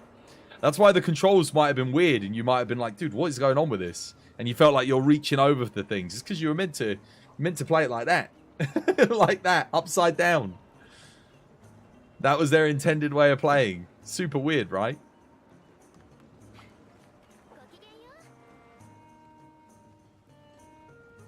Your second favourite was creating builds. Yeah, dude, it was good. Yeah, PvP split screen in Armored Core 2, man. And Armored Core 1. Although I didn't really have anyone to play Armored Core 1 with, it's split screen. When Armored Core 2 came out, my brother was older. So I used to play split screen with him. And when my friends came over. Ain't doing lock. Hope you have yourself a lovely, jubbly day today. Welcome back. I'm going to save this hammer build anyway. It's probably about, like I said, as good as it's going to get. I need to overwrite something, though. I guess this old Narwhal hammer can go. Yeah. It was a mech battle arena game that had matchmaking. What's that? Steel Battalion. There was another one as well, which had 4-player co-op. What was it called? Ex Machina? Or Ex... Was it Ex Machina? I think it was just called Ex Machina. It was on the Nintendo Switch, but then they ported it to PC. I was going to stream it ages ago, but then I looked at like the viewership and it had like 2 people watching it. I was like, nah, I won't stream that. There's no potential viewer base to gain from this. What should we play? What shall we play? What's my double point monster? Oh, here we go. Still Anjanath?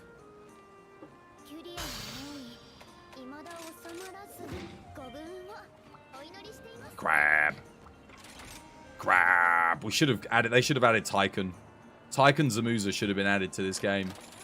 That would have been better than Amatsu.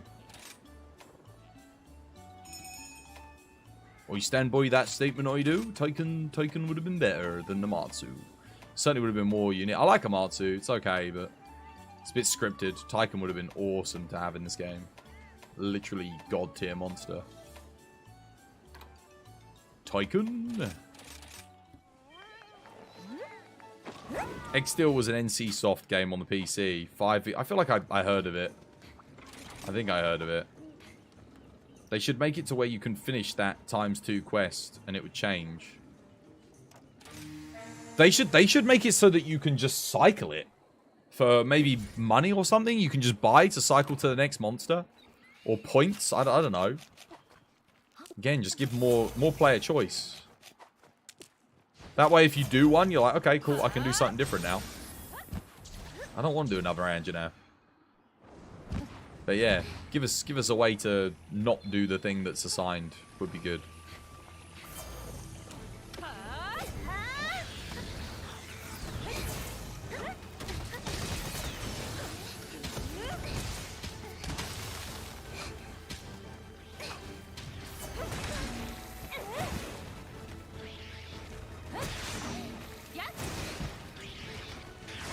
Tried to do a third one there.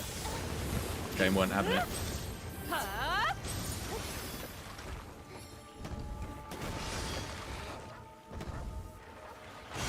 Oh wow, really? Why did he switch and come after me there?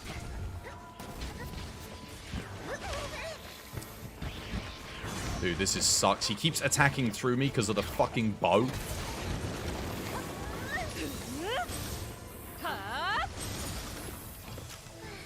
Seb's not even doing anything. They're just running around luring him into me.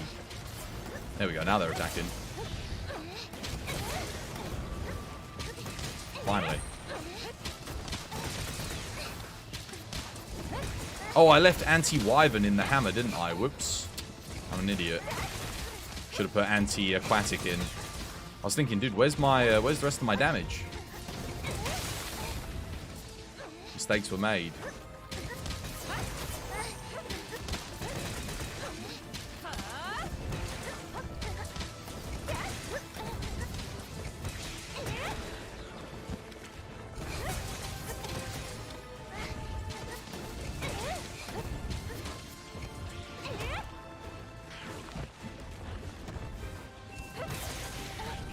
Well played. I should put a trap down as well, actually. I'll do a pitfall after this.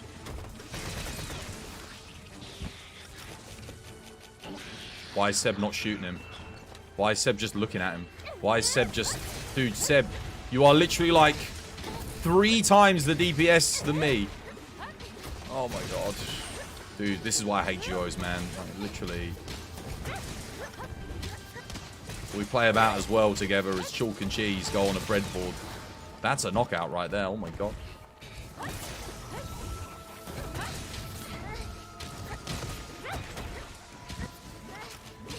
Right. Chain going.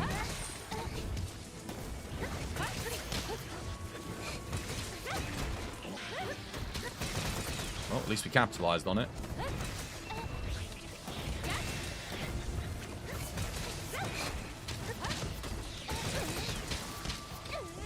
I don't have any more traps.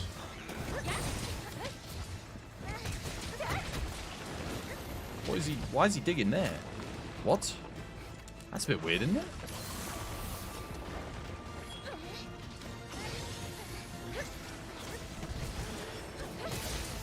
We gotta be getting close to getting a second knockout, eh?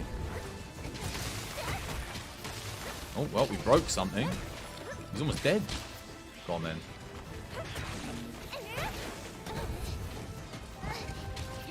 I thought he was going to laser beam us there. Or water beam us, rather.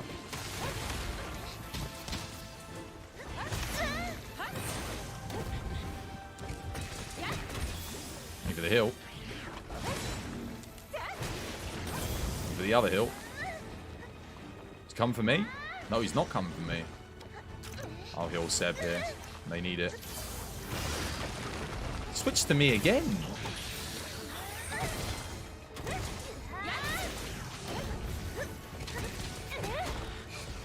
How did we not get a second knockout there, Seb? GG. That was all Seb there, though. I don't think I really did much. We got one knockout. Well played. Oh, new Thunder Elder Dragon when? We got Narwhal, didn't we?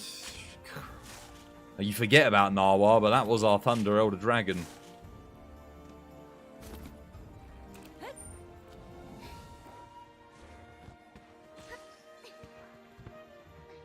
To be honest, you started up Swax again. Bloody good choice. There's no one in chat that knows anything about Swax though. There's no speedrunners there that know a single thing about Swax. It's only me. I'm the I'm the world's what's the word? The world's foremost expert on Swax. I'm just trying to see if I can lure somebody out of chat there. There he is.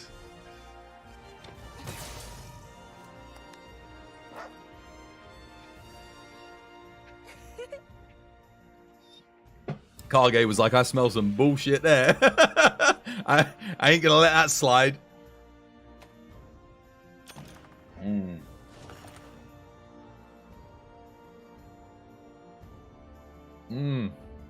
There's probably an ad break about to hit you guys. I need to go get some more tea. Actually, that went way better than I thought it would. I guess Seb's, to be fair, Seb's probably got an absolute monster of a build though. Bloody hell. Berserk 2, Wex 2, large, medium, small. You cheeky bugger. Bloody Nora. I mean, that is a beast, isn't it? Yeah, they got a good build. Standard.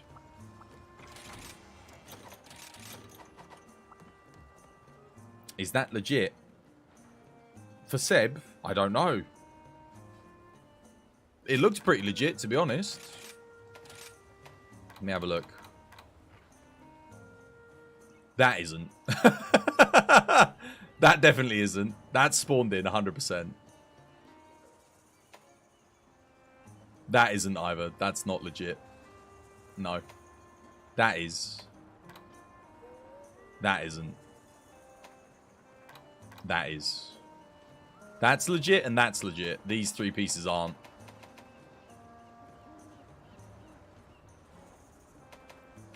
So, I'm gonna guess this is not legit. Legit, by the way. Mate. Dude. I would have believed if you had, like, one of these, like that. That's 5 changes. -2 skills, -18 defense. Which means you rolled it on... You rolled 5 changes on skills? Dude. If you went out and bought 100 lottery tickets... There is more chance of those 100 lottery tickets all giving you the jackpot at the same time than there is of you rolling 5 skills on a on a piece of armor. Like, that's too much. Like, that I could believe if it had some, I don't know, if it had some negative element or something on it. Like, I would be like, yeah, you know what, that is legit.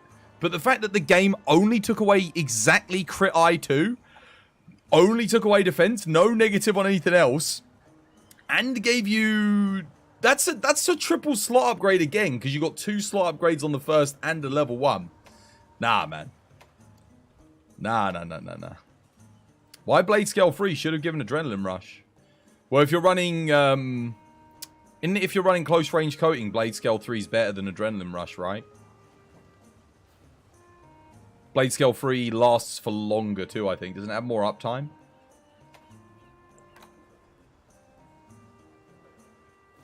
That's legit though. This is legit. Like, this is the kind of thing you roll. That's like a really good roll on Skills Plus. Like, to put in perspective, what's the maddest thing I've got here? What's like the craziest augment I've got? Mail of Hellfire Strife. That's the best thing I've gotten. Is that literally the best thing I have? These are also on skills. And then that's Skills Plus. Mail of Hellfire medium slot. Yeah. Your Ellie Res on the Nephilim Helm? Yeah. Nephilim Helm, that's one of my best pieces. I didn't even know that Ellie Resist was good back then when I got it. Like, because I didn't... That was before... That was like before I'd even started making Dragon Conversion builds. I rolled that. That was on skills because I was like, dude, I don't want to lose anything. But unfortunately, we still got a negative crit eye.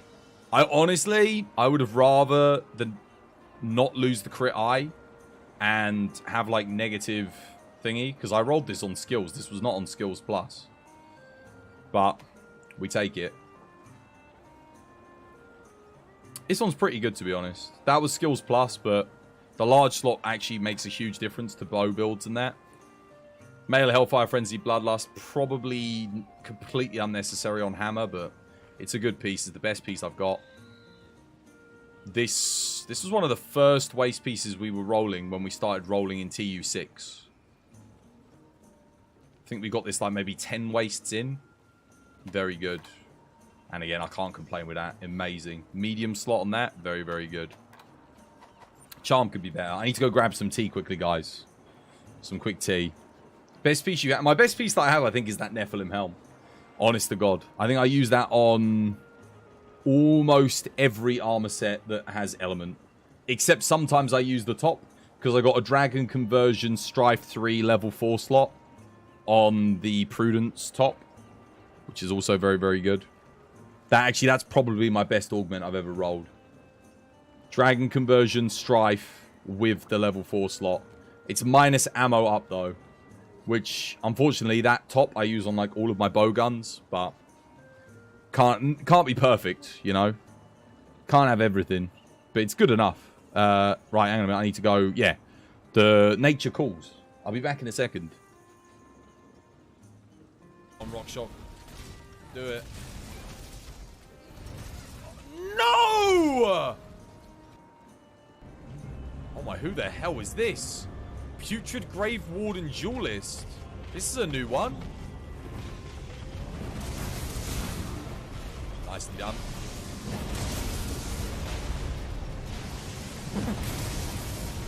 Stack a Minty, go! Go Minty, go! Go Minty, go! Kill him!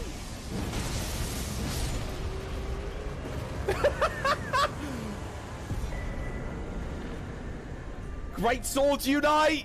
Strength players forever! You there, stop where you are. Whoa, what's going on? Whoa! Bloody hell! Hans Blacknail. Oh shit! A Bravil Castle key. Nice. Body's still weak. Looks like there's a killer about.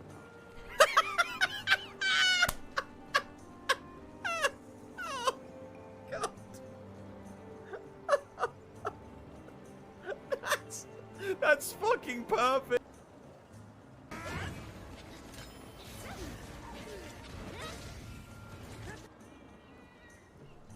If you're a new player to Monster Hunter World and you're progressing through the game and you get the option to craft a camp, make it straight away. They're super valuable for you. They're going to save you a lot of time.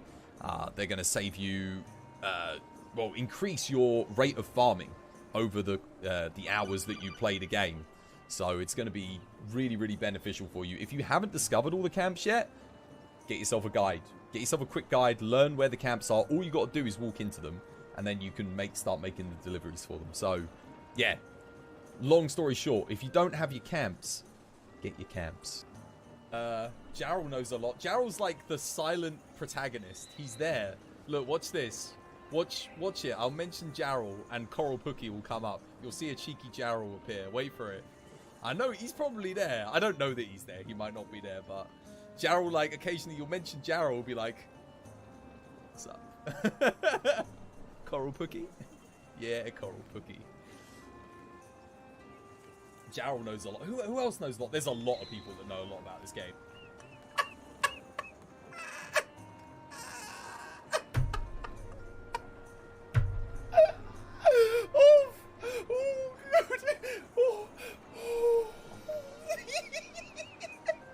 Thrice upon a time!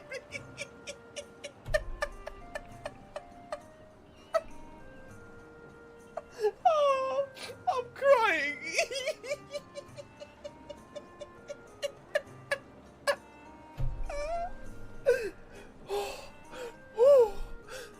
Oh my goodness!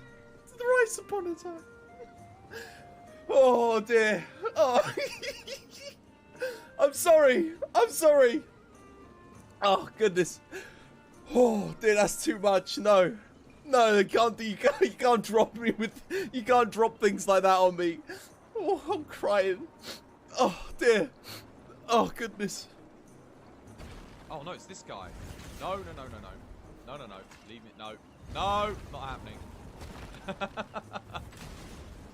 Alright, well, I'm going to give this a go, but if they're level 6 to level 7, I'm fucked. Oh, there's only one. No, there's not. What the? Jesus Christ!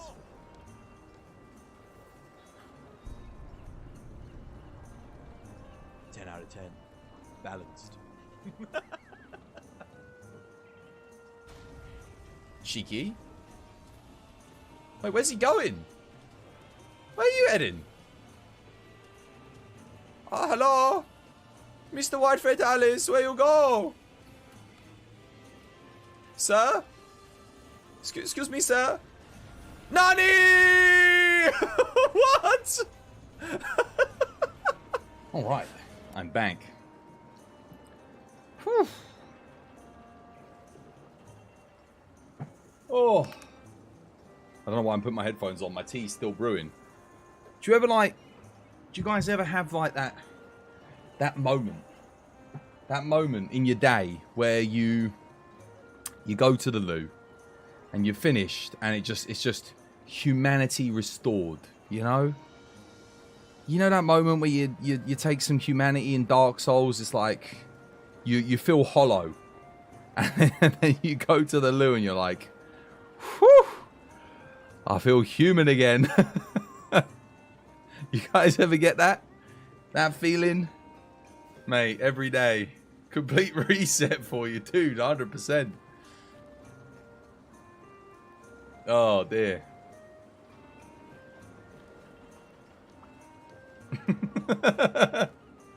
Everyone knows. Everyone's like, yeah. You haven't played Dark Souls 1? Oh, fair enough. Most folks just grab a Snickers. You do it a little bit differently.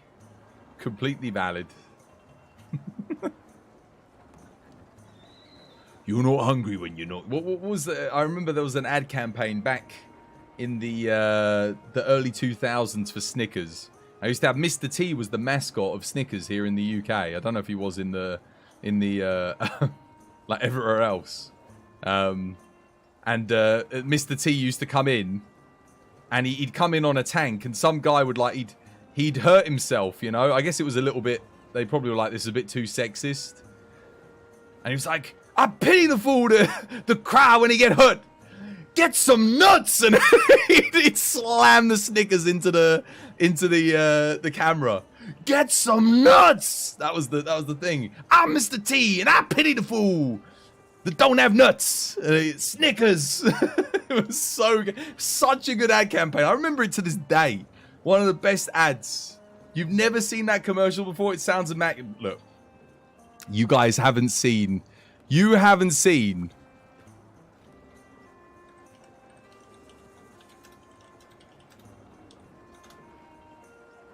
Here it is. Oh my god. What a commercial. Here we go.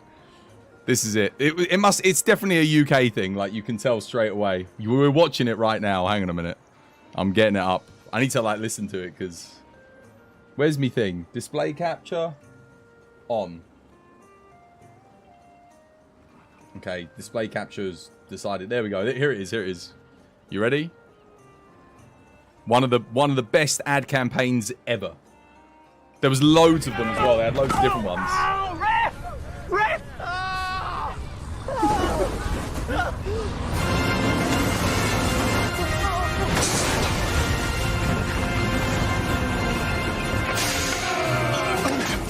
Quit your jibber jabber. You ain't hurt. You pathetic. If I ever catch you acting like a crazy fool again, you're gonna meet my friend Pain. Snickers, get some nuts. Get some nuts. Oh, that's how you do it. That's how you do a freaking commercial right there. Oh, so good. I told you. It's as good as it sounds. They literally best. I don't even like Snickers, I went and bought a Snickers when I saw that advert. I was like, dude, I want to eat a Snickers now. Seriously. They probably couldn't do that these days because, you know, they used to have the Yorkie ads as well. They were pretty good. They were pretty funny. Man, commercials in the late 90s, early 2000s were something else, man. They were so good. Good stuff. Like, you actually, like, you'd get an ad break and there'd be some, it would make you laugh. There's no way that was it. Of course it was. All over. That was like, it was like such a good ad, man. 100%. I told you it's a real thing. I bet some of you guys were like, nah, he's making it up. No, it was a real thing. Get some nuts. That was the thing, man. Reminds me of Thinking with Your Dipstick commercial. It's real, dude. It's real, man. It's real. There was a Yorkie. There was a really funny Yorkie one as well.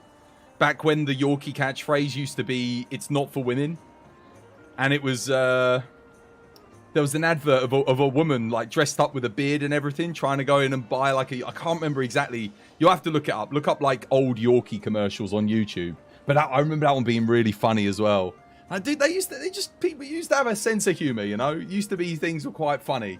And it was all very tongue-in-cheek, but like, you remembered it. You remembered it. Now, products, like, they're just all bland and I don't remember shit. Do you remember the old Cadbury's chocolate commercials? You had the gorilla on the drums. You had, they had the one with the weird eyebrow kids, like, dude. Adverts were crazy, man. Like, they were super memorable, and you knew what they were related to as well immediately. Like, so yeah, Mr. T, Snickers. The only ones I remember now, really, is like EE with Kevin Bacon. Just because it's got Kevin Bacon in it. Yorkie, no girls allowed. Dude, that was their catchphrase, man. Obviously, you can't do that these days, but that was the catchphrase. It stood, like, it stuck. It didn't stop women from buying a chocolate bar. That was just the advertising slogan. And if anything, it probably bolstered sales for both sexes. Maybe more so even women. Because, you know, if you tell someone they can't have something, they want it. So it was like, oh, there you go. It's clever marketing. But no, now it's just, no, can't have that. Can't have that, mate. Nope, nope, nope. Can't have that. Naughty, naughty, naughty.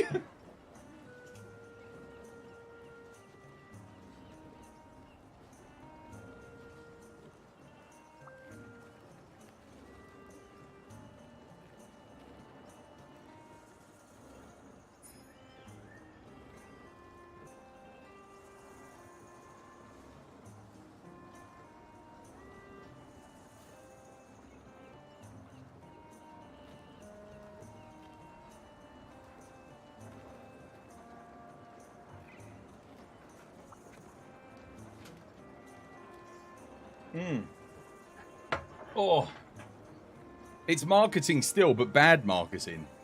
Well, it depends. Who even knows about Yorkie bars anymore?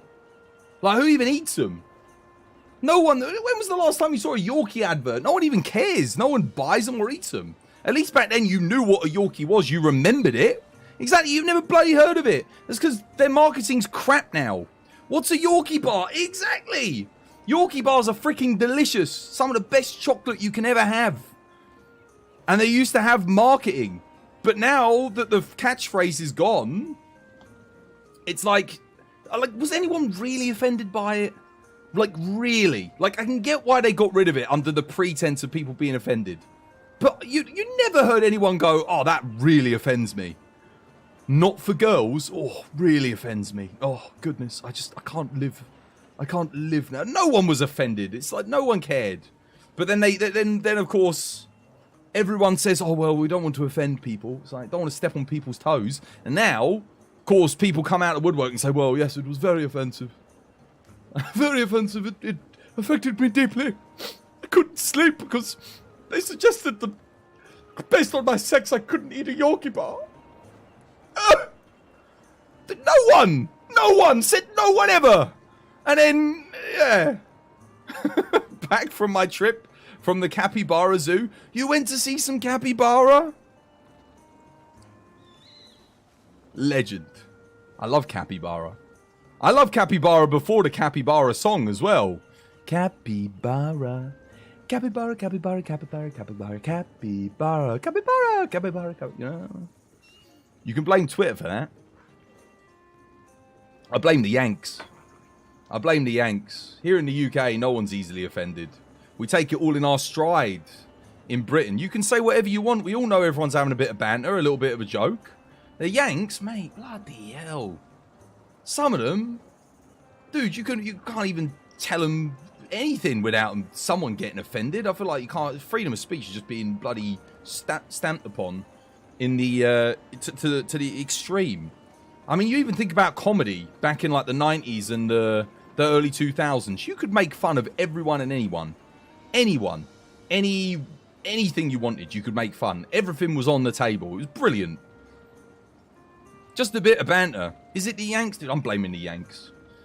Mate, look at American comedy compared to British comedy. Look at it. And Twitter's a Yank platform, isn't it? Let's be honest. It's the American platform. Facebook was the big British platform. Like, that's where all the Brits were at. Like, and then Twitter, I'm only on it because I have to be as a content creator, let's be honest. Like, I'm not on there through choice. Apparently there's a new platform now called Fred. I'm not blaming you in the chat, my fellow Yank TBD family members, though. It's not your fault. But I'm sure most of you probably know how to have a little bit of a laugh at the expense of someone else. This is the thing. In the UK, there's a thing in comedy called self-deprecation. We're super offended. There's a thing called self-deprecation. We Brits are very good at it. Us buck teeth tea drinking, colonizing imbeciles. We know what self-deprecation. See, I did a bit of self-deprecation there. We know what self-deprecation is. We enjoy making fun of ourselves and of everyone else, but we can't do that anymore. Like that's what we're known for, is our comedy worldwide, our quick wit and our dry sense of humor. That's what we're best at. That's what we do best. Outside of drinking tea and invading other countries. But that's what we do best. And now, it's been taken away from us. Can't even make fun of people anymore. Can't even do it. Can't even have a good laugh at someone. The Americans were trying to, what was it? The Yanks were trying to tell us what we can and can't call our food most recently. Like so for those of you who don't know, us Brits, when we're going to get a type of food, we say the name of the person, like where it's from. So if we're going to go get Italian food, we say I'm going to get an Italian. If we're going to get Polish food, you say I'm going to go get a Polish. If you're going to get Chinese food, you say I'm going to go get Chinese. Indian food, I'm going to go have Indian. I want some Indian. It's a British thing, all right? We do that. The Americans were getting like, oh, dude, you can't say that. Can't say you're going to go get a Chinese. What's that all about? Don't you offend Chinese people? No! No one was offended. Shut up. Go away. It's like, have you seen that video? A dude wears a Mexican outfit. He wears a Mexican outfit, like a sombrero. He's a white dude. He wears a sombrero and he wears a poncho. And he walks around an American university campus. And they go, no, that's cultural appropriation, mate. You can't do that. It's racist. No, you can't do that, mate. Can't do that. No, what are you doing? He walks around the Mexican town center. He goes to Mexico. He goes to a Mexican town center. They love him. They're giving him a hug. They're laughing, having a good time with him. Bloody love it. The only people that are offended, I'm telling you, it's white Americans. They've made it up. They've just gone... They just come out. I know. You go to any other person that they're protesting to be defending or whatever. It's like, no, they don't care. They know you're having a laugh. This is hilarious as someone who's American but has lived in Scotland and England, because you're not wrong, dude. We don't care. We don't care. We don't mean any malice by it. This is the thing. I think Americans would get a culture shock, because an American would come over and we'd be like, how you doing, you old fucker? How's things? And they'd be like, excuse me? But they don't realise we mean it as a term of endearment. They'll just be like, oh, bloody hell. What did you just call me? Excuse me? I'm deeply offended. It's like, what? We're being nice. We're being nice. Like, do you want a bloody cup of tea, you old git? Who are you calling old? You finally made it through character creation. What, in Rise? Good stuff. You survived. Takes me like 5 hours as well. As a white American, you're offended of someone dressing up like that. This is what I'm saying. Twaz, you need to hang out with the Southerners then. You'll get it. Yeah, no. I probably would. But it's just weird, dude. It's weird, man. It's weird. I don't know where this culture change happened. Between nobody being able to have a laugh anymore, you know? Because American comedy actually used to be pretty good. You know, you had things like American Pie and you had Mel Brooks. You know, there was some really good stuff. And then all of a sudden, it was like the Americans forgot how to have a laugh. A lot of them. Not all of you, but a lot of the people in Hollywood, certainly. And it's just like, why? Because they've mistaken having a laugh with bullying people. But it's got nothing to do with bullying. It's like, dude, it's having a laugh, having a bit of fun. If you came in and said, you twirly moustache bastard, how are you? I'd love it. You could greet me like that tomorrow. But bloody hell, imagine if I went and did that to... Oh, dear. I'm telling you, it's the coffee. It's the coffee. You're all drinking too much coffee. Stop drinking coffee, all right? It's the... It's the coffee that's doing it. If you drank tea, you'd be more relaxed. You'd be able to take a joke. It's not really the coffee, but I'm just using an excuse to make you drink more tea. Make you think it's the coffee. It's not really coffee. You're all right to drink coffee. You drink whatever you want. But don't tell me how to have a laugh. Don't tell me how to have fun. Wokeism, man. I still don't even understand wokeism. It's not really here in the UK, thank God. But someone's preaching it to somebody, and somebody's buying it. Nonsense. I think it's low intellect people not understanding the difference between a bit of comedy and genuinely being horrible and bullying somebody. You see it a lot in American comedy stand-up shows recently. Certainly in like people, you know, after the fact say how offended they were, you know, by something that a comedian said. It's like, dude, he doesn't mean it. It's a joke. It's like, you know, it's trying to elicit some kind of reaction, a response to make you laugh. The awkward or perhaps offensive nature of it is something that you would not normally hear, and therefore you're in an environment where you can have a little bit of a laugh at it. That's the whole point of a comedy show. There's this guy who posts his comedy shows on TikTok, and he was doing like a show recently, and like a woman in the crowd was like, "That's the most offensive thing I've ever heard," and he turns around, he goes, "Oh, you just wait, there's plenty more in the tank." I was like, oh my god, brilliant. What a comeback. You think it's a load of minority getting mad rather than the quiet majority. I'm not staying quiet. I'm being loud about it. I think it's enough. Enough's enough. The UK, we're like the dad of the US. Actually, this is your dad telling you to, you know, have a laugh. You know, stop being negative about it. Have a little bit of fun, you know? You only get to live once. You might as well enjoy yourself. You might as well have a laugh every now and again. You'll live longer. My granddad and nan didn't live 90, and their families lived to 100 just by bloody, you know, being miserable. Wokeism is someone seeing a leaky pipe, the entire community gathering around the leaky pipe to tell how bad the leaky pipe is, and then everyone agreeing that it needs to be fixed and no one fixing it, afraid to take any action for fear of criticism of their efforts. To be fair, in the US, there's a fine line between comedy and not. Most people don't learn it. That's true. I think we here in the UK probably... I don't want to say that we're savants when it comes to comedy. But yeah, I mean, there is... But that's the thing. There is a fine line. But the other thing you have to understand about comedy is crossing the line is very important. You have to do it every now and again to define the line. But the problem is when you're reeling back the line too far. If you put the line over there and I'm already standing over here, I'm like, well, shit, I might as well just keep going. The line should be, you know, like... It's a well-defined thing. And comedy, it's always going to offend someone, let's be honest, in this day and age, 100%.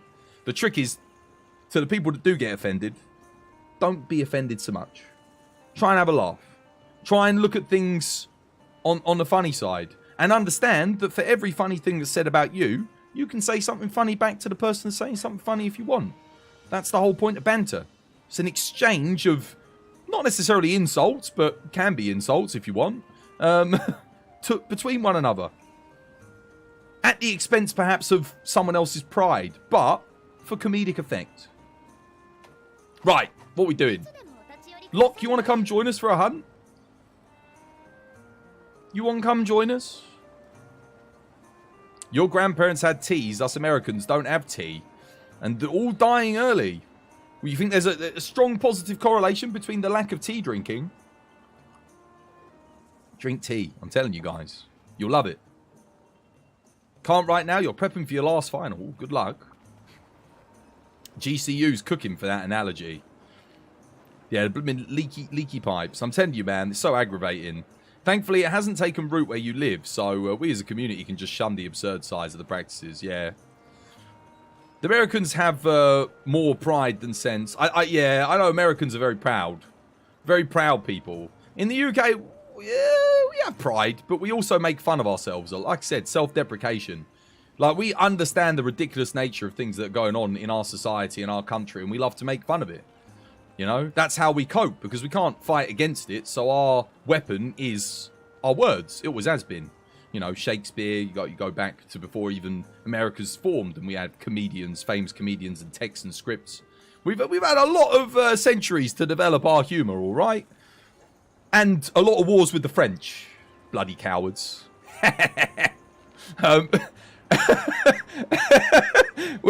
lot of wars with the French and a lot of years writing about comedy. Yeah. And that's helped develop our humour. Seb! Where's Seb? Sorry, Seb got sick. Laughter is the best medicine. It is indeed. I'm ready to hunt, by the way. Did Seb just get sick of waiting for me? Sorry, Seb. Or have they actually genuinely got to go? Or was that DC? I don't know anymore. Anyone else want to join? Damn, Chris. I don't know. You're sure some folks got pride. We don't. America's just ain't it. Zeus strikes Seb's router. Seb's not replying in chat. They might have lost internet. Seb, you're not French, are you? I didn't mean it, Seb. I love you. Doesn't matter that you're French. Even though we... I was joking, Seb. I mean, the people that get offended so easy, they have fake pride. Oh, I see what you mean. Yeah. Some people do it to is it like you got like the clout chasers now, haven't you? That's the thing. You're from Argentina? Oh, phew, dodged the bullet.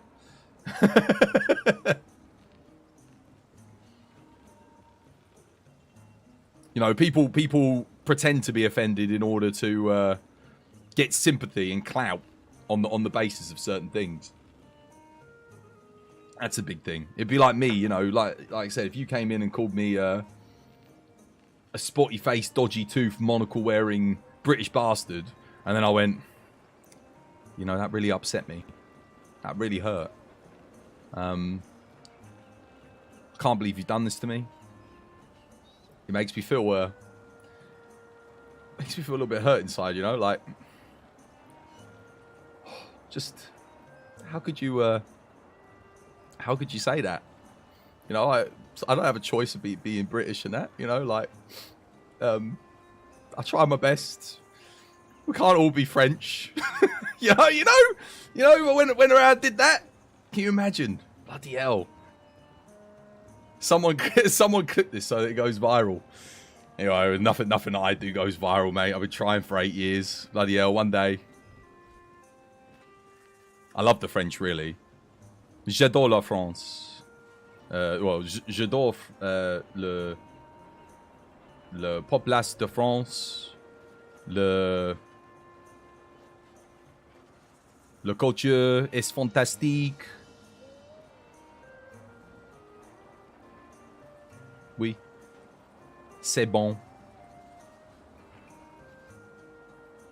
C'est très très amusant. C'est elle beaucoup d'amis en la France. Et le français est ma deuxième étage. Oui.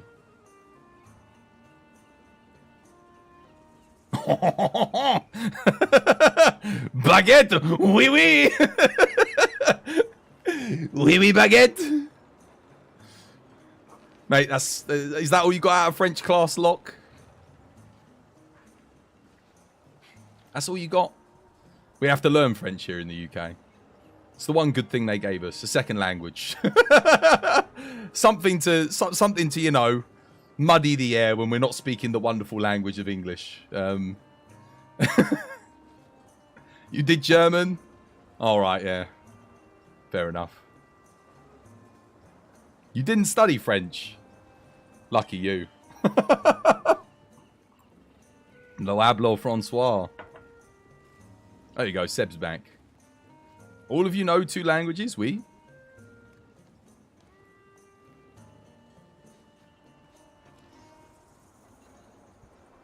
Je m'appelle. 'Twas by design.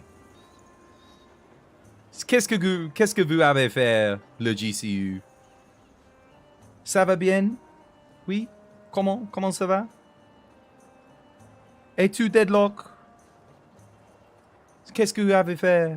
Mon ami, j'adore le deadlock. Oui, oui.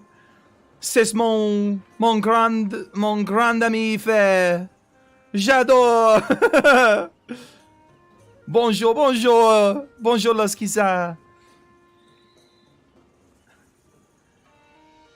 Quel âge as-tu, Hamburg? L'Hamburg. C'était délicieux. C'était délicieux, Hamburg. C'est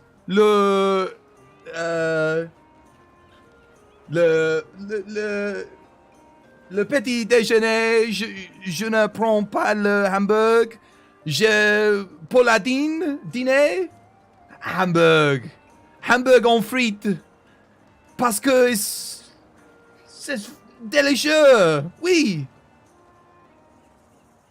Wait, we get a bird? Who gets a bird? What's this? Omelette du fromage. Omelette du fromage. Eh, oui. C'est aussi délicieux.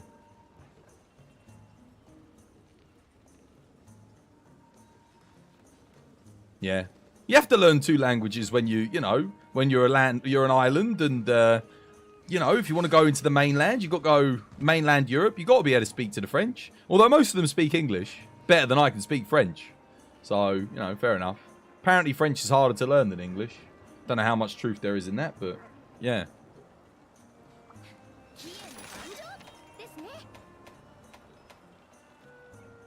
You only know Je suis menti and pardon because of Monster Hunter 4U. Excusez-moi? Well, you also know voulez-vous coucher avec moi ce soir? And you probably also know... what else? There was another one. I forget it now. What are we doing anyway? Who's here? Seb? Phantom? Mate, post your scorned mango. We'll do that. Is a cute owl? You love him. Who's cute owl? Wait, what? I missed something about an owl.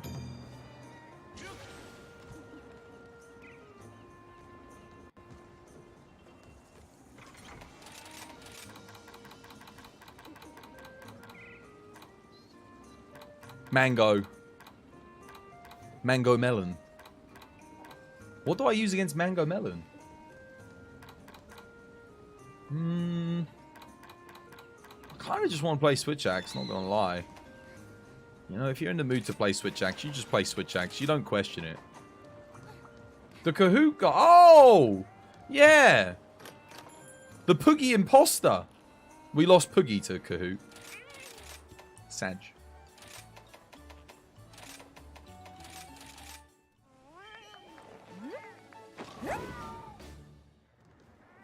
Apparently there's owl cafes in Japan. What, with real owls or... real owls?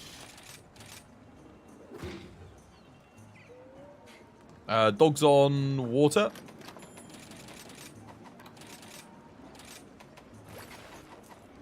Yeah? Oh no, not Poogie. Poogie's gone. I hope Poogie comes back in the next game. I didn't even realize this, but Poogie was added to Monster Hunter World after the launch, but I don't even remember that. Like, he wasn't in the game at launch. We ready? Let's rock.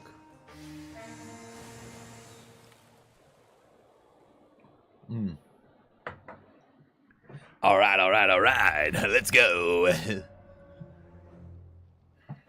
I love this cutscene.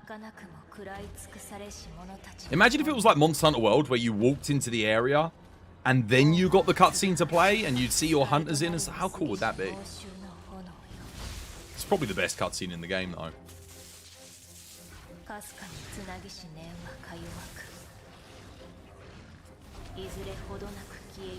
One of them.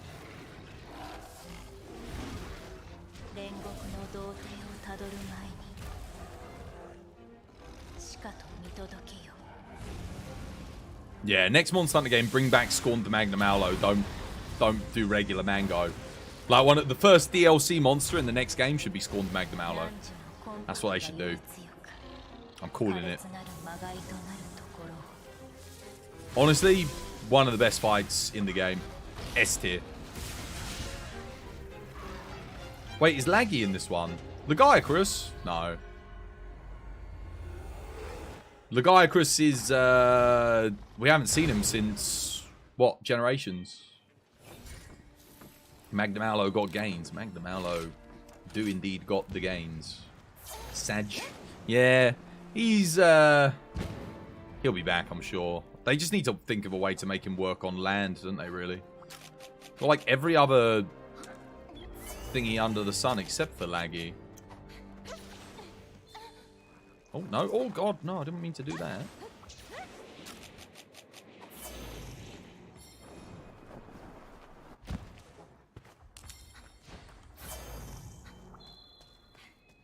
Let's go.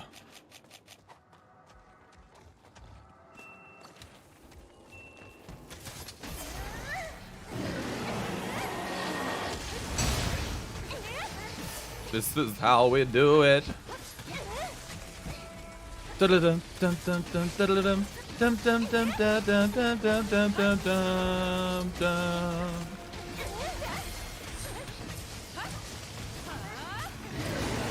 What? I didn't get that? Damn.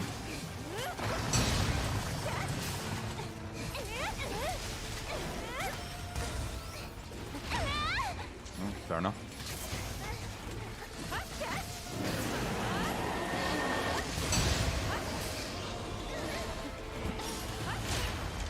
Thanks for the hills. Appreciate it.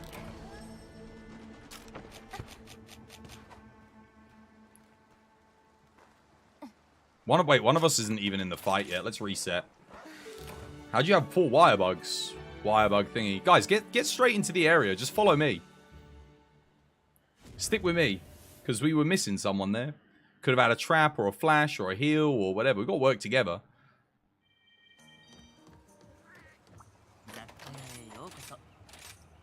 What do I get? Eh.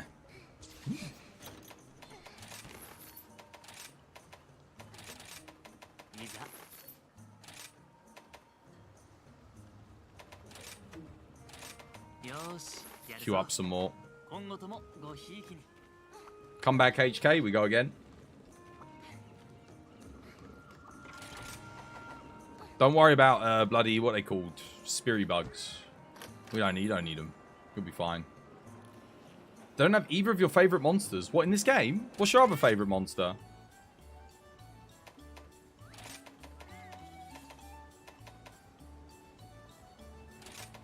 Booster, Moxie, Defender. Let's go. Gonna lurk for a bit? Yeah, rightio. Alright, post it up again.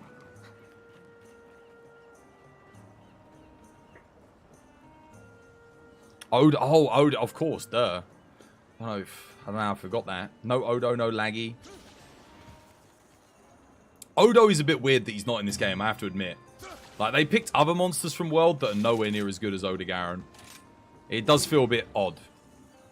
But I think it might just be because we've got Nagakuga. Nagakuga's weapons fill the same niche as Odogaron. Yeah. I think that's why we don't have him.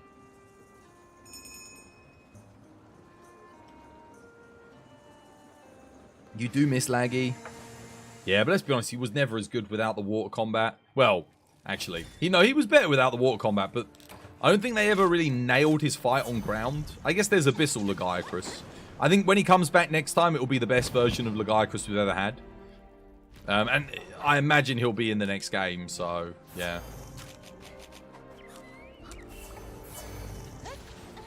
Let's go. Straight in. Alright, good luck. Same again.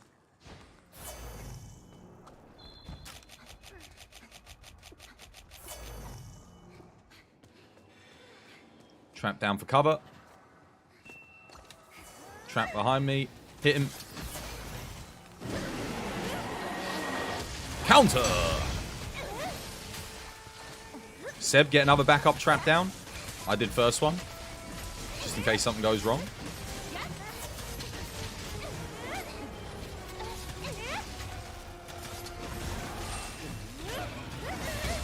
Wait, he missed me?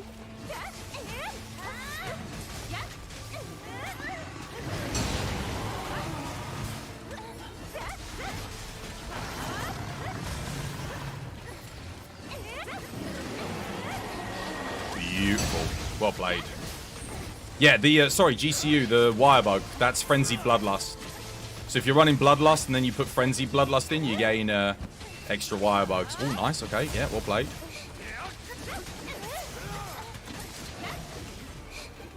Nice. That's much better.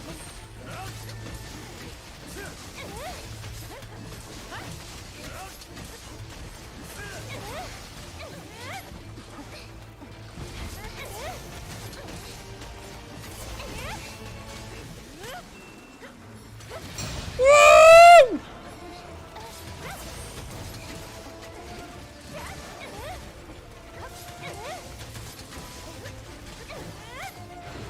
Oh yeah, your boy's ready for this one.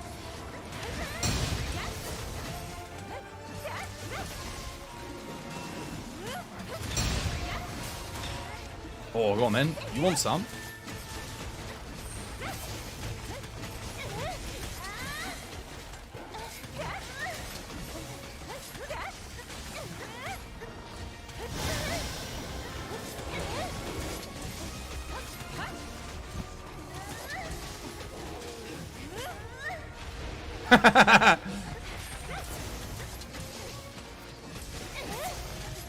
Luna Garen versus Oda Garen Turf War, that would be freaking sick.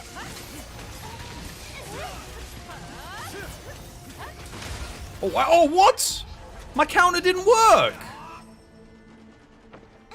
Yo, Seb, heal HK before they die. Dust the life, guys. Oh, God, he's... Ooh. I always get scared when I see people using mega potions.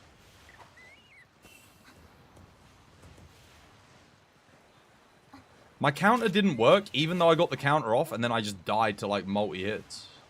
Sucked, man. Oh, I'll get another one of these. Guys, heal each other. Seb, Max. Oh, my God.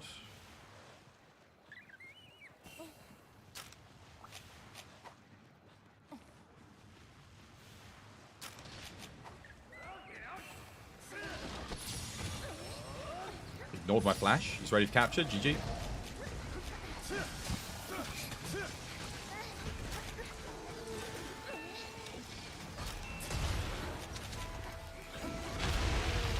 There you go.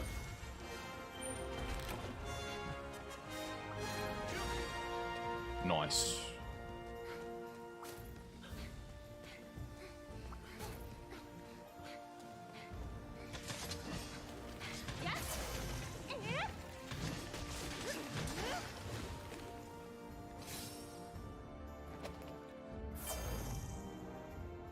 His style would have looked great in this game. He would have fit in really nicely. So would the armor as well, because it's like a shinobi armor for Oda Garen. I bet you it was cut. I bet you it was just cut content. Because again, they cut a lot of stuff from base Rise due to time constraints. Bro, please share your skill. My skill? You need help? Congrats on getting the MR100 done though. GG. How you doing, Buddha K Hitam? Welcome to the stream. Do you mean my build? This build's on the Discord if you want it. My mods will share. Amaral, can we get a Discord link? You can go have a look. It's up on my Discord. If you go to the Switch Axe page, scroll up a little bit, you'll see it. You want to go again, HK? You want to do another one? I don't know if you... His weapon's pretty good, actually. It's alright. For like a raw... if you can get build-up boost 3, it's decent. Probably not the best anymore, but it's still good. Yeah. You got to go now, Twas? Yeah, no, take care. Good luck with your final, Lock. We get some hunts in again soon. You want to make a build-up boost set. Well, you got a few choices as to what you want to go. I'll run you through. The Swax, there's a bit of difference between each one. I'll kind of try and highlight. They're all relatively close. So, for build-up boost, you've got... And apologies to Kage if I forget something. He'll soon let me know. You got this for, like, your fire build-up boost. I don't really see many people use it, but you can do a build-up boost set with element with this. I'm sure it's fine. I haven't made one myself, but maybe I should. Maybe I should give it a go. Might be kind of fun. You have...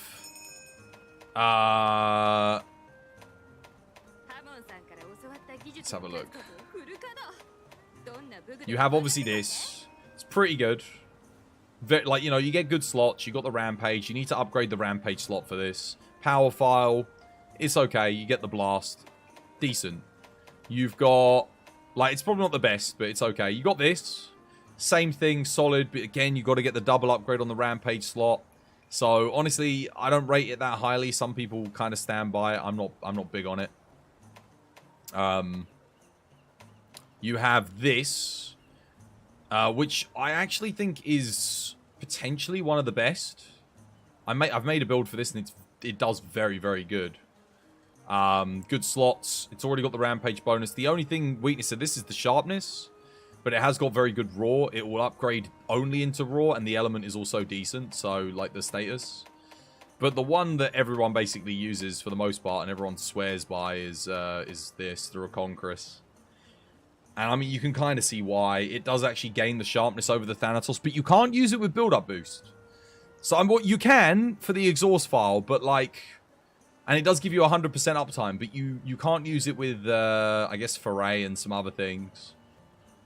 But it is really good. It is really solid. It's between this and... For me, it's this and Thanatos. And the Reconquerus is... The other one's a bit more consistent, and it does have better sharpness. But you do gain poison on this. Yeah, I don't know. I honestly don't know. I honestly think if you're going to do it, it's got to be this first. But then you can do the other one as well. Can we get a link to the Discord mods? Cheeky Discord link for Buddha K Hit him. It's on Monster Hunter Rise builds. Oh, is it actually on Monster Hunter Rise builds? Good stuff. Conquest is the one that you always use on the Switch. Yeah, it's a good build. But if you want to try something different, there is the Thanatos, which is very good as well. Just again, the main downside is the sharpness, because you can't get it to pink.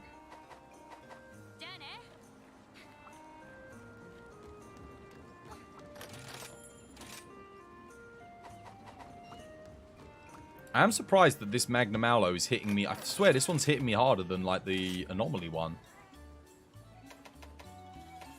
Booster, Moxie, Defender, yeah.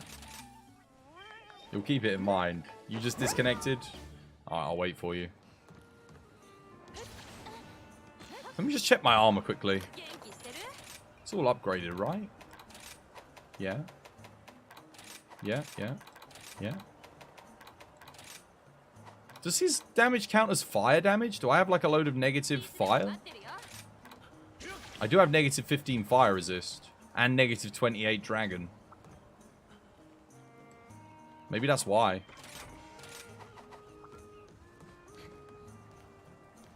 Alright. That's Boogie.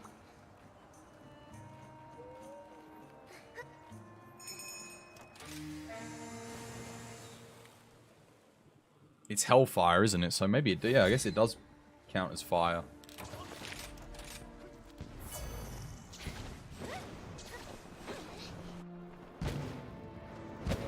We got to get you this camp as well, Phantom. You got to come get it. Especially for when you start doing the older anomaly stuff, because there's quite a lot of monsters that spawn in Area 7.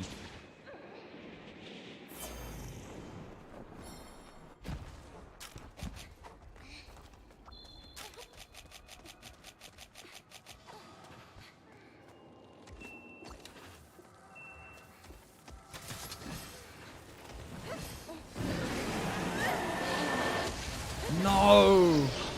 Wait, who ran over there? Oh, he went after the dog. Crap, I needed that counter.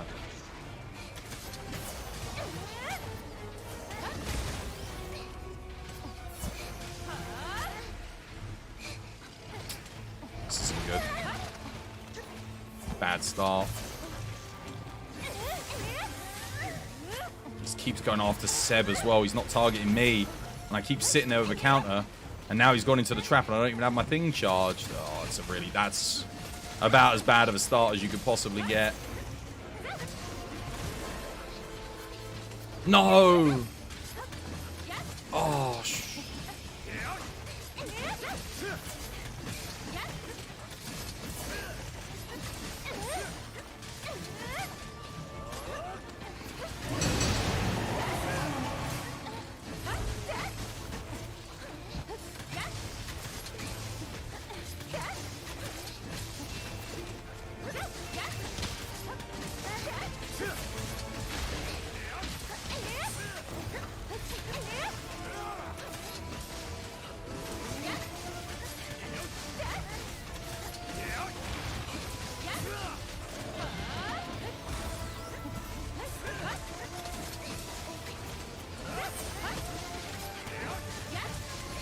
don't trap him here because I need to get a counter off when he gets up.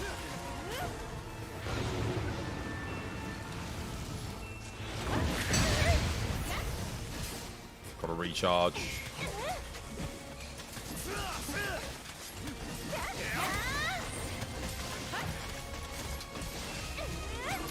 Oh no, dude, the traps have stopped me from doing my max DPS.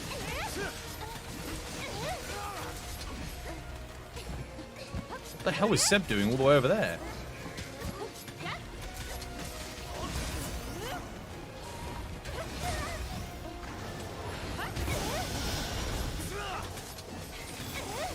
Keep getting flinched as well because Thingy doesn't have shockproof. Damn it. He's ready. GG. Well played.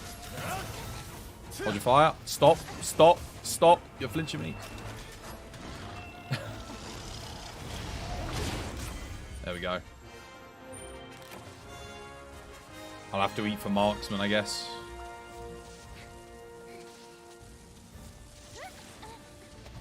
File's hitting like a skateboard to the shin.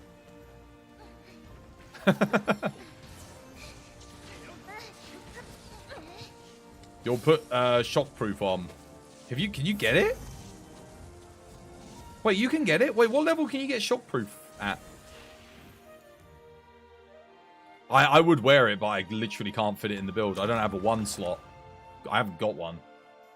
To put it in. Well, without sacrificing 10% element damage. Which is not worth doing.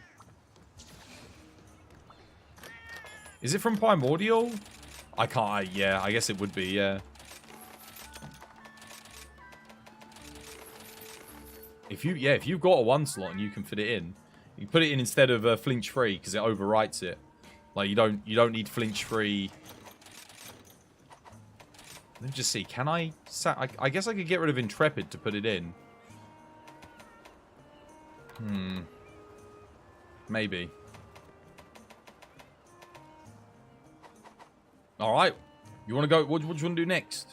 Again, or something else? What other materials do you need for like armor pieces and stuff? What are you thinking?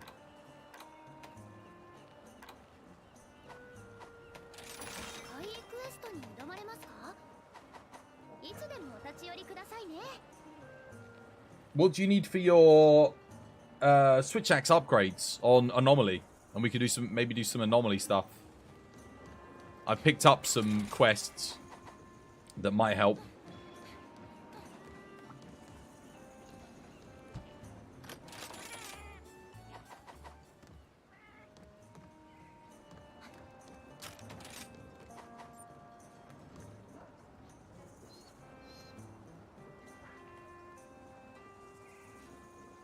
What was the question? Sorry. What materials do you need to upgrade, get your next augment on your all of your switch axes?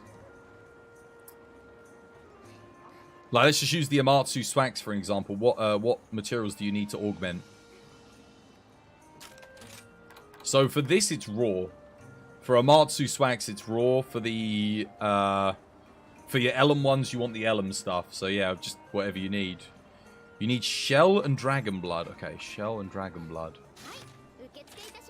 Okay. Shell is... What is shell? Is that cyanitol?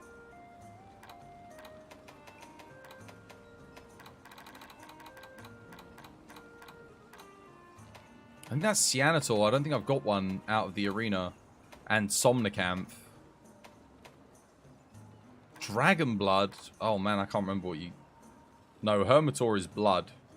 No. Cyanitol is shell. Dragon blood is... Oh, I can't remember what dragon blood is. It's like afflicted. This is afflicted blood. Oh, you need afflicted dragon blood? Is that what you need? Afflicted dragon blood? Because there's a difference. Because there's dragon blood, there's afflicted dragon blood. Like the full name. Is that what you need? Afflicted dragon blood? Okay. I don't have one of these that I can level down, do I? No. Alright, we'll just do this then. Awesome.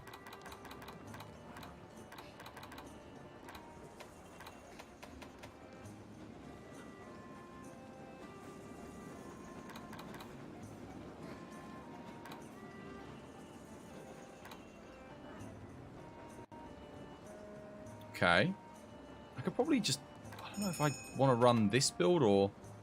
I think this build was actually better. But I reckon I could probably make this build way better. You know? What am I running for this? Look, just like Rapid Morph 3? This is such an old build though. The thing is, it's got everything I need. I need to just make a version of that build, but an updated one. I'll use the new one for now, but I really do need to get like Dragon Conversion Furious into this build. Thing is, how would I do it? I'm just going to see, is there a way I can get it in?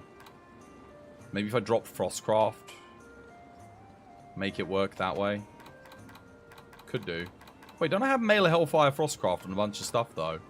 I think I can make this work, actually. Mailer Hellfire Frostcraft, Mailer Hellfire Strife. Don't I have another Mailer Hellfire Frostcraft? Dude, I actually think I can do this. Wait a second, guys. I think I can make the build. Because I've got a Furious Dragon Conversion, and I've got Mailer Hellfire Dragon Conversion too. Dragon Conversion Wirebug. Just give me a second. I'm just going to see if I can quickly make something. Dragon Conversion 2 Mailer Hellfire. Dragon Conversion 3 Dereliction. God, that would be so... if I could use that, that would be perfect. Because then I don't need Dragon Conversion. Now I just need... Furious? So what if I go...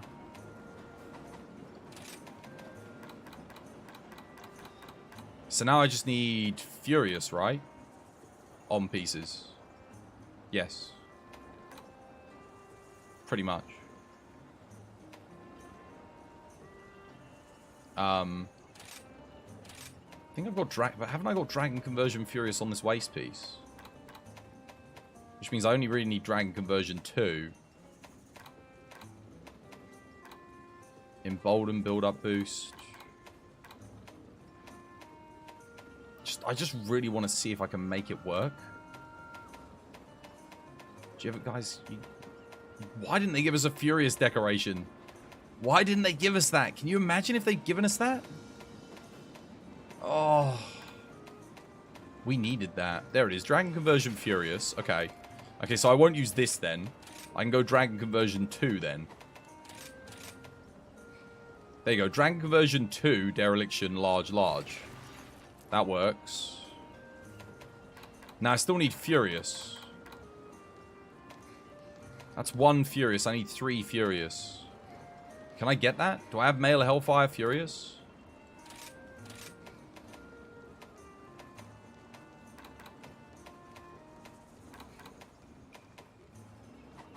Okay, so what if I sacrifice 1 level of this for an extra level of Dereliction? So I go Dereliction. I've got Male Hellfire Furious there. That's fine. Okay, so now I need 1 level of Furious without sacrificing anything else. I don't really need Male Hellfire. I've got Furious on the top with anything. Basically, just need Furious on the top. And I can make this build kind of work. It's going to be a little bit weird. I've got Wind Mantle Furious, okay. Because the... Oh, Crit Element Furious? I don't think Crit Element does anything for my files. Element Exploit Furious, that's pretty damn good. Let's do that. Is that better than Wind Mantle? Yes, that is. It's pretty efficient. Okay, so now I have Furious Dragon Conversion, Strife Element Exploit with Dereliction 2 and Blood Awakening. Let's see if we can make this build any good. Like any better.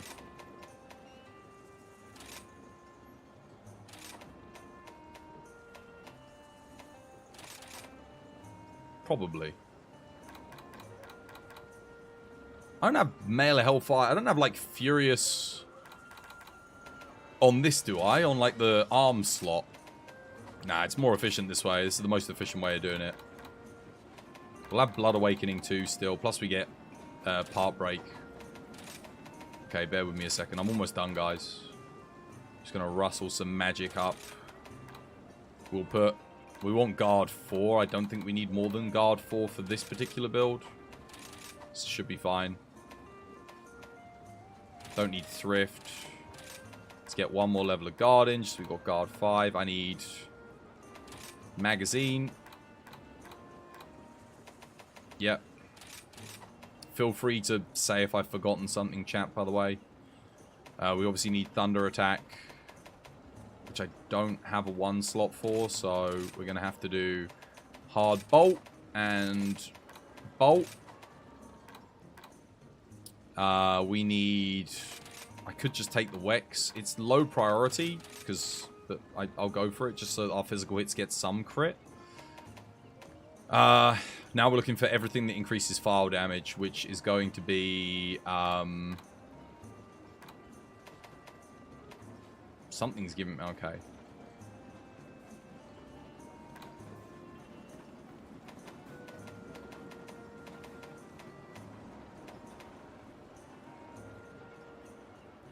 We need 1 more level of Burst. 1 more level of Element Exploit. Okay. 1 Chain. Chat, am I forgetting anything? 1 Ellie Exploit. That maxes those out. We got Furious maxed. Cool. Imagine if I can get, like, the perfect augment for Bloodright. I could even get... Dude, if I had Dereliction... Oh, my God. If I had... Dereliction... If I had, like, a really good pair of gauntlets... Ah, but then I wouldn't get Part Break. I think this is probably as good as it gets. Outside of getting... Maybe an extra level of Male Hellfire for physical damage. But we're playing on orange here quite comfortably. Now we're basically going for more element. So... I could put Ellie Resist in. Ellie Resist would give me a little bit more. That's like a bit extra element. It's not much, but... Wait, why have I got water attacking? Oh, right, no, wrong thing. Chat, help me out here. Am I missing anything? Oh, yeah, quick switch. Yes. Of course. In which case, let's drop... Should really drop something for it, shouldn't I? Let's drop that. For thingy, and then we'll go... Yeah, we have to have Rapid Morph. What did I just get rid of? I just took something out, like guard. I'll put embolden in. That way, we still have, when the monster's targeting us, we'll still have guard over level 5. We've got 2 level 4 slots left. What should we do, chat? What am I missing? Anything in particular? I don't need physical, remember? I could technically get rid of weakness exploit. Maybe that'd be more efficient. And then chuck in the guard. Don't need offensive guard. It doesn't buff element. Could go backstab for sneak attack. Dude, that's actually... Honestly, that's better. Because then if we're attacking from the rear, we get the 20%, which is kind of huge. And I got 1 level 4 in left. Could go Wirebug Whisperer for the guard.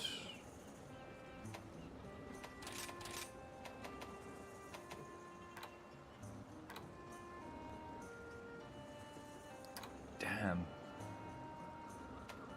Technically could do this for a slight element boost.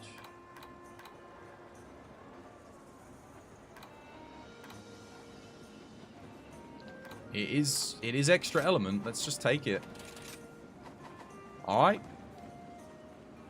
Let's see how it goes, I guess. I'm ready, guys. I'm just going to upgrade my armor and then we'll take it for a spin.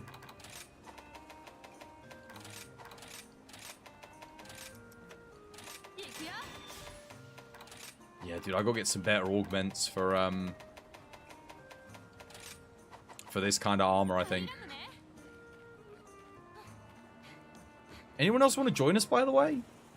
There is room for one more, chat. If anyone wants in, don't wait for me to invite you. You can come if you want. Cool. Yeah, that's fine. Alright, no Moxie. Just gotta watch out to not get one shot here. Here we go. Dragon Conversion. We got Dragon Conversion 3, Furious 3, and we got extra resistances, plus backstab. If I can get behind this thing, it is game over. I'm going to absolutely slap it. So I'll do is a good start, easy start. Whoop, yeet. Straight in.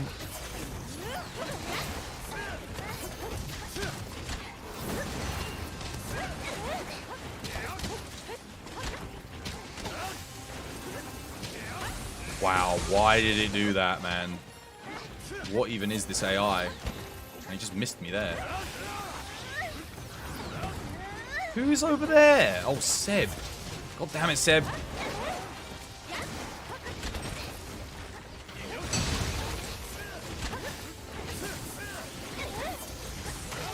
Oh, yeah, that's big. Dust alive, someone? Anyone?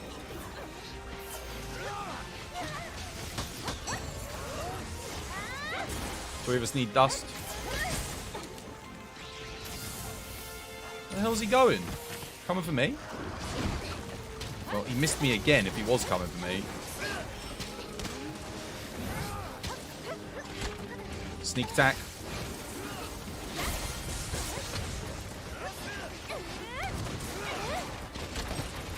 Yeah, I think the only real thing I'm missing here that I'd like would be Dereliction 3. Like the big thing. Build still seems pretty solid though.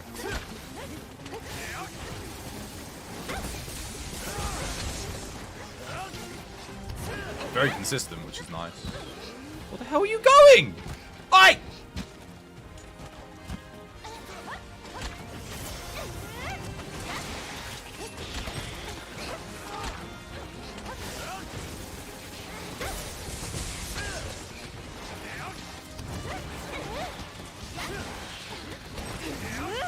Wait, why did I switch? Whoops.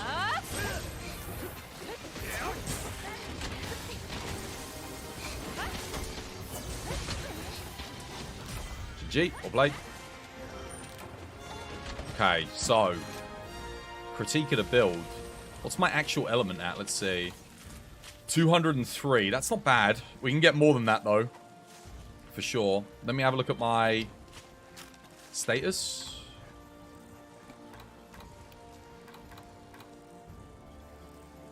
Alright. It's solid. I do feel like we can get a bit more out of it, but gets the job done. Yeah, dude, what do we need? What do we need? We need, like, a Dereliction 2 Dragon Conversion Charm. Then we need Dragon Conversion Furious. Dereliction 2 Dragon Conversion 2. We need, like, Strife Furious something here to get Furious in a little bit better. Maybe. God damn, that was fast. Yeah.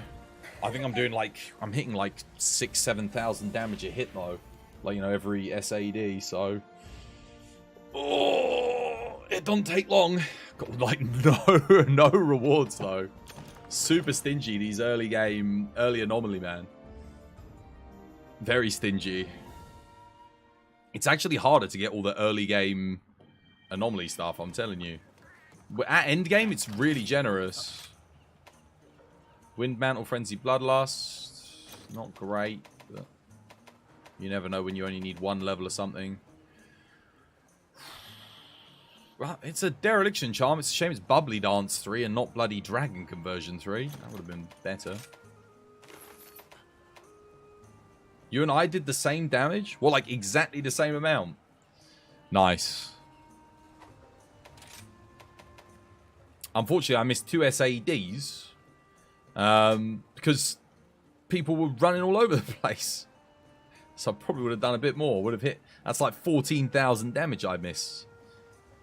You're still stuck on TU3 console. You can you make this build? Nah, you can't make a Charge Blade build this good yet on console. But you can make a very good one. You still got Nephilim. You still got Dereliction. You can go on... Oh, you can't augment for Male Hellfire. But you can still, yeah, you can still do like Strife, Dereliction, Charge Blade, which is good. You might be able to hit 1,000 damage per file, or at least 800-900.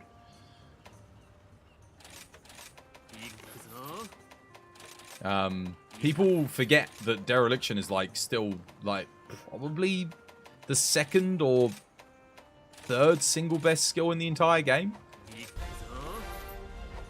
Yo, thank you for the follow. Welcome to the TBD family, Buddha. It's good to have you with us. Right, what was the other thing you needed, Phantom? It was blood and shell, right?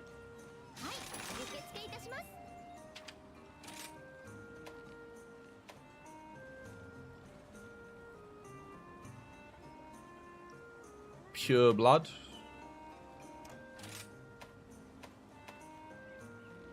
Shell, Somnicamp. Nah, well, it's Somnicamp, Cyanator. Cyanator's the best one we can do for Shell. Seb, have you got a Cyanator at, like, that we can reduce to a low level that's not in an arena? I've only got arena ones. Or Bashart. Nah, crab. Crab all the way. Basically, we're fighting crabs for element. Funny crab. I can do this one. Let's just do this one next, because you're going to need this material anyway. And then maybe we'll get a Cyanator.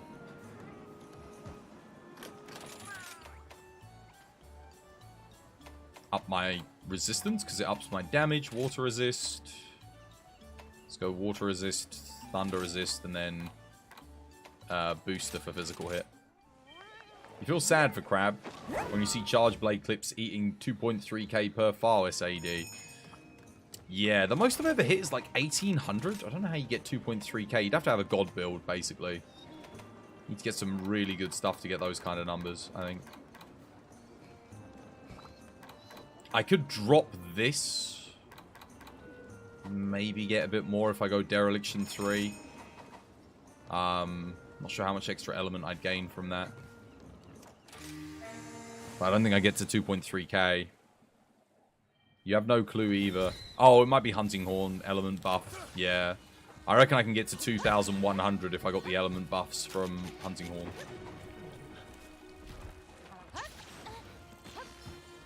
Why can't we...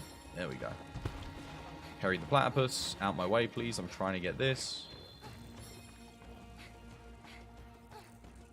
Don't know why I didn't go to camp there. Wait. Oh, he's in the other room? Are you kidding me?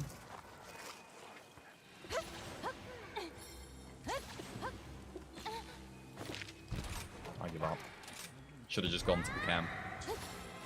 I thought he was in this room for some reason. I didn't even know you could spawn here. Well, actually, I probably did. I probably just forgot.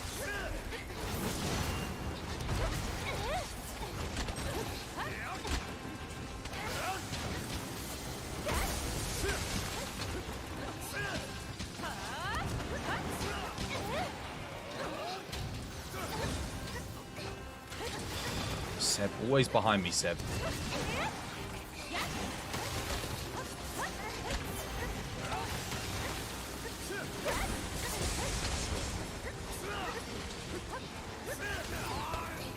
Damn it. Please don't hit him from the front.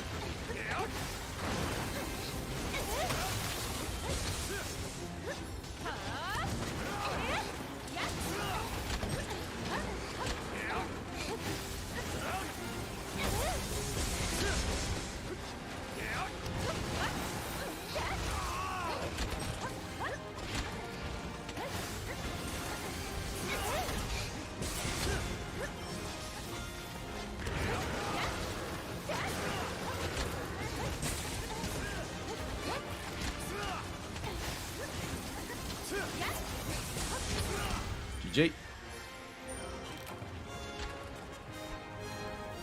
You've never seen a charge blade eat over 2k until Crab. Like I said, the most I've hit is an 1800 on Cyanator. That is the most I've ever hit with one, I think. It's not with this build. It's actually with the older build.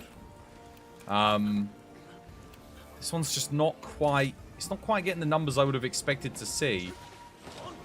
So I'm thinking I drop the Primordial. I maybe keep the top. Go for Strife on the Dereliction Gauntlets. And then I can change the legs for Primordial instead. Get the... Oh, yeah, because I'm... Yeah, Part Breaker. So I'm thinking go... if I go for Dereliction Gauntlets, because I don't need the crit boost. Primordial legs. I don't know if I've got the augments to make that work, though. Not sure if I've got something good enough. Your other build does more damage. Yeah, it does. But that's because I have Dereliction 3 on the other build. That one extra level is making the difference. It is extra element. I don't know how much 2 to 3 is, though. Might be 15 to 20. It might be 5 extra element, which isn't bad.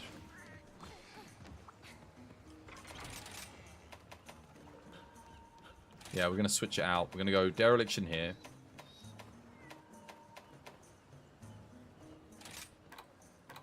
Let me see what I've got. Burst 1 slot. Furious. Dragon Conversion, Dragon Heart. Mail of Hellfire Element Exploit.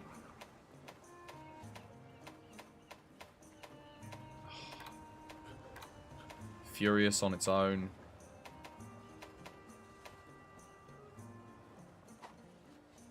What do I need? Depends. Depends on what I've got on the legs. Let's switch to the Primordial legs.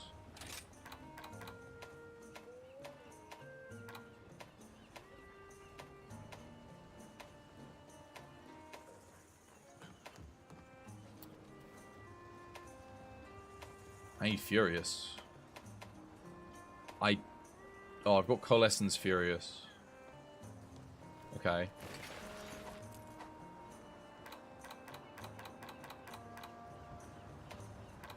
Furious. So I just need Strife on the gauntlets then. Damn, if I had like Strife Furious, that would help.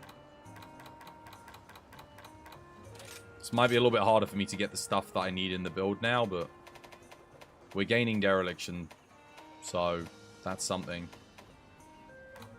Strife. Do I have good Strife on these gauntlets? I don't think I do. Do I even have Strife at all? I don't even have Strife. I don't have it. Crap. That is, that's annoying.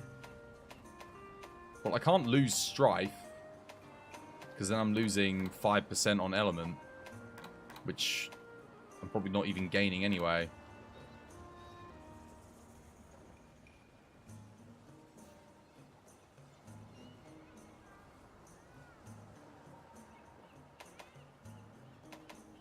What if I just drop the one level of Dereliction and just go with this? Go with the Blood Awakening level 3 instead. For now. And just have one level of Dereliction. See how that does. Maybe. Yeah, it's going good, Code Knight. How you doing? Hope you're having yourself a lovely jubbly day today. Let me try this instead. These legs suck, though. Like, I don't have a medium slot on them either. Which is rough. So, I have to lose this to get the bolt in.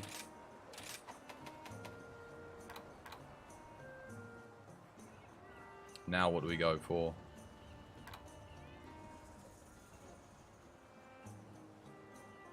I need Rapid Morph 1. Dude, not having the medium slot here really sucks.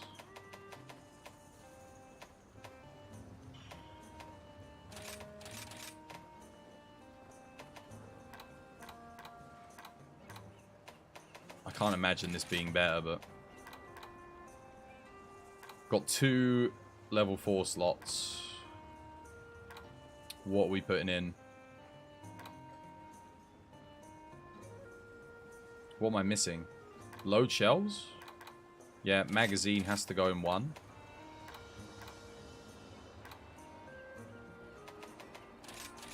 And then I guess we go Element Resist, just to boost Element a little bit.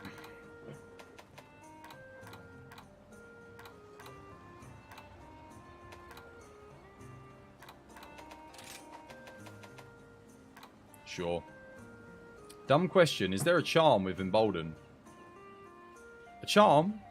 You can get any skill on charms. Charms, literally everything. Except for Heaven Sent and Blood Awakening. Those are the only things you can't get on a charm.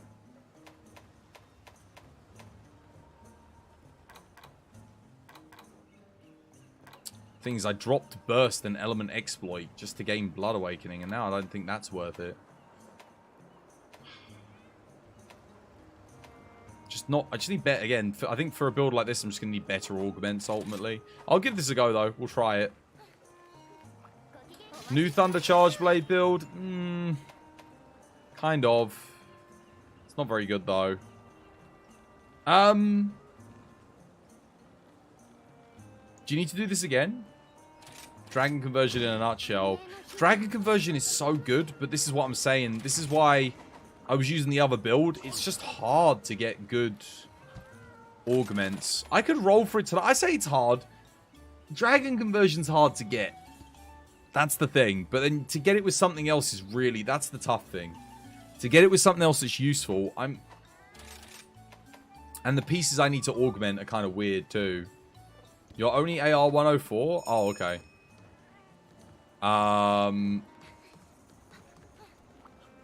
Seb, did you get a Cyanator, or... If you're 104, that means the highest you can do is, 1 second. Oh, wait, I think Seb got a Cyanator. No. Dude. Just... Wait for old Twosboy. I got you covered. Let's at least be efficient about it. If you're 104, you can do up to 120. We're just gonna maximize your XP and your actual rewards. You always want to do the max. Yeah, you always want to do max bracket. That's why I'm keeping these quests. Unfortunately, it means I can't level this quest up anymore. It's a bit of a bummer. But that's okay for now, I guess. Water resist. Just chuck on whatever.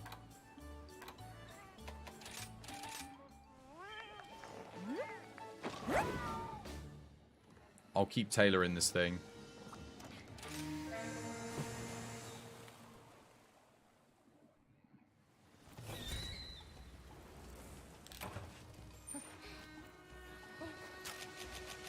Hopefully we get a good spawn. I can wall knock him straight away. Yep, I can do.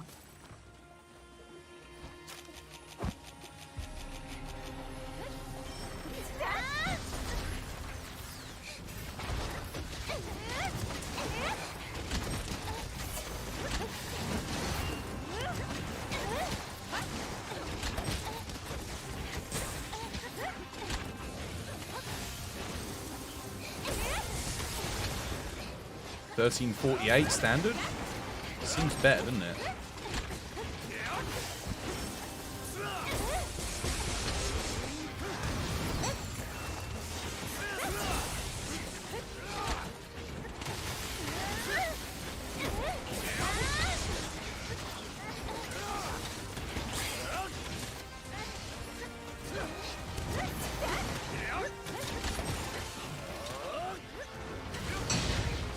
Guys, I need a heal. Not gonna get it. Yeah, that's unfortunate. My Embolden wasn't up because he wasn't targeting me there, so I took shave damage on the guard. And obviously, because I had Dereliction, my health was down. Just need to get the team into the habit of bringing Dust to life. That'd make a big difference. Massive. If I die, it's such a huge time lost and time waste. Oh.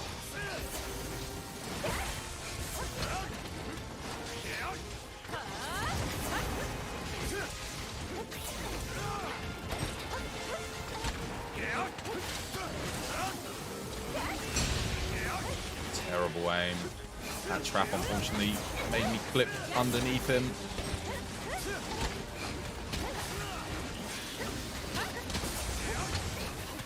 I've lost so much damage as well.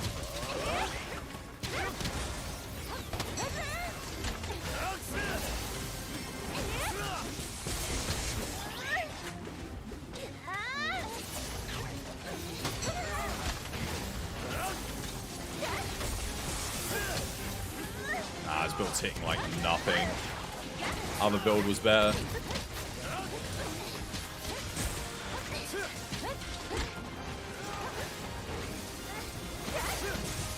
Well, that was 1500s there. That was pretty good at the end. That must have been Blood Awakening. Must have gone up. Right at the end there. 1500s. Okay. So the weakness of this build is not having Guard 5. So if you're not getting targeted, you're going to take quite a bit of shave on the guard. Ugh. But I'd have to get this with a medium slot, like Furious something medium slot, which is very rare. That's like perfect.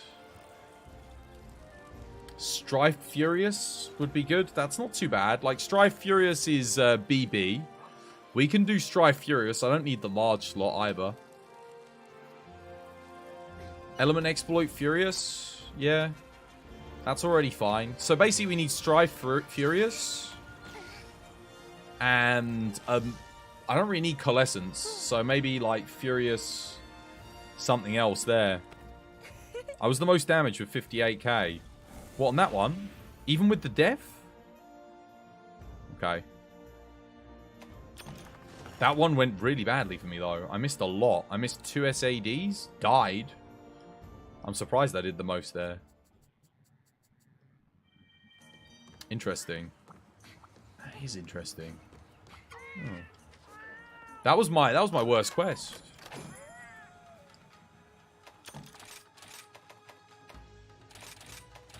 Okay, right, well, needs further testing then. But I did do a massive SAD at the end there. Some stonking big damage. Maybe. Is there really no one else that wants to join at the moment, by the way? Nobody. Chat? No one else fancy it? Exclamation mark ID. I'm just trying to see if I can pick up a Cyanator here. At the same time. Guys, dusts to life. Bring some dusts, just in case. The thing is, my weapon out of all of them is the slowest to sheath, to stop, to do a thing. So, I can do it, but it's, well, I'm the most likely to die, let's just put it that way, if I end up bloody going for the sheath, unfortunately. It's kind of a, not necessarily a death sentence, but... I guess if I was running Frostcraft Dual Blade, it would be okay. Frostcraft Charge Blade, I wouldn't mind it so much, but... I'm trying to use something other than the Frostcraft CB. I do have one for Thunder. I actually do wonder if it would be better. Oh, that's... Dude, that's how they get 2,300. Of course, it'll be a Frostcraft Dragon Conversion Charge Blade. Which, again, I might be able to make at some point. I just need some, like, God augments. I think I'll be good.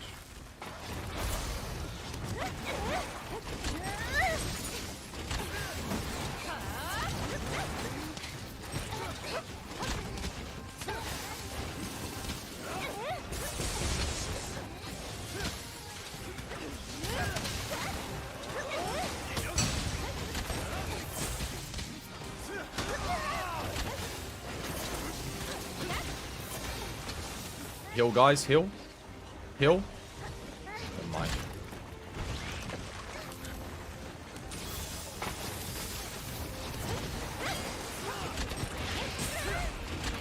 Oh no!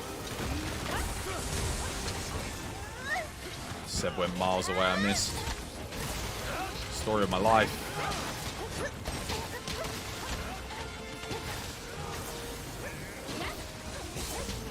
Decent.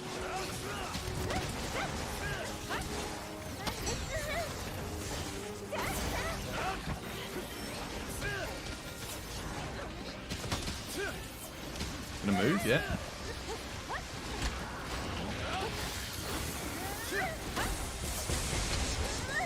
Is he still in anomaly state?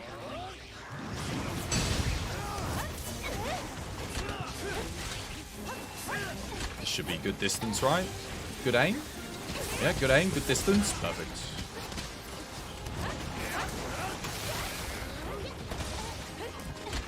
Good aim, good distance. Decent.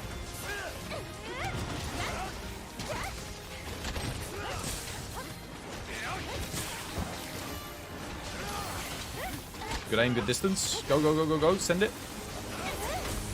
It was.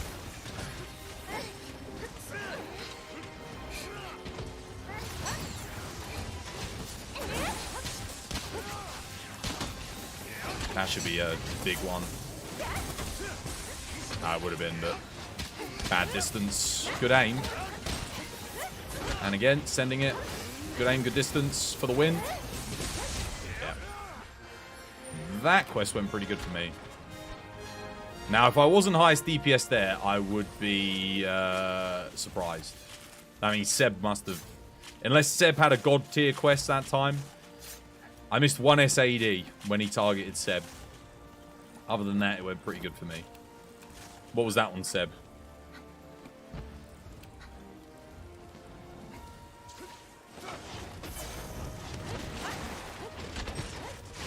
57k. That'll be because I didn't hit a big 1600 SAED.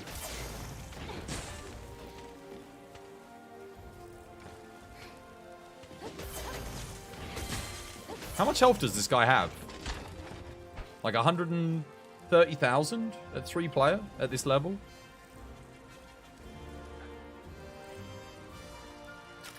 I don't know about this Charge Blade build. There's so much potential here. Just need better augments. I think if I had like Frostcraft Strife, just get rid of the Mailer Hellfire. 120k? Okay. On the charge blade, yeah. Almost did half the health there. That's not bad.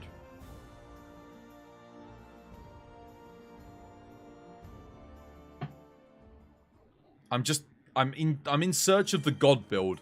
I think the God build for me, well, the God build's going to be a little bit different, but I think what would I want? Frostcraft Strife, Furious Strife on the helmet, Furious Frostcraft there, or Furious Strife again. I have a Furious Strife Frostcraft, Furious Frostcraft there. That's fine. Yeah, again, like something along those lines. Maybe another Dragon Conversion Furious. There's a lot of pieces I could get that could turn this build into a God build. Because if I can get Dragon Conversion Furious on like this and this, then I've already got a Frostcraft Dereliction Charm that is better than this. In which case I don't need to run Dragon Conversion anymore. I could go Frostcraft Dereliction. So I've got a lot of options. There's a lot of really good pieces I can roll. It's just a case of rolling them. But I actually don't really need Mail of Hellfire here. Mail of Hellfire is just going to boost the Raw.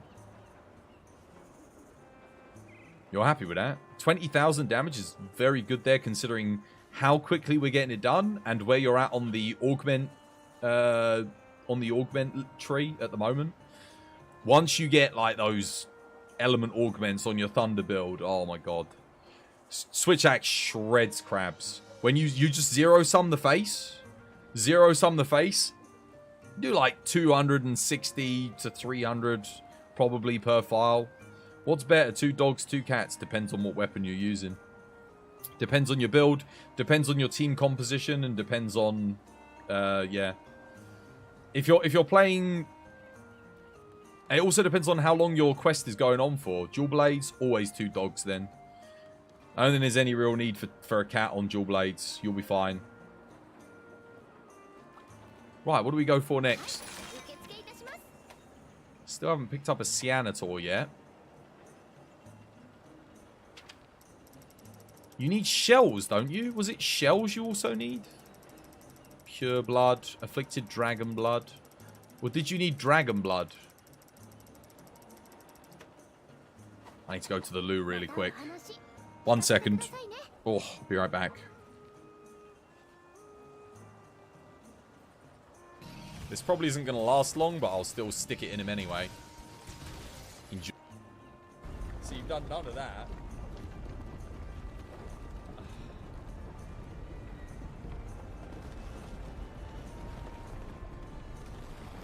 Now you're just defending my community, so you can fuck off. Bye-bye, cunt.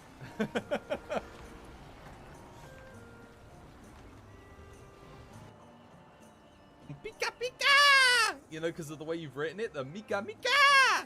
Like, the knockout from Hammer, that'd be good.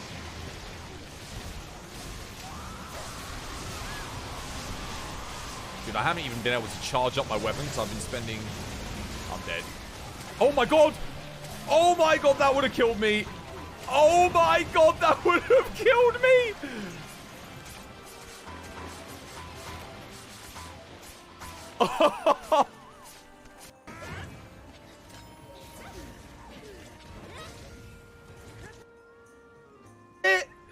Get us a Twas Moments mods! 6,000 followers! Come on! Oh my goodness. Oh, that feels good. Yes! Oh, thank you guys. Thank you to everyone who hit the follow button. Coming in clutch. We did it. Oh my god, I can see it. I can see it. Guys, we need a moment. How do we make a moment?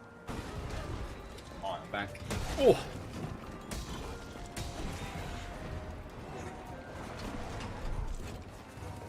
Ooh, drinking too much tea. Oh, right. Tea went straight through me. Right. Seb, you haven't gotten a Cyanator, have you? Cyanator investigation, not in the arena. That we can do it like 120. I'm just basically trying to, like, see if we can get one by doing crab, seeing as he needs these components anyway. Question, how do you unlock the bloody jewel rampage deco? Oh, man. I think that's quite a high anomaly rank that you get it. I'll look at the... Let me look at the materials quickly to forge it. That'll give me a clue. It's, the large one, yeah? Bloodening. Afflicted Dire Hard Claws. So... That's gonna be 200. Like, just before AR 200, I think you'll be able to get that. Yeah. A higher level. Because Afflicted Dire is... That's 161 plus, I think. Arena or Fall... No, Seb, he's only AR 100 and... I don't know exactly where he's at in AR yet, but he can't do Arena. It's got to be on the map, Seb. We need one that's actually not in an arena. That's why I'm asking. I've got... Dude, if it was Arena, I could do it. But Arena only goes down to, like, what, 161 minimum? So, yeah, you don't have one? Okay, that's fine, that's fine.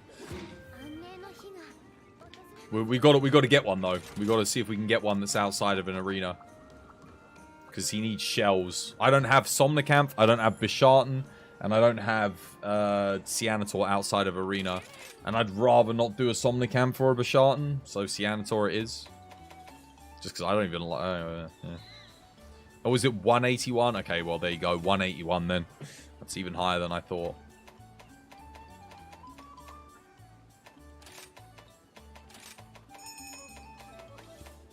If you're wondering why I'm eating for water resist and thunder resist, it's because it will boost my damage, my element.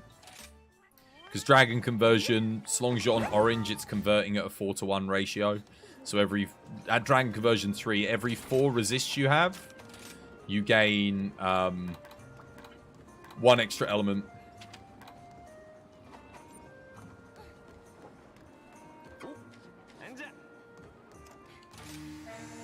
This is the last one for you? Fair enough. Oh.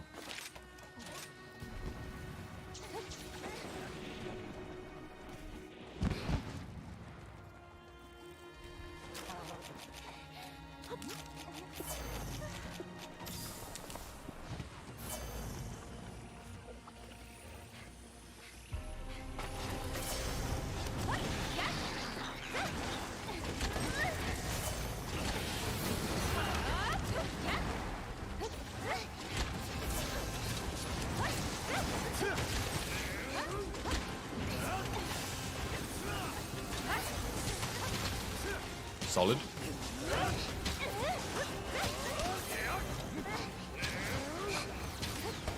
Really? Dude, he just clipped right through me. Did you guys see that?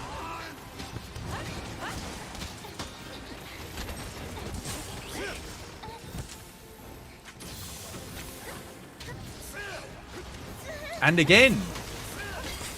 Why? Not getting anything off here.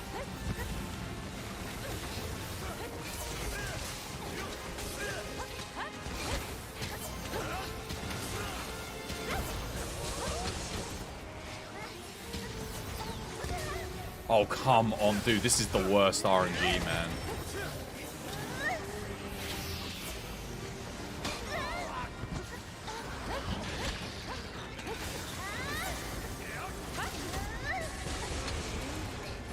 Seriously.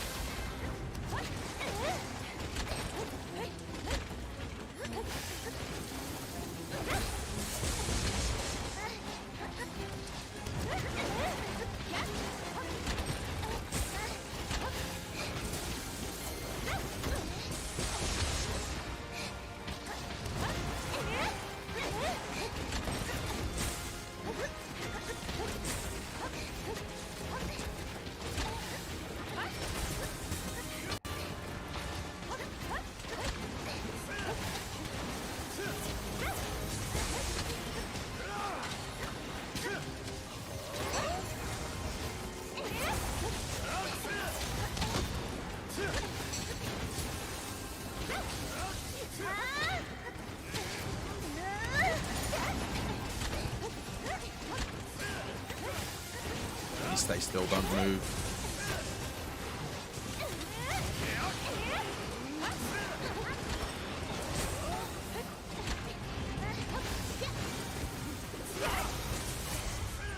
GG.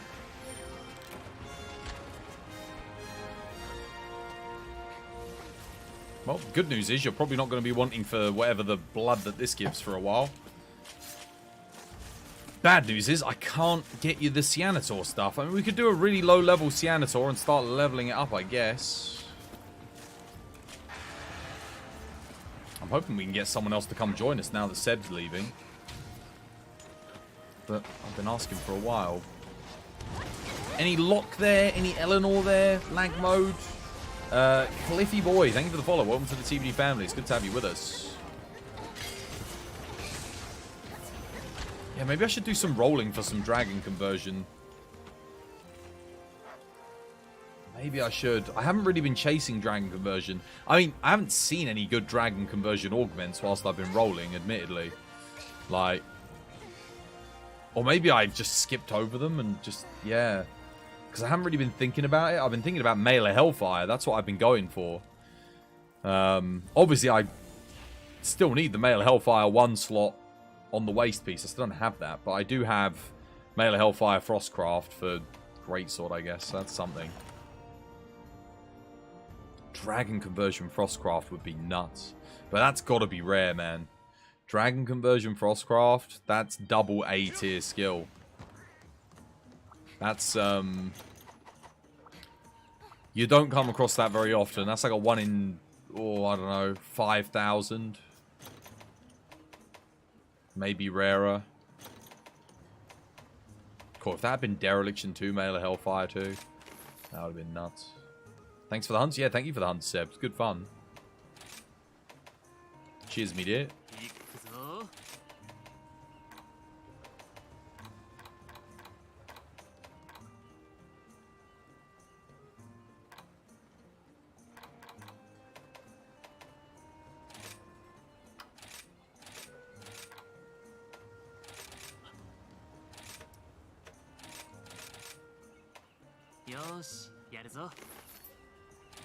Queue up a couple of these.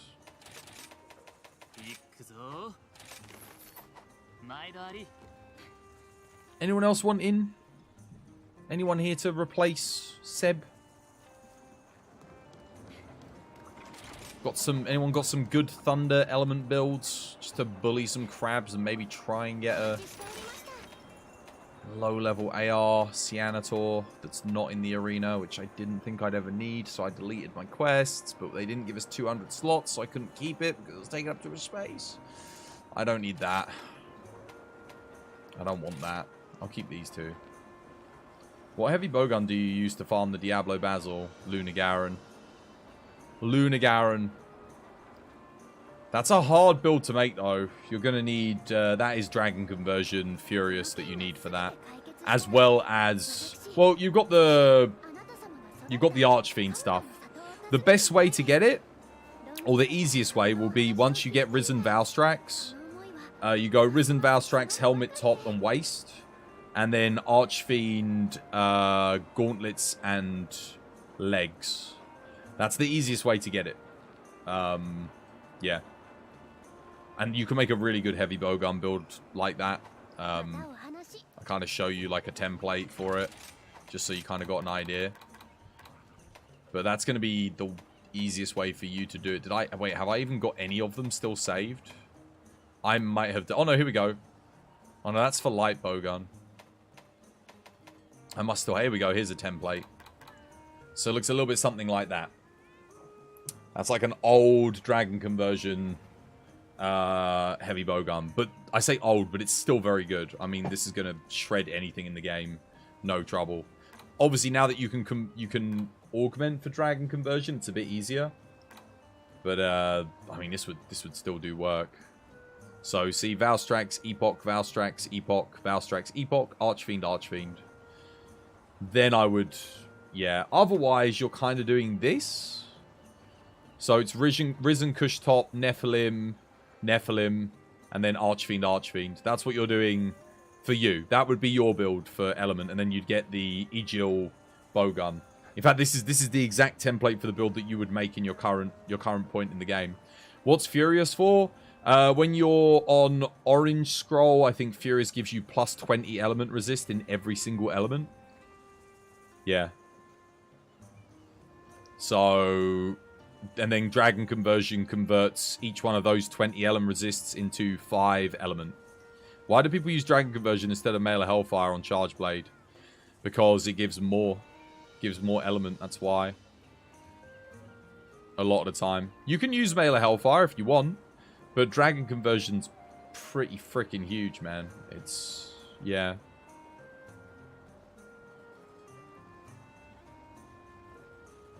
Dragon Conversion is, what is it? How much element do you get? So you get 5 times 5, that's 25. So,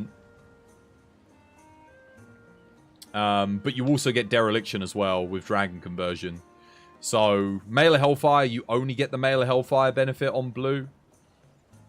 So it's 20%. But Dragon Conversion, if you get the right build, you get Dereliction 3. And then you can get Dereliction 2 and run the new skill, Primordial, with Dragon Conversion and everything. So you're looking at 20% versus roughly, let's say, well, you can get even more than that because you can put all you can eat for the Ellie resists. So Dragon Conversion's already going to give you a little bit more than 20% if you eat for the right thing and you spec for the right thing. And then on top of that, you get Dereliction on Orange, which gives you element as well. Sorry, so sound redundant. Why use Mail of Hellfire on bow? Because Berserk Strife is a thing, and you need infinite stamina on bow. Stamina on bow is DPS. You don't need stamina on Charge Blade. So it's worth a lot more having Berserk Mail of Hellfire.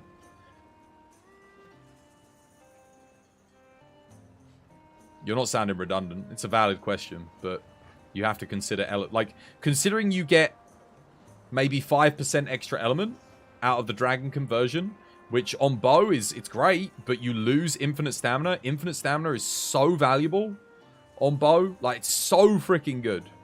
You can make up for the element loss elsewhere. But you have no use for infinite stamina on Charge Blade. It's pointless. Yeah. So you go for the Dragon Conversion instead. Because 5% on... 5 to 10% extra element on Charge Blade, which you can get, is going to equate to potentially an extra 150 damage per file. That's a lot. Whereas on an arrow on the bow, you might get like an extra 5 to your 5 to 10 to your arrow, your shots, which is fine. But losing infinite stamina, you're going to lose DPS. Like, every time you hit 0 stamina, you're not shooting. If you're not shooting, that's a shot that you didn't take. That's straight away, like, that's 15 arrows worth of damage lost just for not taking one shot. But ultimately, you end up not taking, like, 4 or 5 shots whilst you wait for your stamina to go back up. So, you lose way more DPS without the infinite stamina. Right. What do we do next? Anyone going to join us? Anybody? Oh, that's quite a good one. Barry off in that arena.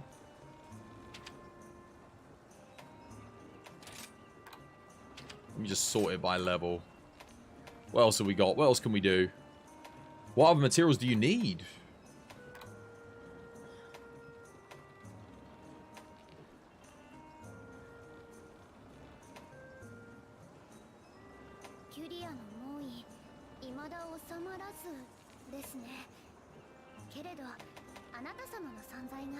Could get some hard fangs if you want.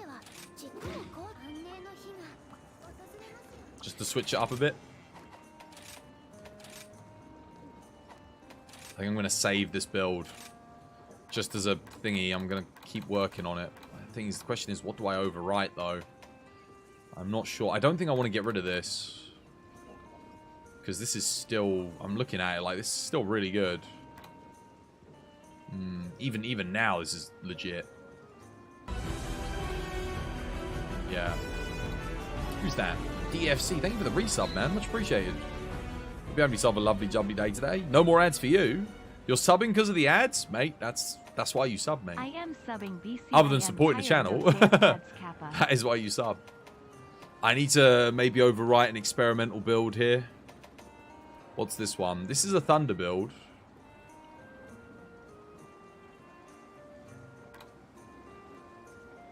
Yeah, let's overwrite this one. Because this is technically better. Yes. We'll save this on experimental. I'm going to keep working on this.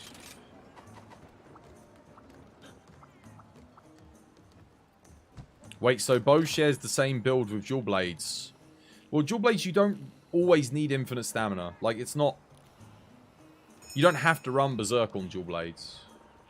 In fact, unless you've got like a really good charm, it's not worth running berserk on dual blades. I'd say run something else. Because you can always just eat for marathon. You can have a, eat for dash juice and that. And yeah. And if you're running like Frostcraft dual blades, you're going to sheath your weapon every now and again. So you can run Frostcraft. You don't lose too much. Bit harder to play than berserk dual blades, but you can totally do that if you want. What stuff do I use on the dog? Go and watch my YouTube video. Type in ! Sunbreak tips. And you can see exactly what you want to be running on dog. If you're not 100% sure what to run. I go over in detail all the things you want to have on your pets. Let's get Thunder Resist. I guess it doesn't really matter what resists I get here, to be honest.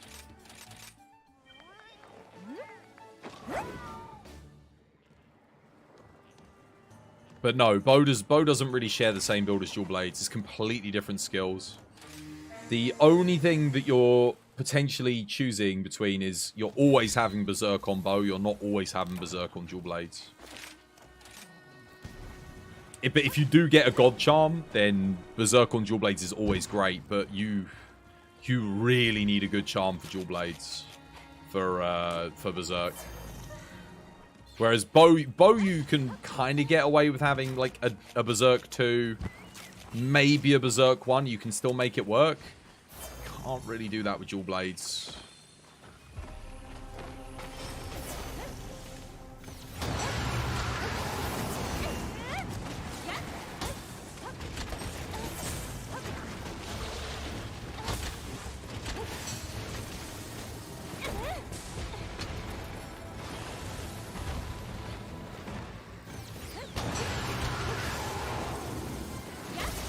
Oh, I'm dead.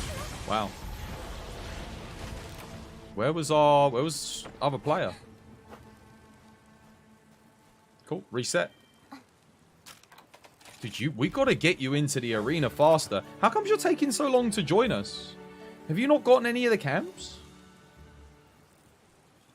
You should get the camps, dude. I was in there. I'd been fighting him for like a minute.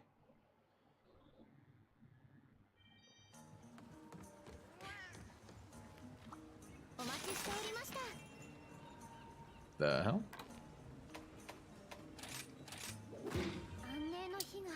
Dude, I need Seb back, man. I need someone to at least get in there quickly with me. You've gotten lost.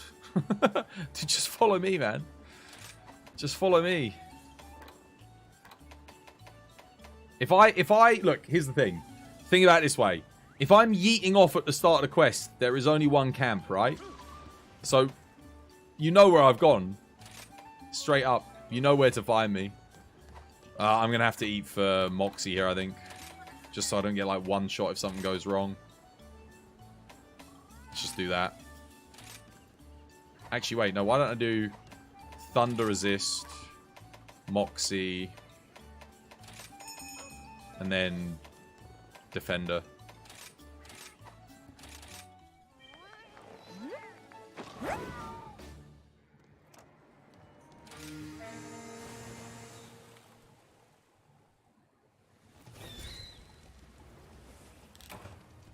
Where is he? Okay.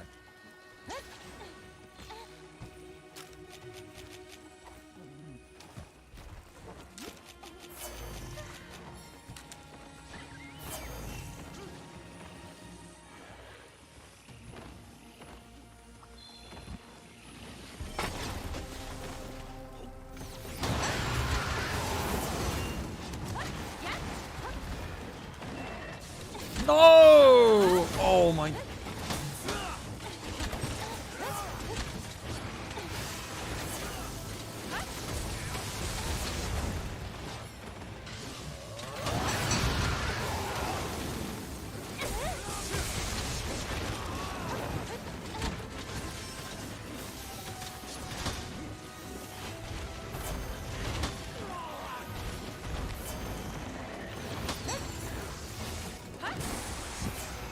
Might want to dust the life there, maybe, or...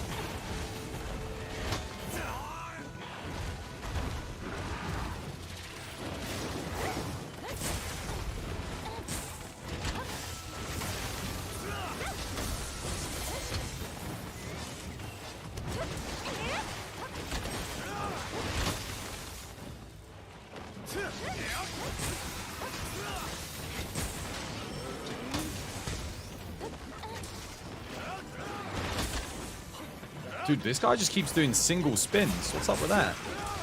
He's enraged. He should be doing doubles. Weird.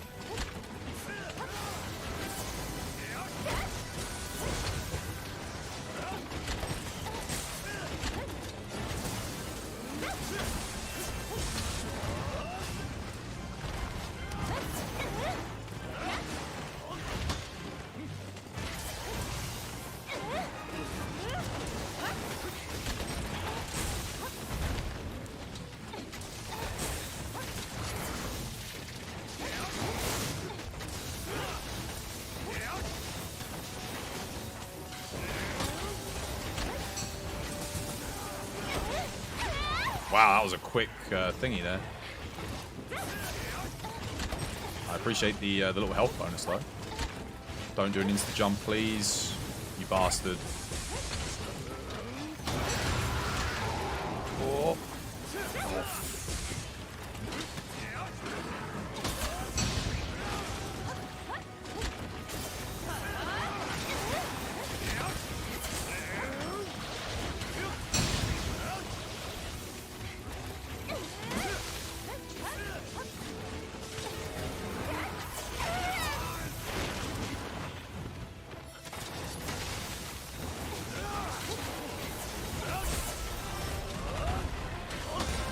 No, oh god.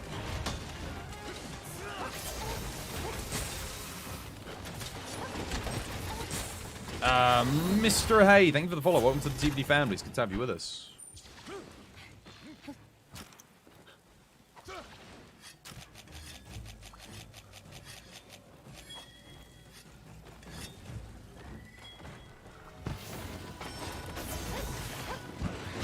Dude, why the hell did I do that?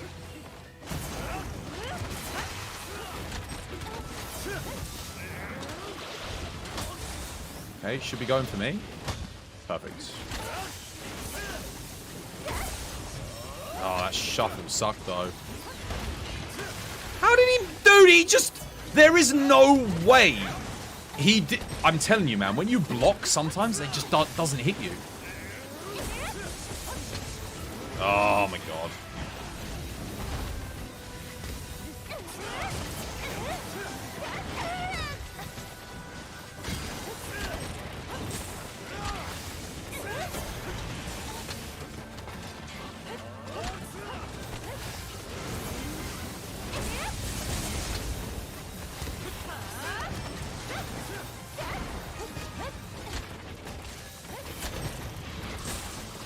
Should be dead here, I think. Good hit. Yeah. GG. How the hell did he not hit me on that? There is no way. My entire body was in his hitbox. Always getting hit when you don't block and never getting hit when you do.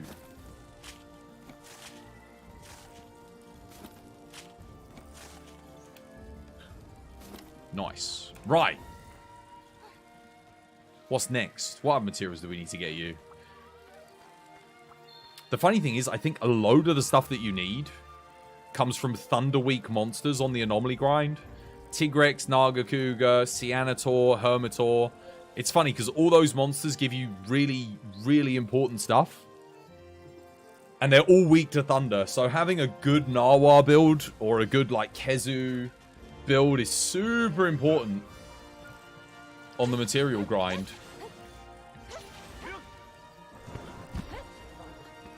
It's the same with counters, I know, right? Dude, exactly, Swax. It's like if you don't do the counter, you take a hit. But if you do the counter, it didn't hit you. It misses you completely. It's like, wait, what?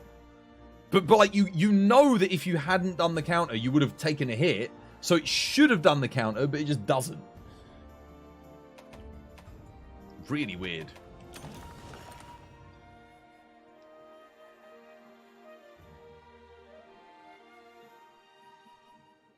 Right. What's next? You did get the Narwhal SA build. You did indeed. And it's going to be... You're going to use it a lot.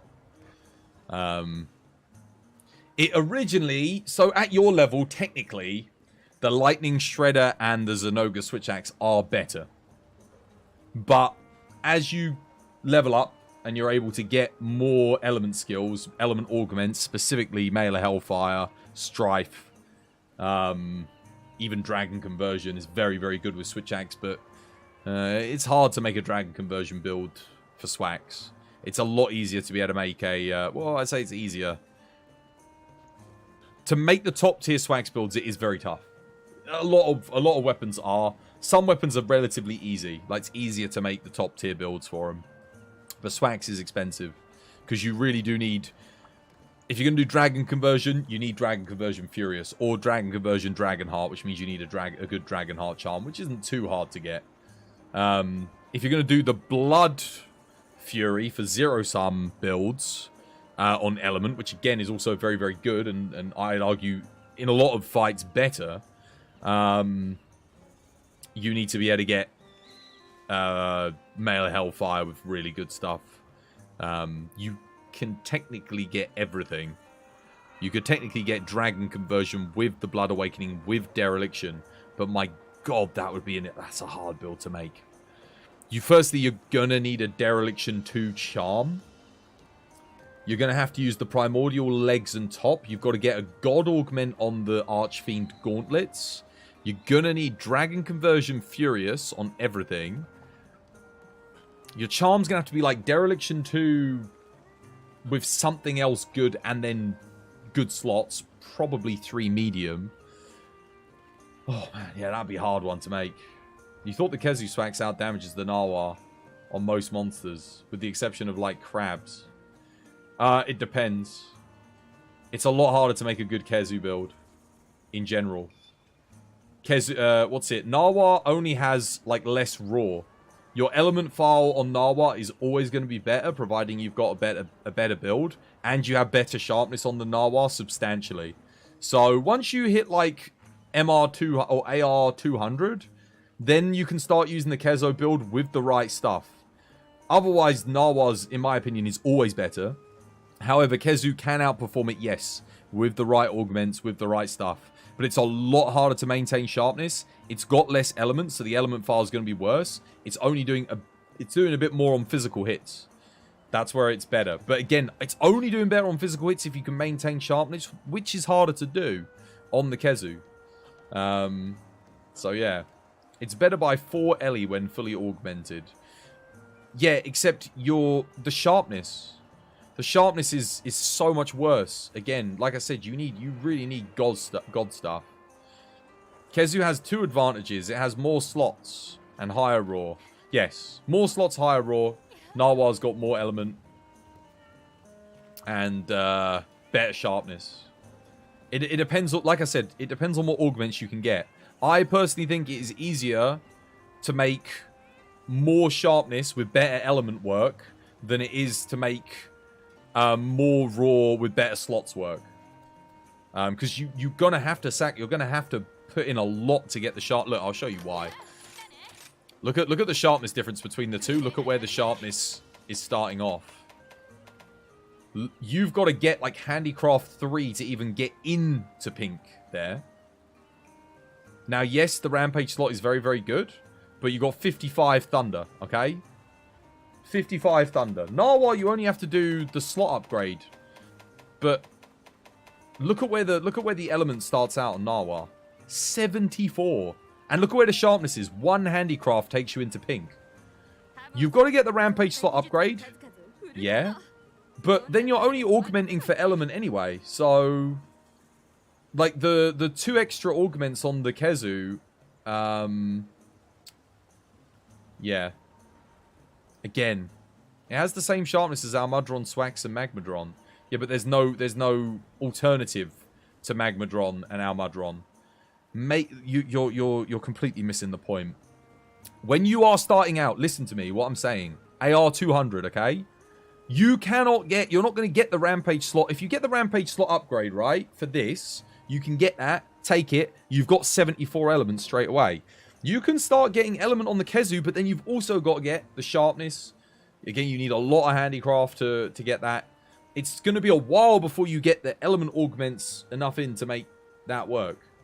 Narwhal's like way better, and even then, even when you hit endgame, the augments you have to get on Kezu, the amount of sharpness you're going to have to invest as well, because you're going to have to get 4 levels of handicraft in, and even then it's like, yeah, Kezu's better. Again, I don't know, man. Sharpness lasts better on this. You've got bigger white bar and more pink.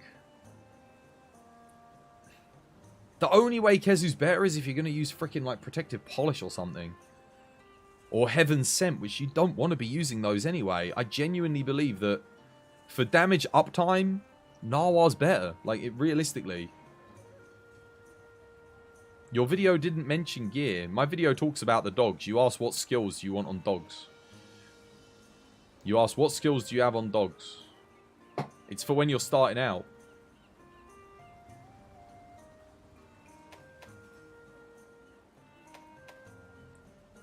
Because I often hit blue sharpness on Narwhal when I'm playing a hunt.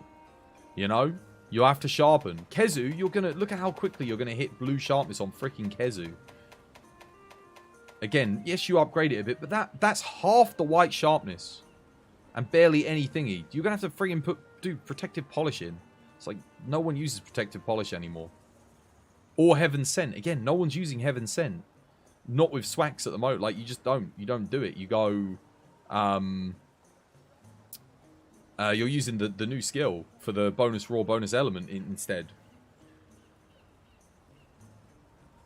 You need sharpness mitigation, but you need a lot of it, and there's no real good option. Master's Touch, yeah, that's again sure 80% reduction, but even with Handicraft 5, that's not going to last you very long. You're still going to drop to white really quick. And then you've got, okay, so we could say you've got to put Handicraft and Master's Touch. Or you've got to go Handicraft and Protective Polish. Protective Polish, what? 3 levels for a minute 30 at endgame of sharpness uptime?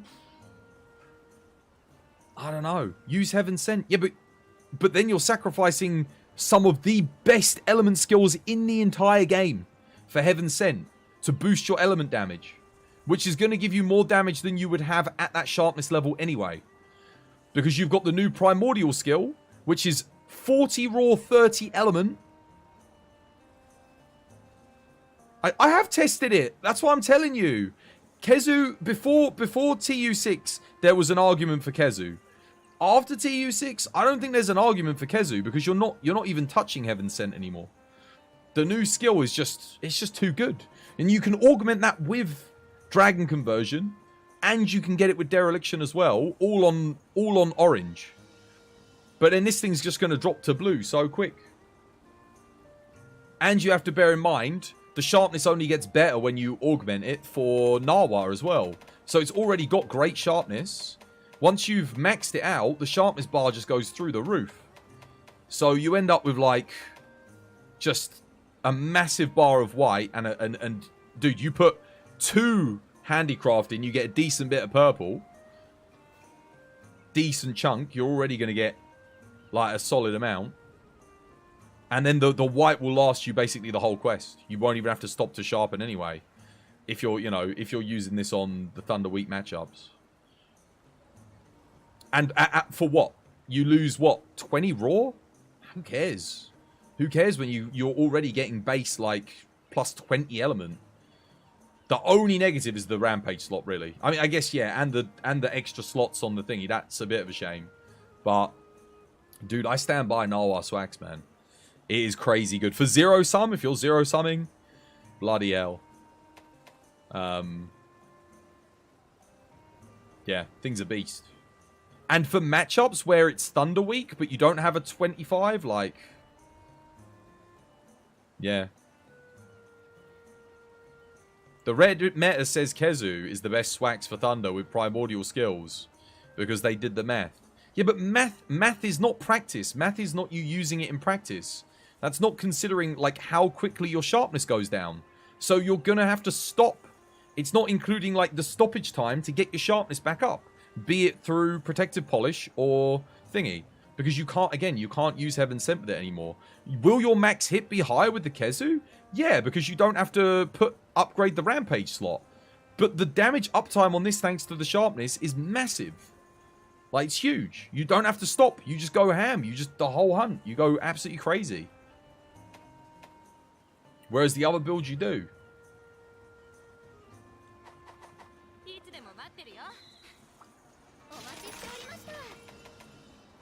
I don't know.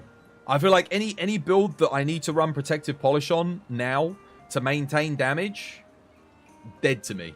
It's dead to me. I'm like, nah, I don't want to be running protective polish now. Thank you, Twas. You're a math person too. These people on Reddit only... You're only looking at what is the maximum DPS output when everything is perfect and everything's going well. When you're actually out there in the hunt and you accidentally hit a hard point and now your sharpness is scuffed, you've dropped out of pink really quickly and you've just lost your 6%, Narwhal's still got its 6%. It's still there and now it's doing way more damage.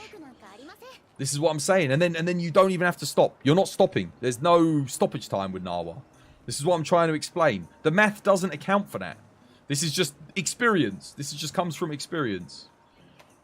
Using the two different weapons. This was the thing with Zenoga and Lightning Shredder. It was back in the day. Everyone was like, oh, Zenoga's better. Zenoga's better. Why? Because you can get pink sharpness. But back then, you could only get, like, dude, like 20 hits at pink. And then you were done. Lightning Shredder could do the whole quest on white. Yes, it couldn't get pink.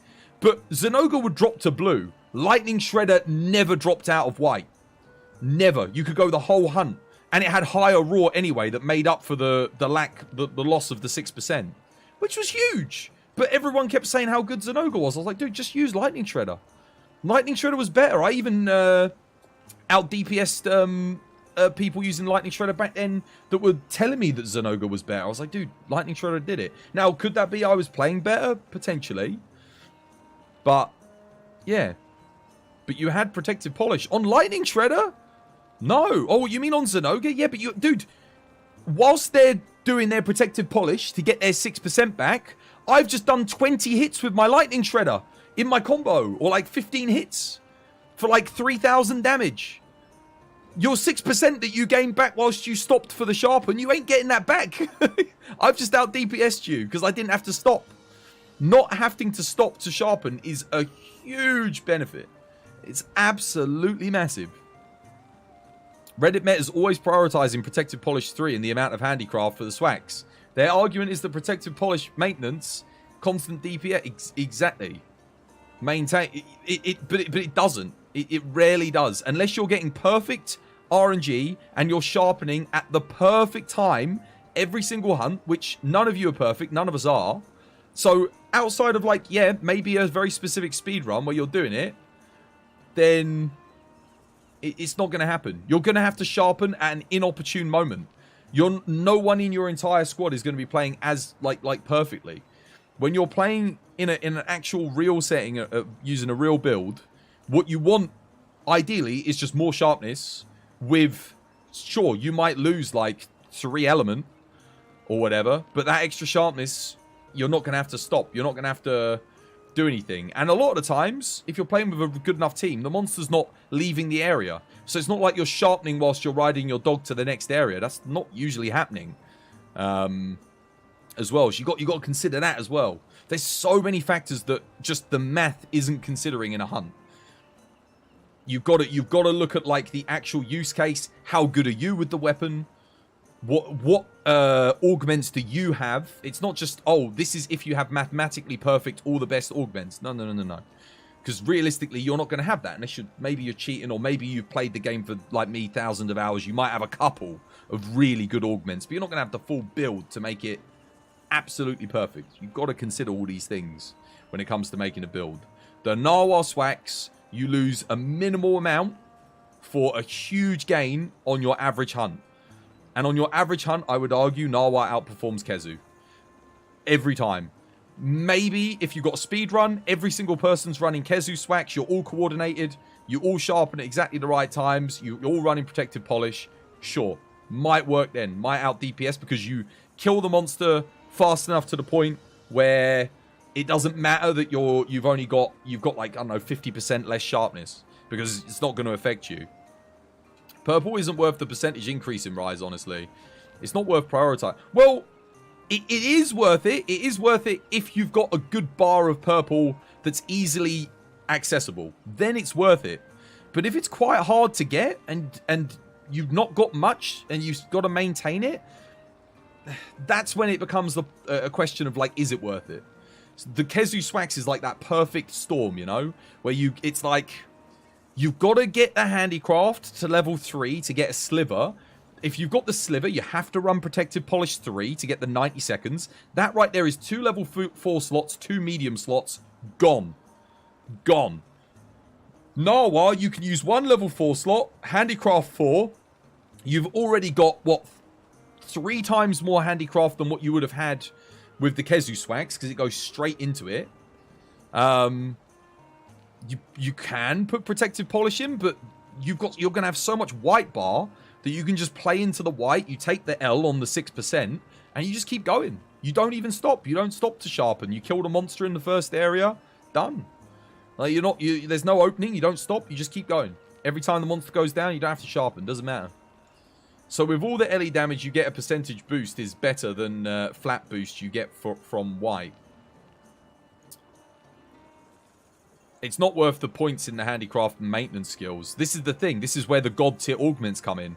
Because at endgame, when you're running primordial, you are limited on medium slots. You are limited on those slots.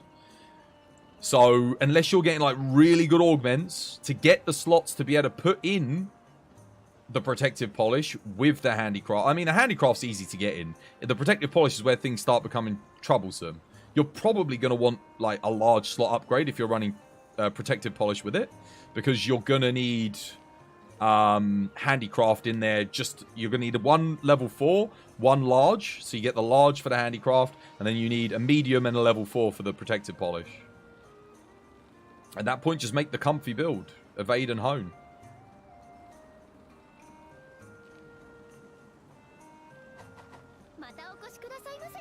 All right, let's go. Hunt. I could make the other build just to kind of show you literally what I'm talking about. I could make the other build, and you'll see immediately why I say it's hard to make the Kezu work in like your average scenario. Blade Scale isn't good in every matchup. I don't use Blade Scale home. Please do it. Well, no, because I'm trying to hunt with Phantom right now, but I can do it. I'll make the other build, and you'll see exactly what I'm talking about. You'll be like, okay, I get it.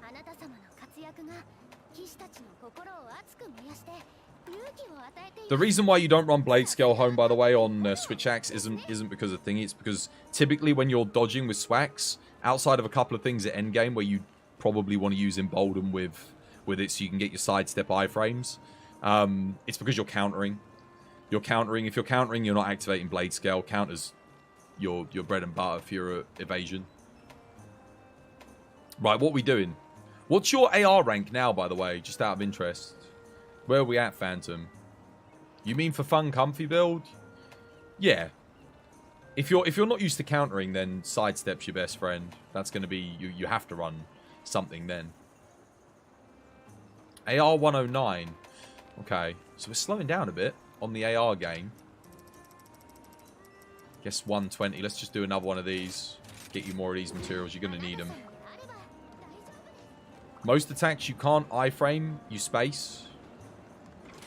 You can iframe every attack that isn't a multi-hitbox attack in the game. If you've got Emboldened 3 and you're soloing, You can iframe any non-multi hitbox attack, I think. Unless like the hitbox is big and lingering, but that's basically a multi hitbox attack, you know. If the hitbox lingers, then yeah. But like lots of point attacks, lots of physical hits, like bites, paw slams, tail sweeps. You can iframe them. Even ultimates you can iframe because they're like the hitbox doesn't linger for too long. But you do need to get good luck. Just good luck doing it without embolden or bloody evade window. That's all I'd say. It's not easy. I mean, you can do it, but it's very precise. So if you know, unless you're absolutely tuned in, zoned into the max, it's hard. You don't get that many options to you do. You actually do get a lot of iframe options. But you want to run Embolden 3, really, to make it super comfy. Once you run Embolden 3, you'll see. Embolden 3 makes iframing a lot easier. Because the monster targets you, boom, you get your iframe straight up. You notice a huge difference. What was I going to do? I need to boost my Elm resist, don't I? That'll do. Steve really took the L in this game? They just added him and forgot that he exists. I do feel bad for Steve's gear. Like his weapons, mainly. Especially the switch axe, man. Dragon file, dude. Whoever came up with that is... Bloody hell. That's rough. Dragon file sucks, dude. It's not even element file. It's just dragon file. I genuinely don't know what they were thinking about with Steve's weapon. It's such a weird one.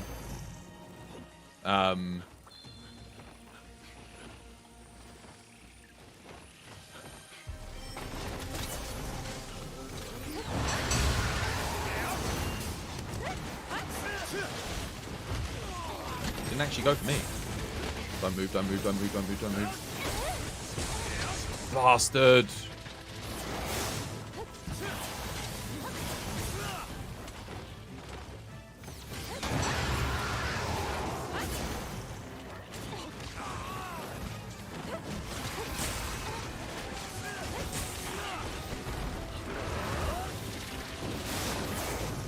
Who's he even attacking there? That's me.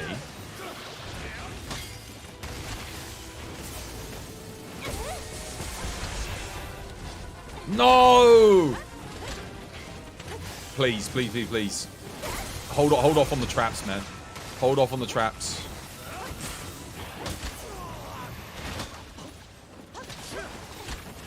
So we just wasted a knockdown there.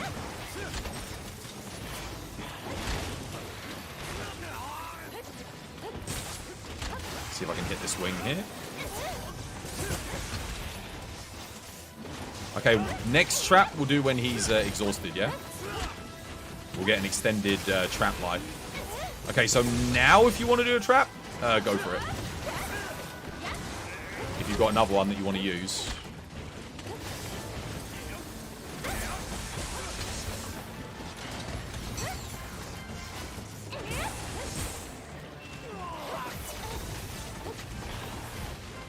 Oh, well, it was only shock trap. You can't pitfall Naga when he's exhausted. Never mind. I'll do one, don't worry.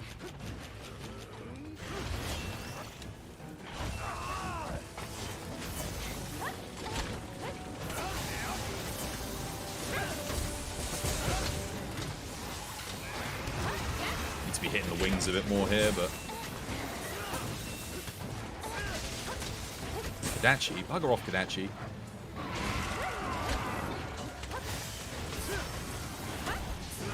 Oh, you...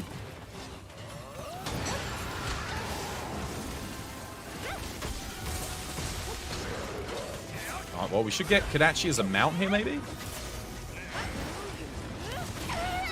Oh my god, Kodachi!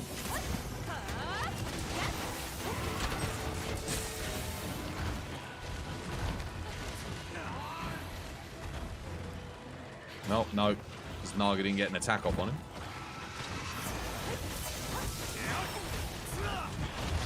Oh, I thought I was spaced good there.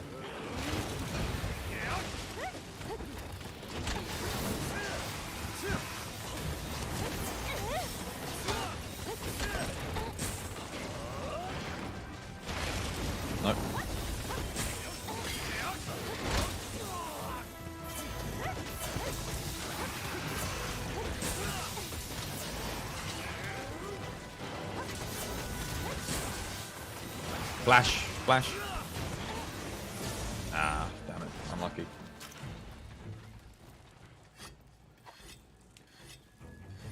They could have just made the Element File Dragon Switch Axe. I think Seregios' swag should have been just Exhaust File or something.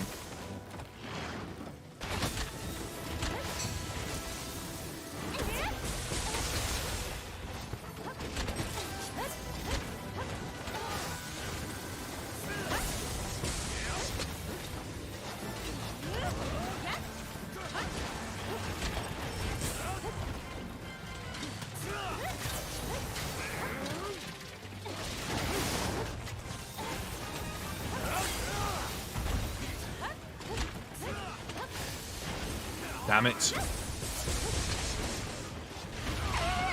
I actually did press the counter there and nothing happened.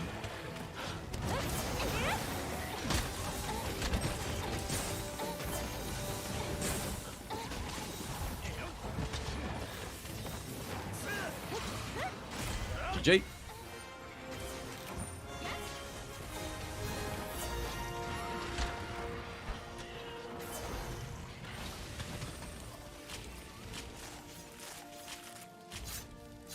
It charges really quick. Technically, it's only on sword mode.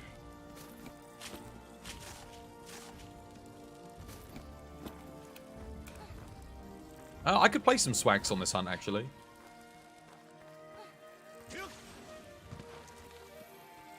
I could bring the Narwhal swags, actually, and just kind of show the benefit of the sharpness.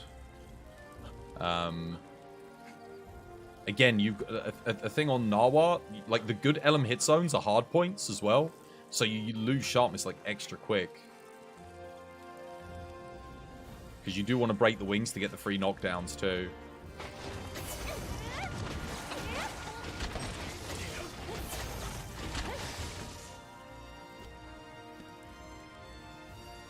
Kazatic, thank you for the follow. I don't know why. Why did the thing not go up? Cheers. Appreciate the support. Thank you for hitting the follow button.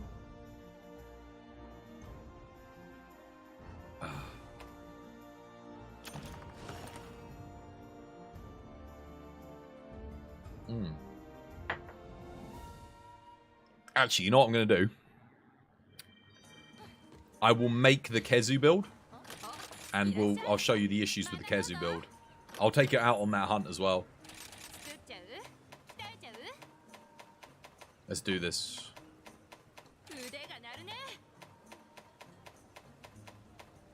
But you'll see as I'm making the build, you'll kind of see where the issues arise. Oh, I literally can't make it.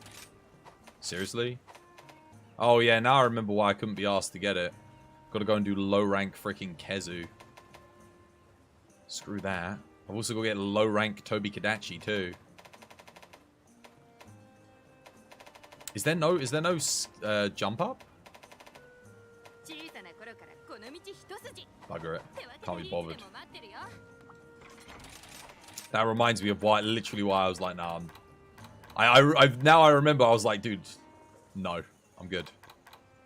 Screw Kezu swags. There are a lot of weapons that don't let you craft. Well, it's good that they're there, I guess. I thought I already had the Kezu. Oh no, I got the Kezu swags on bloody Switch, don't I? Got space for one more? Yeah, do come join. Well, I mean, we could go get the stuff to make it, if we want to. Do you want to go quickly kill a Kezu and a Kadachi? What have we got at low rank? Have we got any good event quests?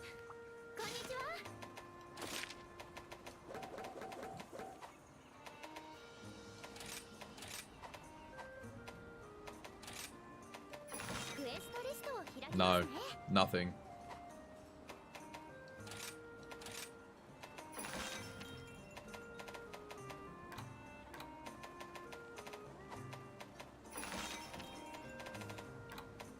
It's all just single monster stuff. What the hell? Where is Kezu? Did I just... Oh, there it is.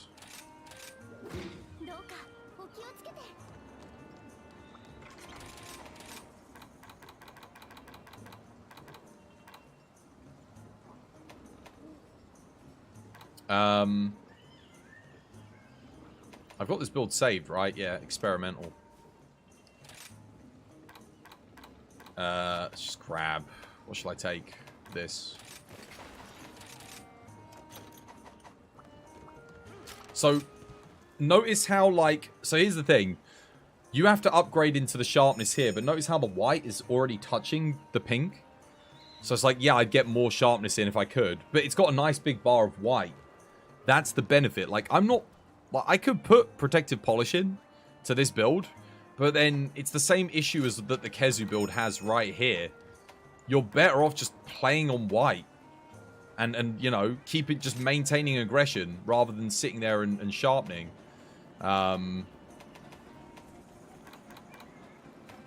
Because, like, what am I going to do? So, I would have to get protective polish in, I've got to sacrifice, like, 2 attacks or a burst in an attack or something like that. So, I'm already losing, like, 5% on raw. It's just like, yeah. Sub 1 minute speedrun? If we counter correctly, how max is your build? We've got to get to him first. If he spawns in the cave, then definitely not. It takes like 30 seconds just to get in there. If we both get a good counter off and hit everything on the head, we could probably kill him in like a couple hits. Dog on fire. It's extra DPS. Let's go. That means protective polish is useless. Well, exactly, because if you're putting protective polish in, yeah, we got the cave spawn. Let's say you put the protective polish in, you're already losing. You have to lose damage that would otherwise give you just as much as the damage that you'd gain just from maintaining purple. But the difference is you don't have to faff around with sharpening because you just gain that damage anyway.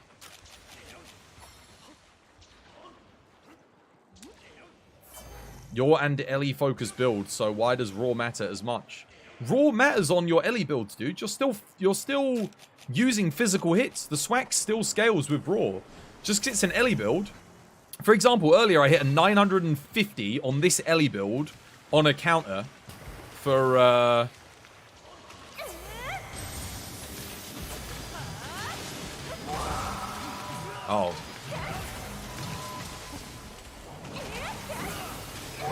Wow, yeah, we talk about fucking it up. I don't know why my counter didn't go off. Like, it cancelled his raw.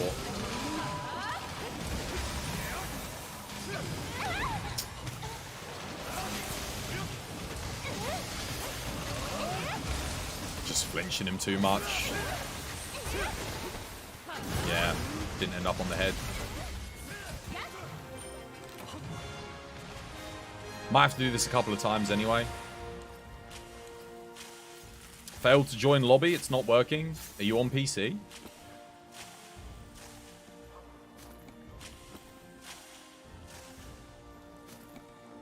Why was it then the protective polish was advocated for Swax then for all this time? And now it's useless for TU3 on console? I've never advocated for protective polish. The only reason you would use protective polish back in the day was because there was no other thing that could maintain your sharpness as high as it could for 1 minute 30 back in the day. That's it. But now, here's the thing, you guys, if you augment to level 10, you get +2 sharpness at level 10. So your bar, you get literally 2 handicraft for free just from augmenting. But except it doesn't put you up a level, it just extends all of the things. So now you've got even bigger bars of white sharpness. So now, like, if you drop to white, it's like, ah, well, okay. If you don't have to sharpen throughout the course of an entire quest, and you kill something without having to sharpen, versus sitting there and sharpening, it's like, It's the argument that Rainey was making the other day. It's like the same thing. The time that you take to sit there and sharpen, versus me just attacking the monster and getting loads of attacks off. If you're sharpening at the start, I'm getting a counter off on a raw, I'm getting another counter off. Now you're done sharpening, now you're in, now you're attacking. I've already done like 3,000 damage. You're probably not going to gain that, especially if I've just chucked in some handicraft instead. Simple, get my thing up, and then I drop to white, well, whatever. You don't need Razor Sharp then. You want to use, so Razor Sharp's decent up until a point. Once you start getting to endgame, it becomes less and less good because you get more options for sharpness. You've got Heaven Sent. You're more likely to have 100% crit if you want to use maximum might. But yeah, dude, here's the thing. Anomaly quests. How long does it take you guys realistically, and be honest, to kill an anomaly monster? How often is it taking you to kill an anomaly monster? The vast majority of you, are you killing it in 4 or 5 minutes? No. Exactly. So, if you're running Protective Polish, you're getting 1 minute and 30 of max damage uptime. 1 minute 30. How many times, if you're using that as your sharpness, your only sharpness control, how many times do you have to stop and sharpen on a 45-minute quest? Now, I don't think everyone's taking 45 minutes necessarily, but let's say, again, like, you're stopping to sharpen a lot, right? If you think about it. Whereas me, dude, if I'm taking like 3, 4, 5 minutes to kill things at endgame, which a lot of the time we are, it's 3, 4, 5 minutes. Even Risen Shigaru, right? We can kill in like 3 or 4 minutes on a good run. I might sharpen once. Does that mean I sacrifice all the damage that I could have had just for that one sharpness to maintain Protective Polish? Even then, not really necessarily. It's like, if you're taking 45 minutes, you're probably dropping to yellow. But you're not running. You're not running. Like, why would you run Protective Polish then? If you're running a proper build on Switch, like 2 to 3 minutes, casual runs like 6 to 10 minutes.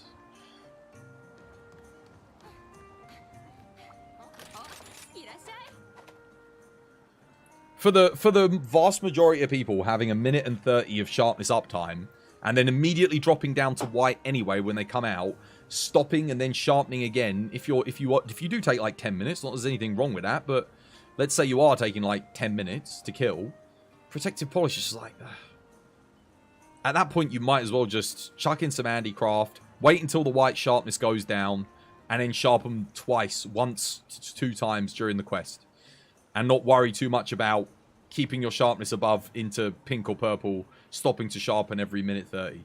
Because you're going to drop straight out. Unless you're, again, maybe you're investing more in handicraft. But it's, yeah.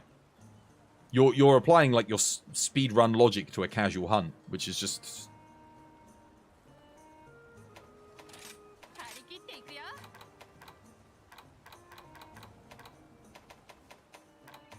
At that point, you really might as well run Heaven Sent. Because at least then if you stay by the monster and never get hit, you're going to have... if you're running level 3... You have infinite sharpness, right? So then, fair enough. Takes 15 seconds, boom, you're straight up. But even with Heaven Sent, like...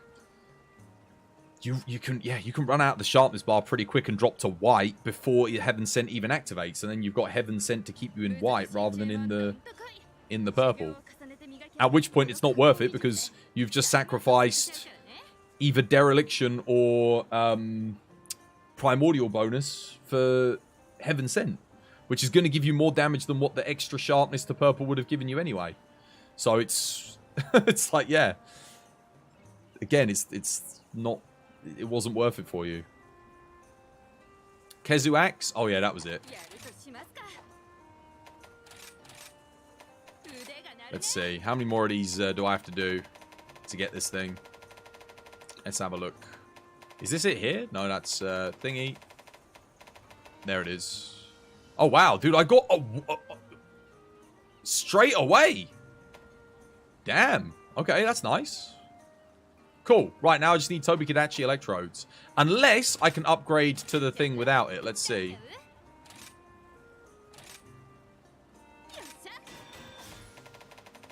Maybe I can upgrade without electrodes.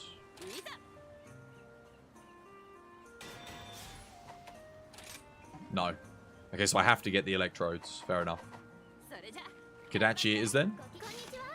Does Protective Polish 3 then has some viability for solo speedruns? Great Whetstone. Yes. Yes. If you're doing solo speedruns, absolutely. Because, look at it this way. Let's say you're going to kill a monster in 3 minutes, right? You get 1 minute 30 of your max things. That's like half the period of the quest. So in a speedrun, if you're going for like a world record pace... 3 minutes, 4 minutes, yes, it will have some viability. But on your average thing, dude, honestly, you're better off just getting a little bit of extra handicraft in, just run your sharpness down through the white, and then if you hit blue, because maybe things are going wrong, maybe you're taking 6, 7 minutes, 8 minutes, 9 minutes, then you sharpen. But for like your like, this is what I'm trying to explain to you guys. When you're not considering mathematics and you're just considering like your average hunt performance and how much damage you're going to do, you're genuinely just better off focusing on your consistent damage over what your max potential damage is for a short period of time. Okay, so just casual hunts is not worth it. Well, again, like, so here's the thing. Let's say you're doing, like, casual, but the thing is, it depends on what you're classifying as casual. Like, how fast do you have to be going for it to be a speed run? Because, like, you might still do better with the Narwhal Swax on a 4-minute hunt. Even if you're, even if you're killing something at Anomaly in like 4 minutes, Narwhal might still be the option. It really does depend. You might end up doing more DPS than everyone else in the quest without protective polish.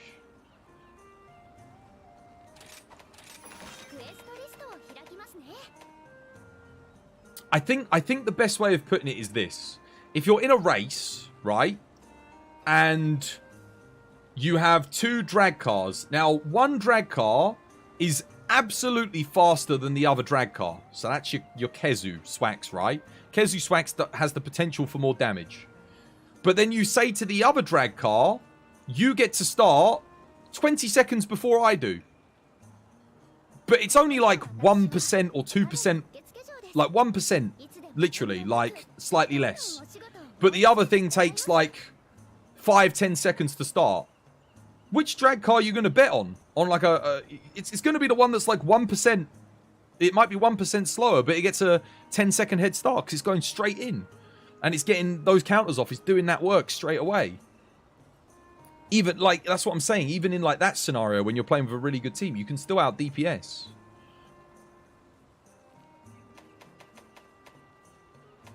Because the other one's got to prep. You got to sit there and get your sharpness up. Because, again, if Kezu drops to white, it's immediately worse than the Narwhal. Like, straight away. The second Kezu drops to white, it is now Narwhal's out DPSing it. At purple and at white. It's going to be better because the Narwhal Swax didn't sock it for protective polish or anything else. It just went for like extra burst or extra coalescence or whatever it went for. And then it's got a huge bar of white, so it's going to stay in white for longer, and you're going to have to sharpen way before it has to sharpen as well. So that's the other thing you got to consider. Narwhal's going to outperform. The only time Kezu outperforms is like I said, with protective polish up on a god build. That's important. With thingy. What was I going to do again? What did I need to do? Oh, Kodachi, that was it, yeah. I forgot.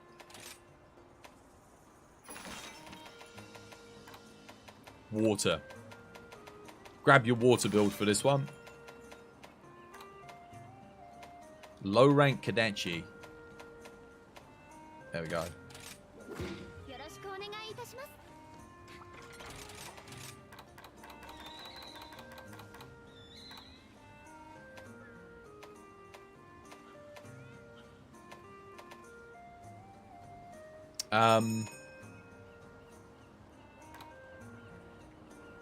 Water? Do I bring... No, I'd probably bring Almudron here.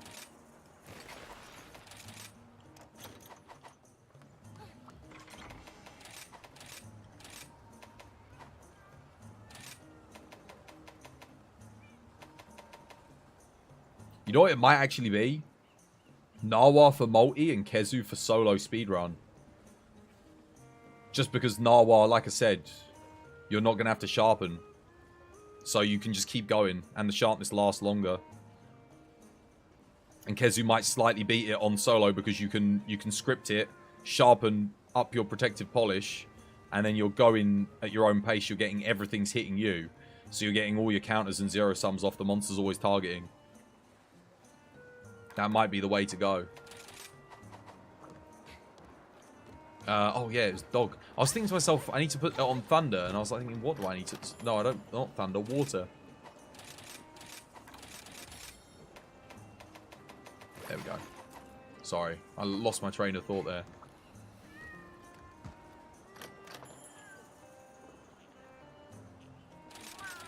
How comes Ninebreaker couldn't join? Where are they?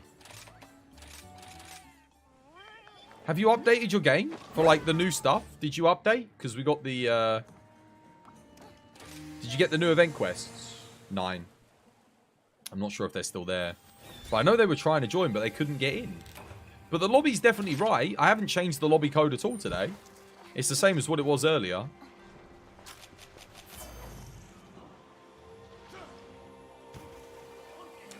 Right, what do I need? 2 cathodes. Do I need to capture this thing to get cathodes? It's a weird build. I think I got a Mail of Hellfire Frostcraft augment on one of my things. I think I'm using that. If you're wondering why there's 1 level of Frostcraft, that's why.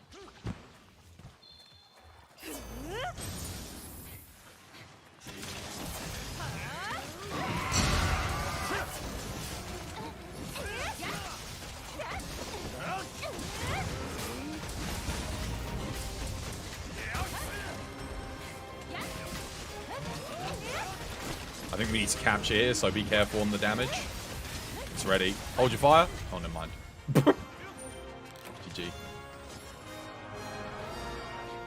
Yeah, capturing that's going to be a little bit too hard, maybe. Toby materials, what for? Kezu swags? Yeah. I'm going to make the Kezu build. Just, I really want to highlight the weakness of Kezu in multi. Look how much sharpness I went through there just for this bloody thing. I think that's because my build doesn't have handicraft. Again, I don't have god augments. If I had god augments, I could sock it in a handicraft, make it last a little bit longer, get it up into pink. But like I did that many attacks, and I'm already like down to that much sharpness. It's the Kezu swag suffers from the same thing. It's like, yeah, sure, my damage is great when I'm at purple, but it's like I'm not at purple for long. And like, where am I even going to fit protective polish into my build? Like, what am I going to sacrifice? What has to go? I'd need like Mail of Hellfire protective polish as an augment, I guess. It's not exactly easy to get. It's quite, yeah, you'd need a double. Or I'd need a charm. I'd need a charm with Berserk 2 protective polish 3. Again, not easy to get. Not easy to get at all. How comes Dual Blades can forget about attack boost when going full element, but not other weapons? I wouldn't forget about it. If you can get it in, you get it in. All of my max Dual Blades builds still have attack boost in them as well. It's decent, but you want to get your element skills in first, and then go for attack. Attack's like lower priority than your element skills. So it goes, for Dual Blades, you want 100% crit. You need, obviously, your Wirebug controlling skills. So, Wirebug Whisperer, Frenzy Bloodlust, or Wind Mantle. And then you go thingy. There was a small update for some bug fixes. That's why no one can join. Okay. I need to restart the game then. Ninebreaker, you there? Are they still there? Could someone at them in chat?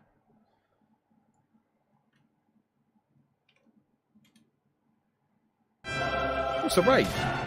A raid? Scalliers, how you doing, Scalliers? Welcome back. Hope you have yourself a lovely, jubbly day today. How's things, dude? What's up? It's all up, mate. How you doing? We're just restarting the game because apparently there was an update. Oh, yeah, there is an update.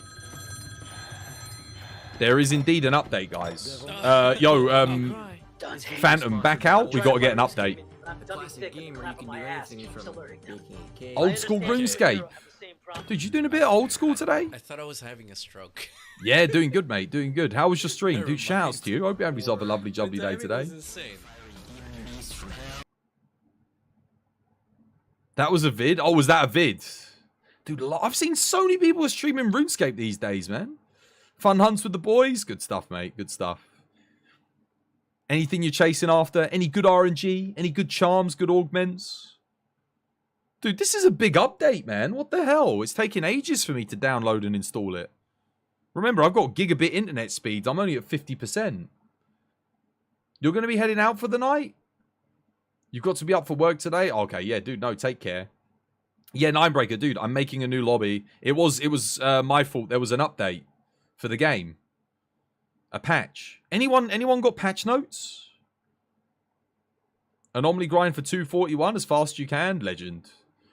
Good stuff, good stuff. Where are we at? What's the sit rep? Yours finished update? Dude, it's taking me forever. Gunlance buffs? Dude. Anyone got the patch notes? It's small. Dude, mine took forever. That's it done now. Maybe it was trying to download something else? I don't know.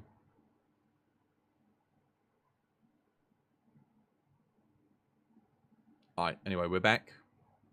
Good stuff.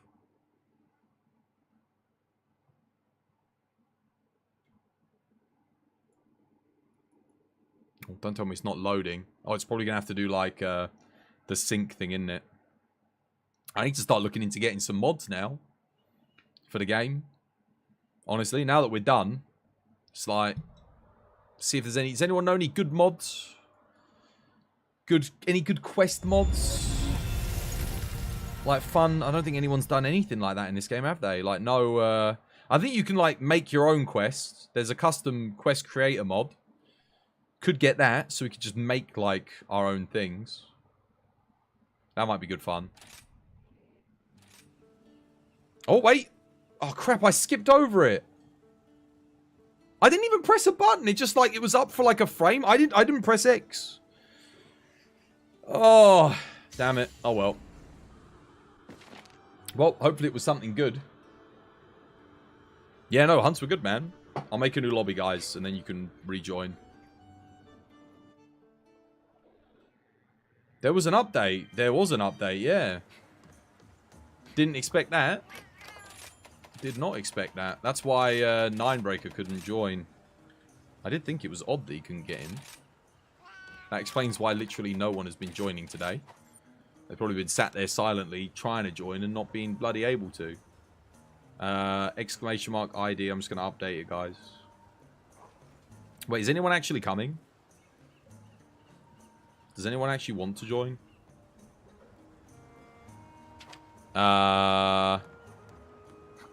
Right, can I make the switch axe? Let me see.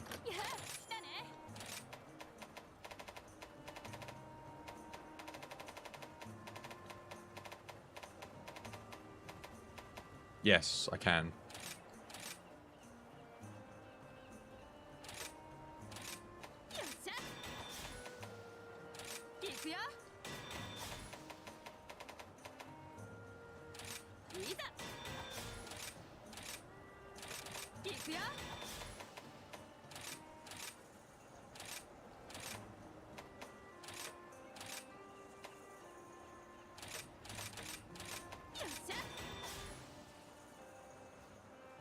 Cool.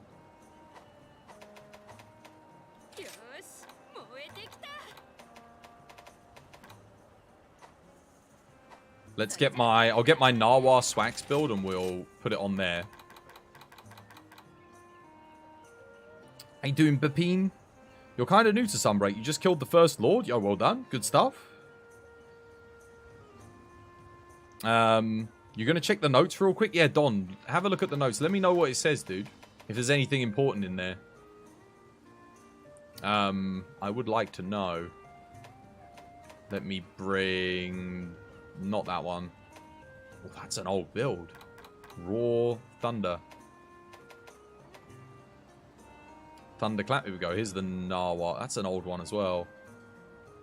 Where's my up-to-date Narwhal one? That's old. Or older. Oh, I might have overwritten it by accident. Or maybe I didn't save it. Okay. Right, well, in that case, we need to make a new build. Let's pick a new fire swags. We'll use this as a template, and then we'll go from there. Let's get Kezu in. We'll go augment. Set decorations. Switcher.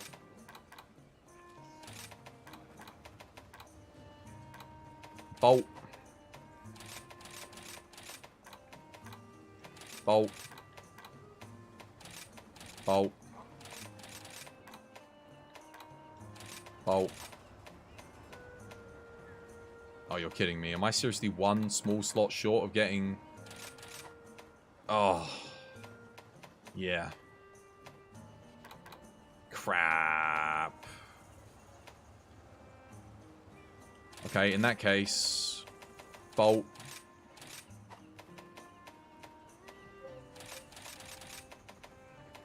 Intrepid. Shockproof. Cool. Handicraft. How you doing, Jide? Welcome back. Hope you're having yourself a lovely, jubbly day today. Just bug fixes? Oh, fair enough. War Thunder, that game has a wild community. People in that game were offended that the tanks didn't look real enough. So they leaked the USA official... I know. They actually got the blueprints, didn't they? They hacked them. Just so they could make it more accurate. Dude, legends. How you doing today, Jihad? How's things, man? Oh, Jihad, can we get a shout out for Scallius, please? Guys, shout out to Scallius. Dude, thank you again for the raid, dude. If you're new here, by the way, guys, my name's Chris. I play Monster Hunter. You literally came on the raid just as I had to redo this blimmin' patch thing. Man, this sucks.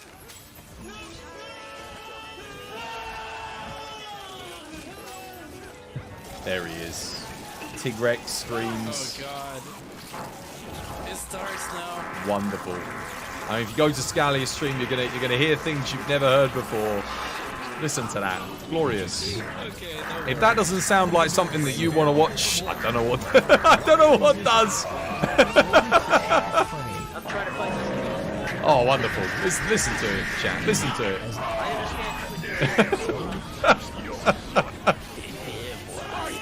Yeah, take care, Phantom. Dude, have yourself a lovely, jubbly one, mate. That is some noise right there. That's enough to give you PTSD. Bloody hell. Oh god. Oh, you get ass. I get ass too. God damn it. What is that? Oh dear. Indeed.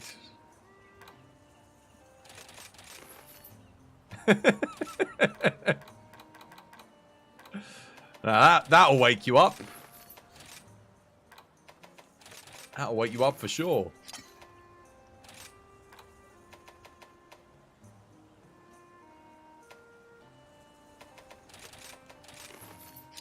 Right.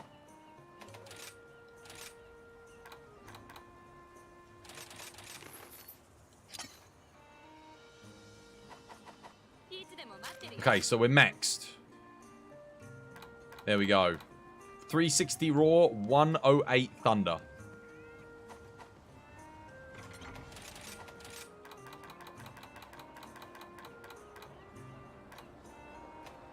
Let's, I need to save this somewhere. I'll overwrite one of my old builds. We'll overwrite, not that one, because it's kind of useful to show people. We'll overwrite this one. Rename it Kezu Swax. So this is basically maxed, right? As close as I can get to it. Let me just make sure I'm not missing anything big here. So I've got Handicraft 4 in this. The other option is I sacrifice 2% on attack. And so 2% on raw. And I go Handicraft 2. Protective Polish 2. That's the other option. I've also got a fire attack in here, which... Where have I got that? Is that on the top? Okay, I need to change the top. 1 second.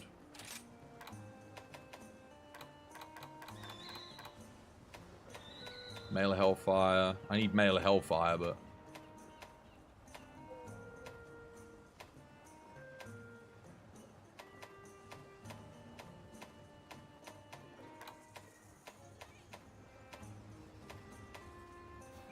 Ah, the best thing I've got.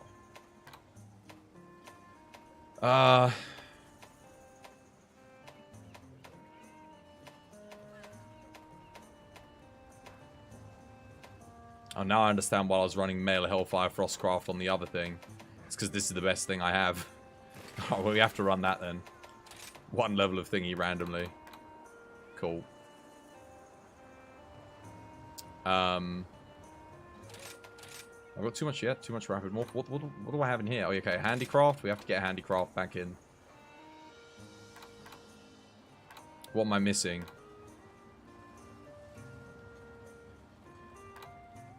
I need... Okay, so we have to get Wirebug Whisperer. That is essential. We have to get...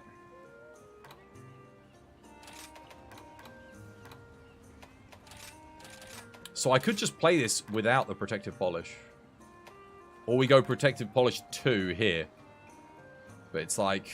I genuinely, I'm not sure if it's worth it. Handy 2, Master's Touch 3, no. So here's the thing. Master's Touch doesn't work on your file. Master's Touch is like... It works on your physical hits, yes, but... Not on your file damage. So if you're zero-summing, which you do want to use zero-sum on this build, as you do with Narwhal as well, you're... Certainly if you accidentally get on a hard point, you're just gonna... Your sharpness is just gonna get absolutely balked. It's gonna go. So you... If you're gonna go for anything here, it's pretty much... Yeah. I mean, I'll tell you what, I'll put Master's Touch in, we'll see. Wait, hang on a minute, have I got... Ah, right. No, I can't do that, because I need Bloodening. That's essential. So this is the best we can get, pretty much. The alternative is we sacrifice... There is nothing I can sacrifice in this build. Everything here is essential. We have to have Burst. If we lose that, it's too much damage. I don't want to lose percentage on Raw attack. It's not worth it. The only thing I can lose is a Handicraft. And I could go Master's Touch or Protective Polish for 60 seconds. Let's see how quickly the sharpness goes down with this versus just having Handicraft. It depends on what I'm doing, though. Element Exploit 1, I've already got it. It's on the helmet. Nephilim Helm has Element Exploit. So again, it comes down to, if I had a God build, maybe. Wait, what the hell is on my charm? Dereliction Wirebug Whisperer 2. Dude, I don't even have Berserk on here. Crap. So I'm not even going to get 100% uptime on Strife. Is it just me, or is... Wait, what's up with this Swax? Why is it missing the head when I do that?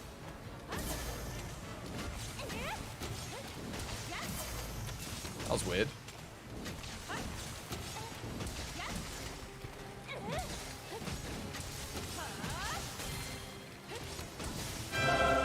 Is that another raid? That's like 8. I think that's a record. Like 8 raids today. Thank you for the raid. How you doing, Rose Guard CPT? Hope you're having yourself a lovely jubbly day today. Welcome in. How's your stream? Shout-outs to you. You playing a bit of Monster Hunter? A little bit of Mon Hunt? Okay, make notes of the damage at white.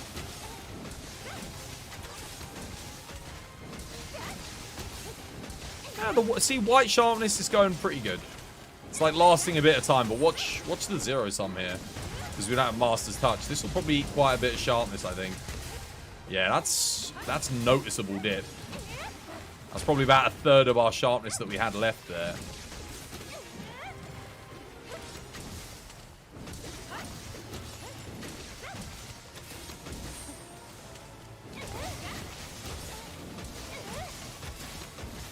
Okay, so it lasts a decent bit, assuming we're not hitting hard points. Let's go get the, let's go switch this out for Narwhal Swag, so we'll alter the build slightly. So, 108, 360. Let's check the Narwhal. We're going to have to change a couple things for the Narwhal Swags, but it's okay. Put the switcher in. Now, let's get our element back in. Sharpness. Yeah, it's good. Got switcher in. The element is higher on this. Make, like, note of that already. Now we need to get our element back in. the excess. So let's see. What are we going to do? I don't really need... What don't I need here? Oh, I don't need that. I don't think. I think we'll be okay without it. Let's go Thunder, Hard Bolt, and then I'll have to sacrifice this, but that's okay. As long as whoever I'm playing with has a level in, that's not that big of a loss. It's more like a bonus on the other build than anything else. Question is, do I get rid of Master's Touch and go Handicraft, or do I just keep the Master's Touch in? Don't know, let's see. Sharpness looks pretty good though, right? About the same.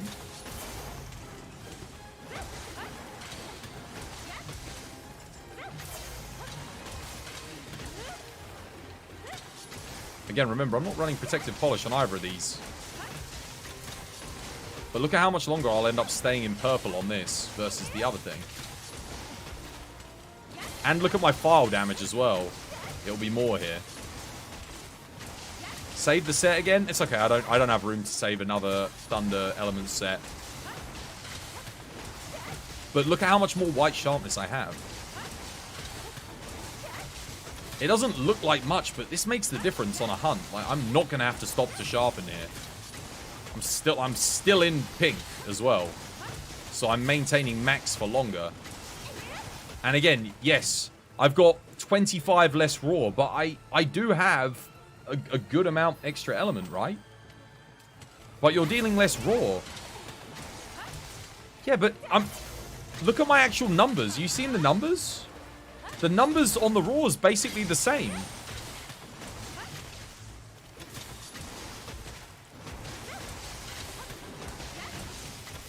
And I get extra element as well. Which, if I am going to zero sum... Let's see what this does.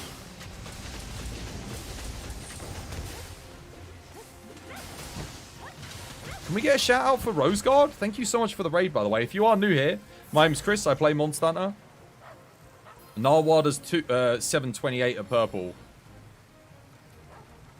So it's like a slight gain on the Narwhal, and the Narwhal's sharpness is going to last longer as well.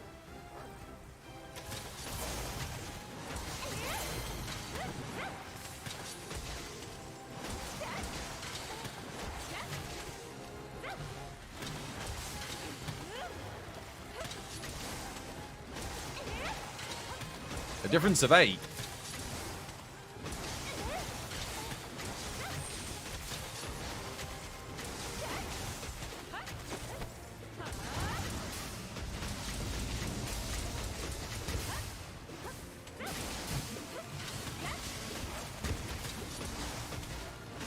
I'm still going on the sharpness. I still haven't had to stop.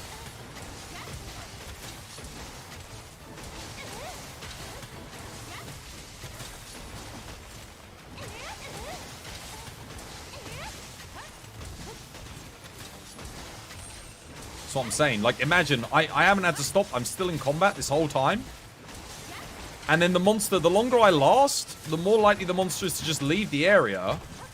And then I'll just sharpen when the area changes instead, you know? There we go. Now we finally hit blue.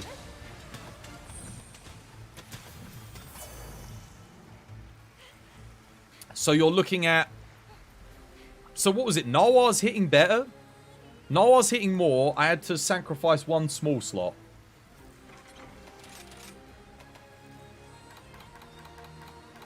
But this is actually hitting more.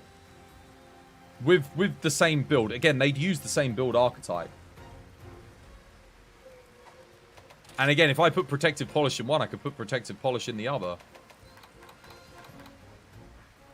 But Noah just ends up with more element overall, and it does make a bigger difference.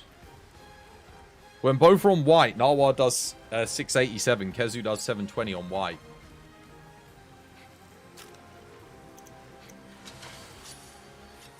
I saw Kezu hitting 711 on white. I'm pretty sure.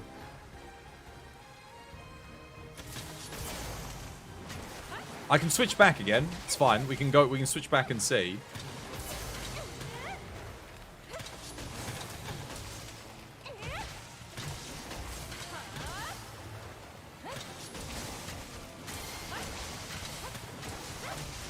734 there. Well, dude, if this is hitting 734 at pink, what's Kezu hitting at pink?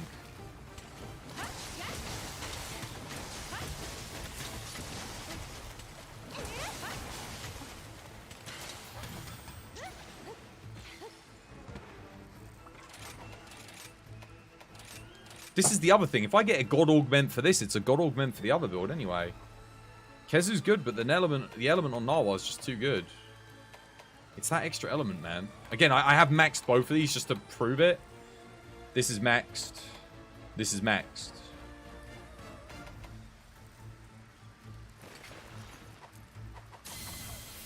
Let me see. We'll try this again. We'll just switch it back again. Switch her in. Bolt, bolt, bolt, yeah. Good, good. Anything else I need to change, or are we okay? No, because I saved the build like this.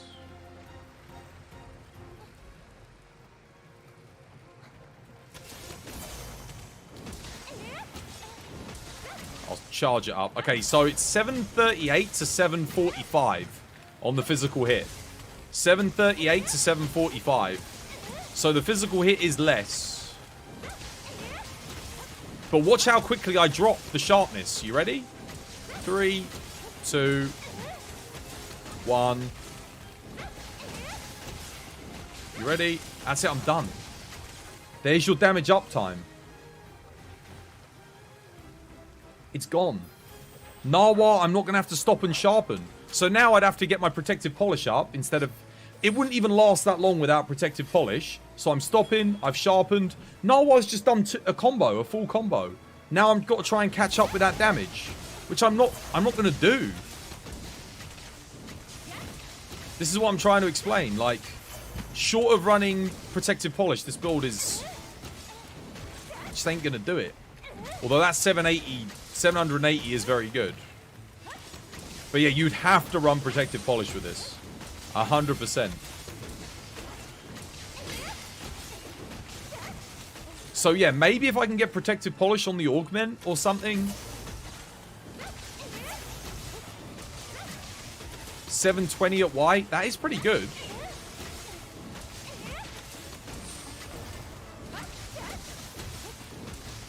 When you counter, you're doing file damage. You get both. You get physical hit on the thingy, and then... yeah.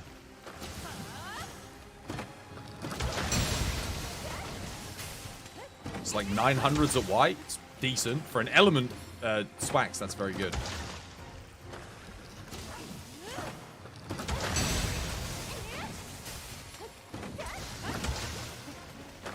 Okay.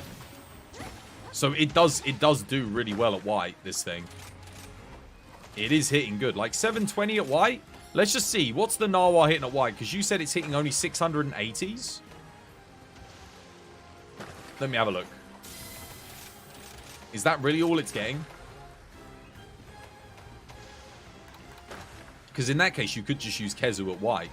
If that really is what it's doing.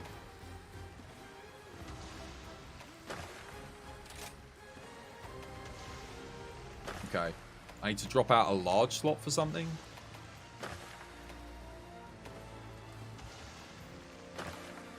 Wait. Oh, I've got a hard bolt in there. Yeah, of course. So that can go.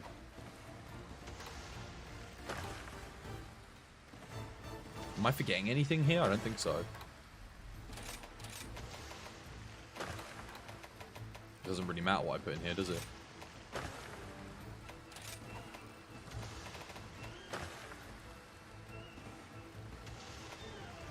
I don't think I can gain anything with this build. I mean, technically, I guess we could gain a little bit. If we wanted to sacrifice the handicraft, we could. But let's not do that in the... you know, because we're trying to keep things fair. Let's fully charge ourselves here.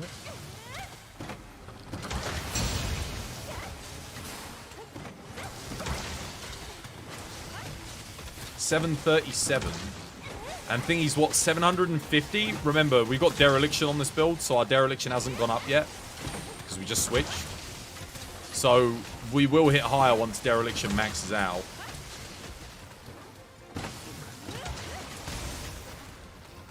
But is that, again, that chance is gonna just keep going.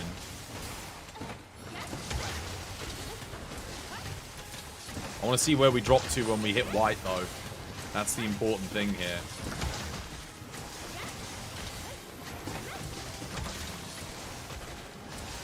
Takes a while to get down there, though, doesn't it? Bloody hell, you get... Yeah, it's 687. But what's the file damage? This is 188? When burst is fully up, it goes to 188. 177, 188, yeah. Okay. 687.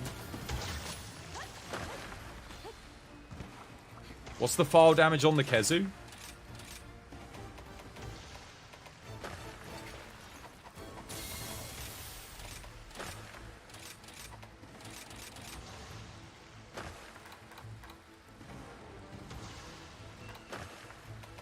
Put another handicraft in here if I want.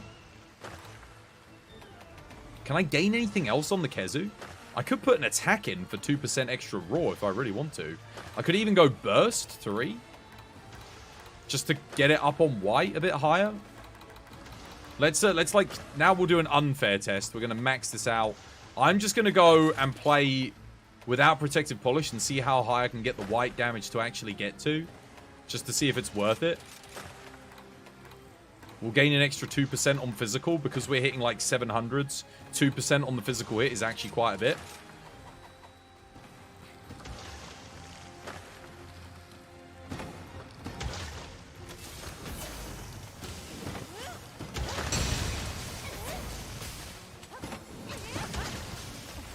But how much is the file?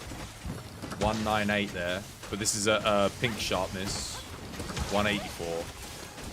198.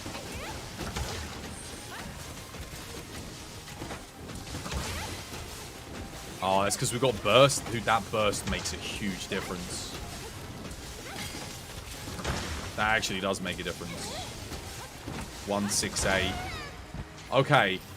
Okay, so we're 168, 180 versus 177, 119 what?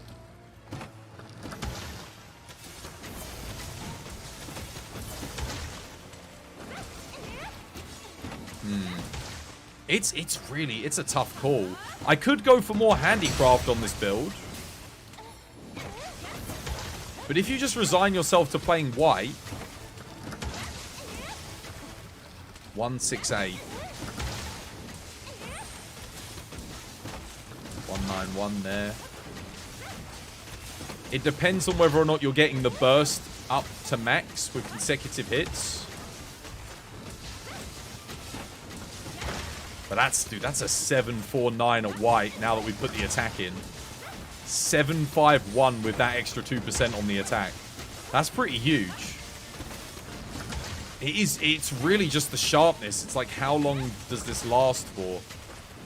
It's not as long.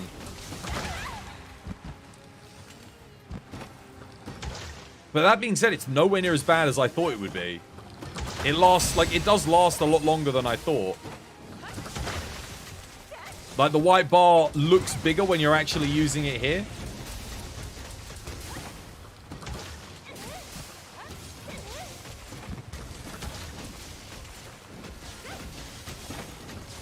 It's literally going to come down to the difference of having to sharpen once in an area. That's going to be the difference in DPS overall. Yeah. Kezu, you will have to sharpen. Narwhal, you will not have to sharpen. That's the difference. Is no one joining? Dude, I thought someone... I was literally came back because I thought someone was going to join. It's a tough call, honestly. It's so close. So clearly the Kezu's superior. No, it isn't. Because the sharpness lasts longer on the Narwhal. The thing is, the Narwhal, if I got... I could probably shuffle a couple of things round. It's not as clear-cut as you think. You get more uptime in purple with Narwa. When you're at purple on Narwa, it's doing really good. Past that, you're dealing drastically damage. The file damage is comparable. It's the physical you hit more on. We've got... Yeah, on the physical hit, we're hitting a lot more. Or with Kezu. But Narwa gets more on the file. And until burst procs. Once burst goes up, we gain more. So, the fact that we can run burst is pretty good. But we're going to run out of white faster. So, you have to consider... How much damage do you gain with the Narwa when you have to stop to sharpen with the Kezu? Because you're going to have to stop to sharpen with the Kezu. So, because you're only gaining negligible on the file and around anywhere from 50 to 60 on the physical hit,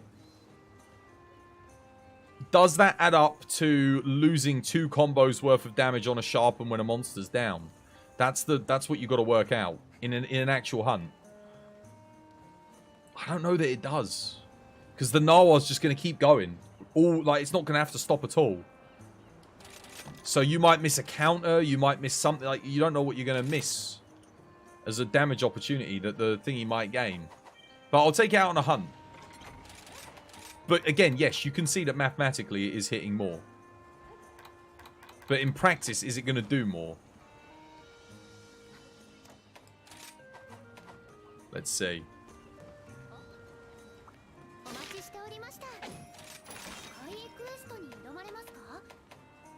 Let's do it on Pookie. We'll be able to see our kind of like... Not as much as Crab, but we'll be able to see what like our hit potential is here.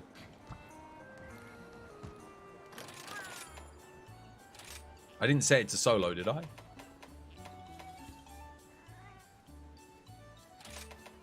Moxie doesn't help me here because I get poisoned.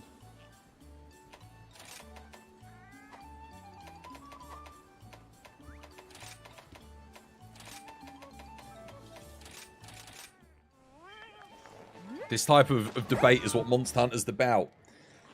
At endgame, no, it doesn't. Plus, you have to find time to sharpen. That is true. The finding time to sharpen is not bad. It's just the damage lost when you get the opening. You're not sure why, but you're having such a hard time with Afflicted Chaotic Gore Magala. You're on dual blades. Anyone have any tips? Make sure you got the counter on. Make sure you've got skills to maintain your wire bugs.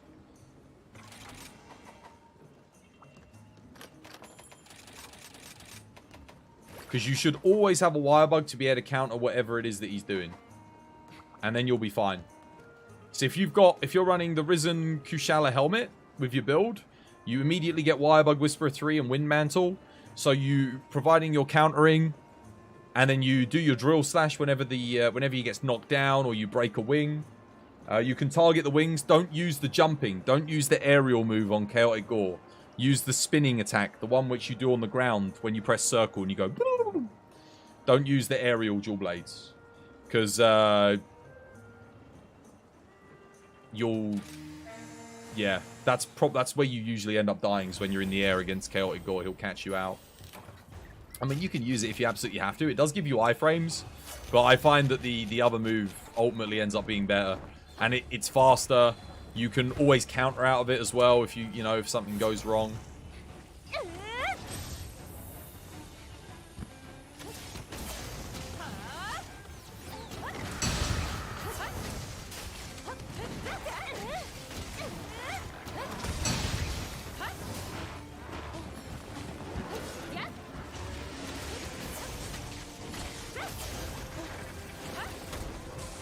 Wait, why did he not do a second roar?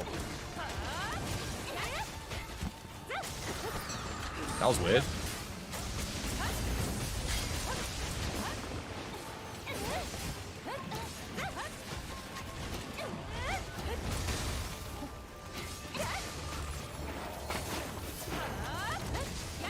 Okay, we're out of pink.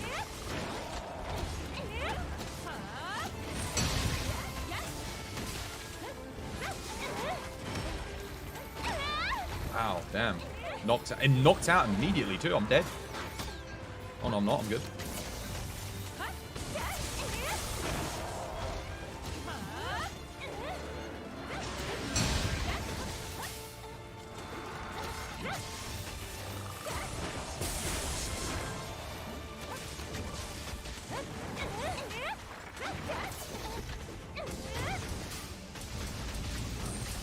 That is good file damage right there. At white too. Decent. Very, very decent.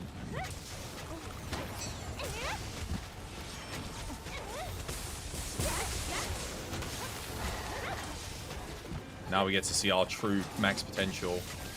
But again, when this sharpness comes up, remember, Narwhal wouldn't have to sharpen. So take note of the scenario and what's going on when we ultimately end up having to sharpen.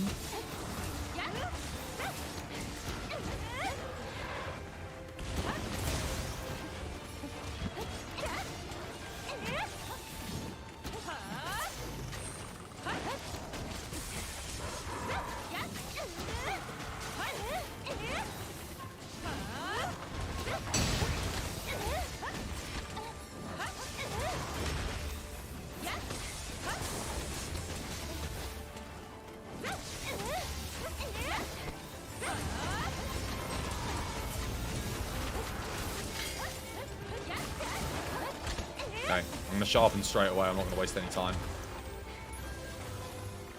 I just missed the counter. So, Narwhal Swax would have gotten 3,000 damage off there on that counter.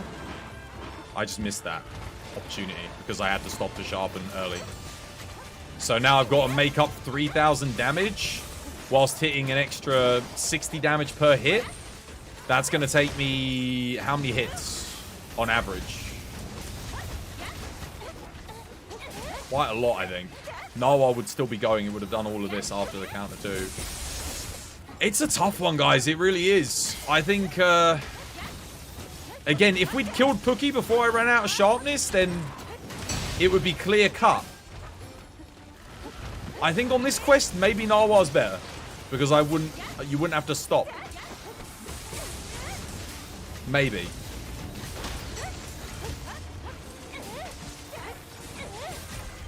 Yeah, dude, Narwhal would not have had to have sharpened at all, that quest. Oh, I don't know, man. I don't know. This thing is hitting. It is slapping, though. Like, it's doing good damage. You deal so much less damage. On Narwhal, here's the thing. That's on the training dummy. When it actually comes to the actual hunt, it's going to be like 20, 30 less damage. It's not going to be that big of a difference. Because you have to remember, it's like... It's not gonna equate to as much. The difference won't be 60 damage in an actual hunt. It's gonna be like 20, 30 less per hit. Which is like, how many hits is that to get to 1,000? Like, again, remember, we missed a counter there because I had to stop to sharpen. So... that was unlucky. But that counter, again, that's like 3,000 damage that I just gained on the Narwhal. I could have kept going in blue and not sharpened, but then it's like, dude... You could make that argument, I guess.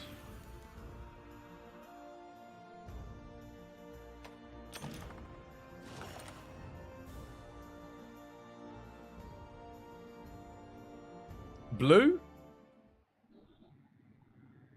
Abadi, abadai, abadi, abadai.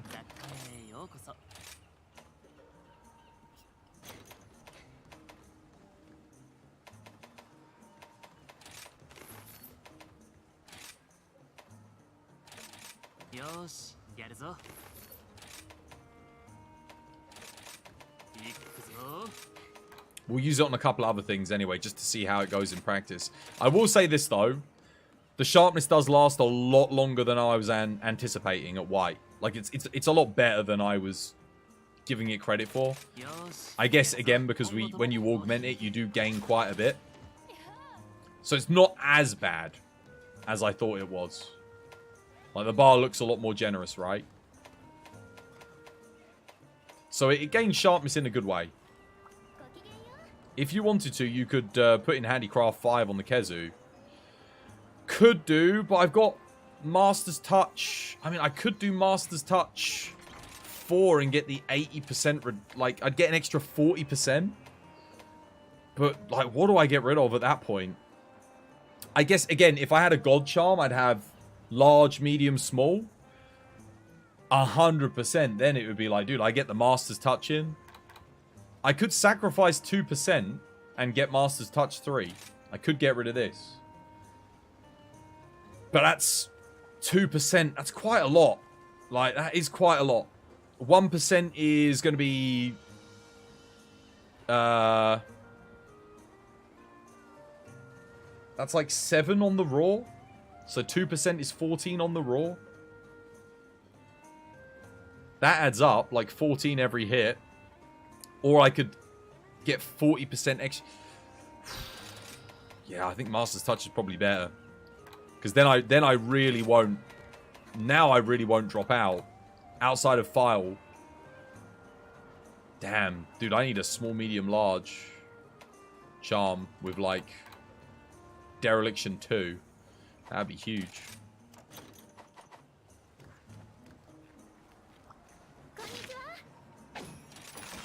Again, God build, man. Oh, man.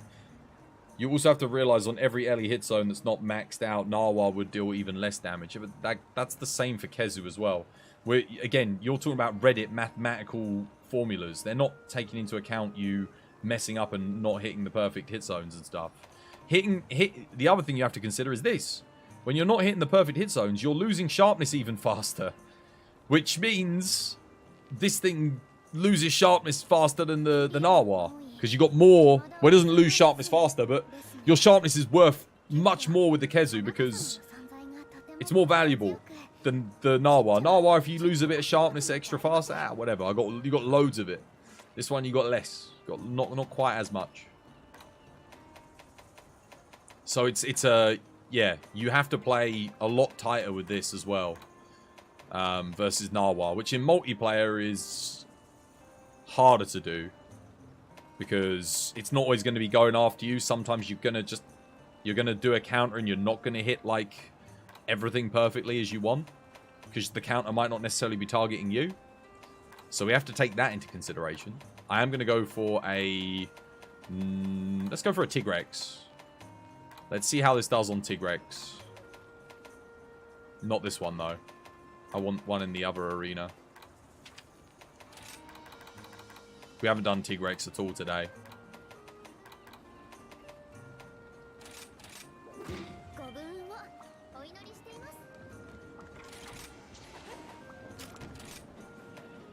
This has got to be one of the tightest weapon comparisons. This is how you balance weapons, by the way. This is how it should be done. There should be no, like... Honestly, you know what? If they had given Narwhal a medium slot on the weapon, this would be so tight for the comparison, it would actually be insane. I think because then it's like, okay, well, now I really can fit in the same stuff. The issue at the moment, it's that slot, dude. The slot that you get on Kezu is the big thing. Because that allows you to get a lot more. Obviously, you've got less raw on thingy, so there is that as well, but the extra element on the Narwhal is super good for zero summing and that. The counter does way more damage with Kezu. Yeah, it does.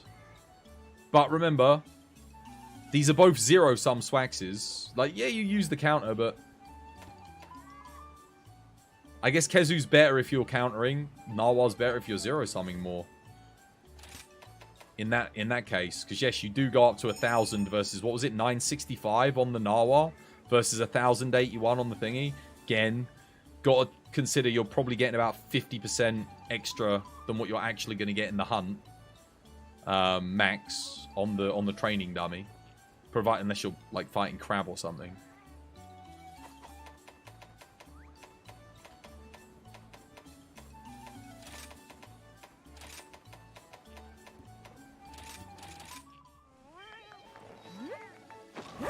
Swaz is getting into it with the weapon comparisons. Yeah. One thing I will say I was wrong about, though, was the sharpness on this. It's nowhere near as bad as I thought it was. It looks a lot worse in the smithy than it actually ends up being. It's not as bad. Like, that's a decent bit of white. Whereas, when I saw it, I thought, dude, there's, like, it's not going to go up by that much. But actually, no, it does. Once you've augmented it, you get a lot more. Even on this one. Obviously, you get a lot more on Narwhal as well, but... yeah. Plus, you don't need to put in as much handicraft as I thought you'd have to, either. Which is obviously very, very good.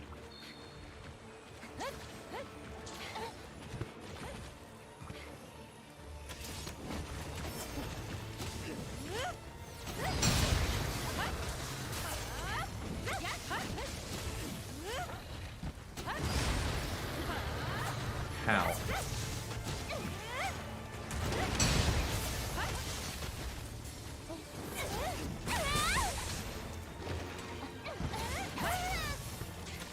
Almost died there.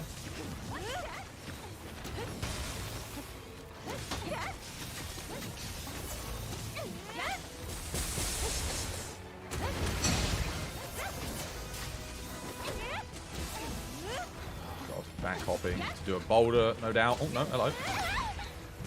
Wow, I pressed R1 there. That was in time. It just didn't do anything.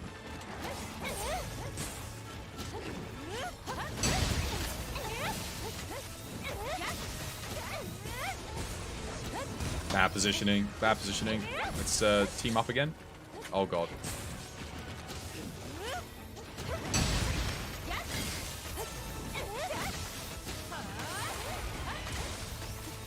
Or avoid the wings here.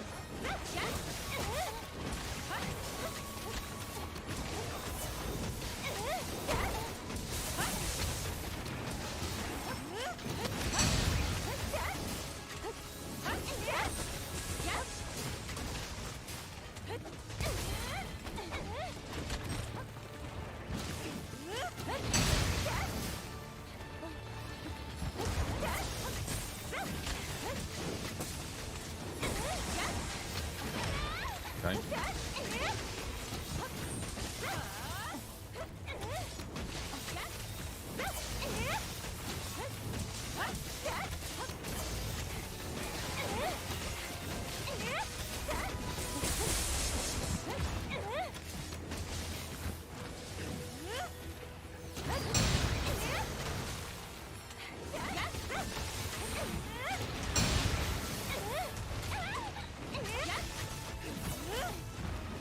Charge, please. No. It sucked. Master's Touch is doing good, though. Blood Awakening's up, which is excellent. Now we're at max damage. Or at least I think we should be.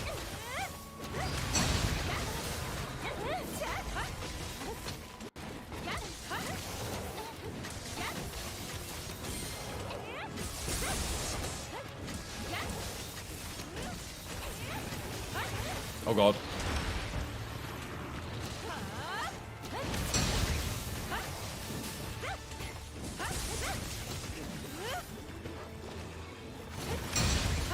I put in that extra 40% for Master's Touch, didn't I? That made a huge difference, dude. Look, I haven't had to stop to sharpen. That's actually massive. That's made a massive difference to this weapon. Holy crap. Again, I'm not zero-summing, so...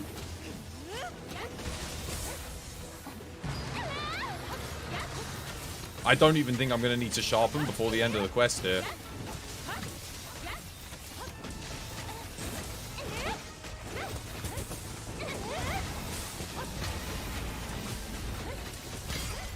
Wow, we just hit blue.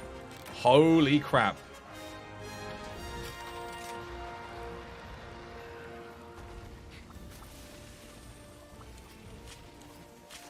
Yeah, Master's Touch 3. Essential, man. There you go. Quick question about the Switch Axe morph attacks. Does holding down the R2 button make the morph faster? I don't use R2. The best thing to do is set your trigger to be R1, because it lets you press it faster. You can react quicker. R2's got travel time.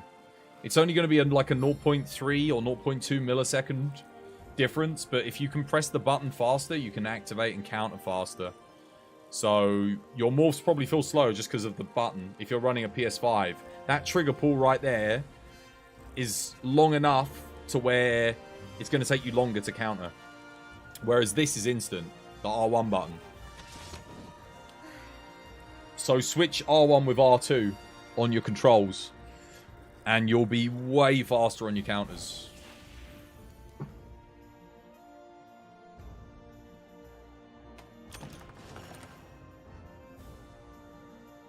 It's the difference between an instant button press, unless you've got the Pro... Oh, yeah. If you've got a PS5 Pro controller, you can set the trigger pull to be, like, non-existent. In which case, do that if you've got a PS5 Pro. But, for the rest of us, mere mortals, R1 button.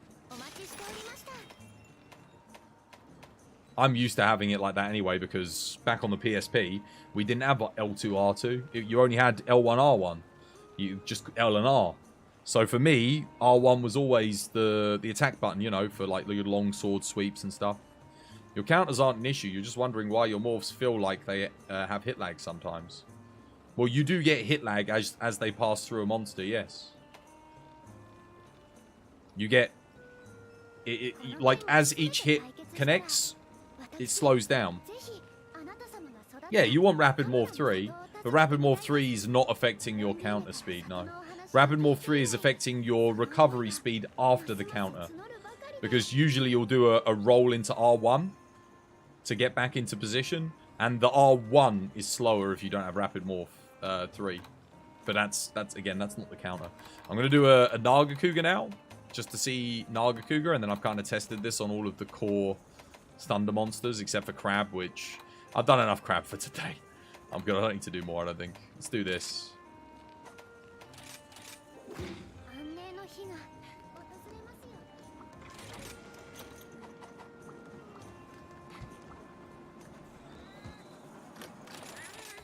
Here we go. Booster. No, wait, I don't need Moxie again. I'm just going to forget it. We'll take this just so that basically gives me a bit more hyper armor. Invincer, dude, thank you for the resub, mate. Thank you for the 10 months. No more ads for you. 2 more months for a year. Maybe your eyes are deceiving you. It looks like your morphs are faster. Maybe I'm initiating them a little bit earlier than you are. Because I'm predicting. Like, I'm initiating my morphs before the monster, I see what the monster's going to do. It's a bit of a gamble, but because Eleanor's positioning similarly to me, it's working out okay, you know?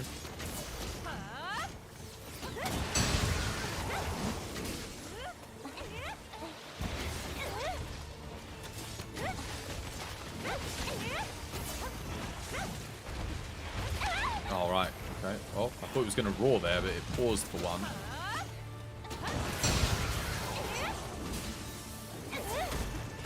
Getting out of that.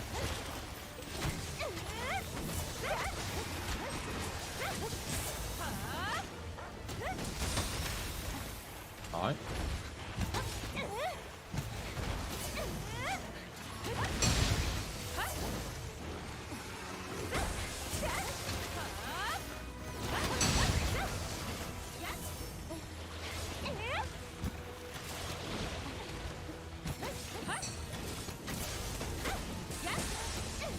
Okay, nice.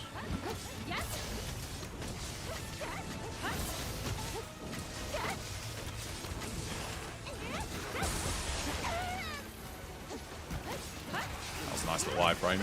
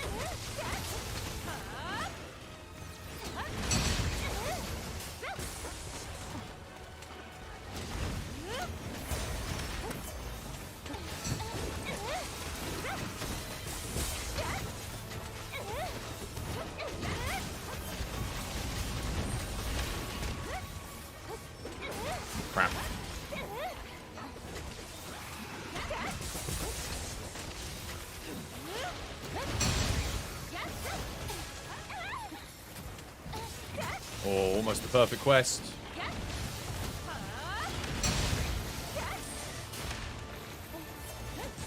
God damn, the shade damage for me. Holy moly.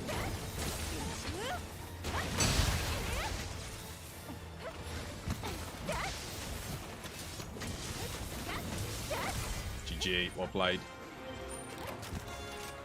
Nice. That's some competitive time, right? That's a good duo. I think world record for, like, this kind of matchup is probably around the 3-minute mark, so... GG. Well played. Nice. With a little... I know, dude. That Master's Touch 3 is, like... And I couldn't get that in without the extra... I couldn't get that in without the extra slot. The thing is, Narwhal would do the same on sharpness, right? Like, Narwhal would be fine too. But the difference with this is that you are gaining. You're gaining on that raw for the counters.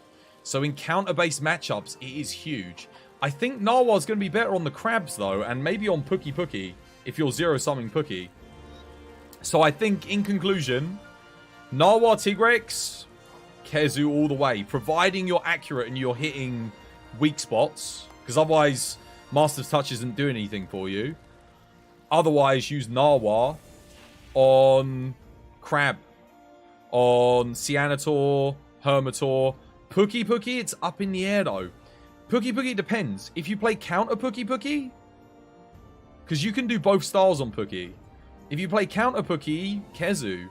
If you play zero-sum Pookie, Narwhal. I think that's how we determine it. And then if you're going to do the Narwhal Swags... Don't invest as heavily in Raw and go more for the Elm skills to boost the file damage. Because you're going to be able to get more out of it. And if you're doing Kezu, invest a bit more in the Raw skills. Because you're going to get more out of counters. Good stuff. I have saved this build, right? Let me just double check and make sure we got a copy of it. Because it's a good build. Nice. Master's Touch 3 on this is a must. But you don't need Protective Polish. Look at that. I guess if you're... Yeah, you do not need Protective Polish on this build unless you want to stay at purple. But if you're like me and you just let the white run out... I mean, dude, we killed that thing in 3 minutes 34 duo. Forget it. Forget about Protective Polish. Who cares? Just let it run down. Let it run down because the white, you're still doing good damage. It's not as much, but you're still doing solid. Good enough to get really good times. If you stop to sharpen... Chances are you're going to miss a counter that would do more damage than what you'd get out of returning to pink sharpness anyway. So, unless you're forcing a mount in solo, then you might sharpen. Your Switch Axe build has only 1 point in Master's Touch at the moment. You don't have any slots for more. Well, once you get to, like, endgame, you're going to be able to get this decoration. Then it's a lot easier to get in. Master's Touch +4. And again... With all of these endgame armors, look at the 4 slots. You have more 4 slots than anything. So you'll be able to get Master's Touch 2 in later on. And you can get a 4 slot on the charm. Look at my charm. My charm's janky as all hell. I could technically get Dereliction 2, Wirebug Whisperer 3 with a level 4 1/1 here. But I don't have that. But if I did have that, oh my god, dude, I'd free up a medium slot. I'd get more damage off the Dereliction. I'd get a level 4 slot, which I could put attack 2 in, so I'd get an extra 2% on the raw as well. It'd be huge. Or I could go large, medium, small. That would also be very good. Either way, there's definitely improvements to be made on this build. It's not perfect, but it gets the job done. What I'll say is this. I was wrong on the sharpness on Kezu, because you can fit in Master's Touch to help mitigate sharpness loss with the Kezu build, thanks to the extra slots. That's huge. But file damage on Narwhal is still better. Once yeah. So, zero summing, Narwhal. Stick to Narwhal. Otherwise, if you can play perfect counters, Kezu, man. If you're playing like that with counters, get the Kezu. 100%. There's the caveat. There you go. You heard it here. Yeah, all this began because you brought up the Kezu Swags. It did. But it's worth testing, isn't it? It's worth seeing why people say that. So all it comes down to is this. Playstyle and ability. Not the builds themselves. I mean, the build matters. Again, if I had more slots for the other one, then I could make Narwhal substantially better. Because Narwhal's missing a few things because it doesn't have the slots on the bloody weapon. So with some better slots, Narwhal would catch up a lot more. Yeah, definitely. But it is a big loss. The slots are huge. For you, the reason you chose Kezu over Narwhal is it's the slots, man. It's the slots. Dude, like, Master's Touch 3, man, that's big. That makes up for the sharpness, and then some, on Kezu. I just did those entire 2 quests with Eleanor. Didn't have to sharpen, man. Again, if I'd been less accurate, I probably would have had to, but... Yeah, here we go. Here's the sub-raid anyway, guys. Dude, thank you for all the raids today. My goodness, guys, so many raids. I think it's a record breaker on raids. We've got raids. Roseguard, thank you for the raid. Scalius, thank you for the raid.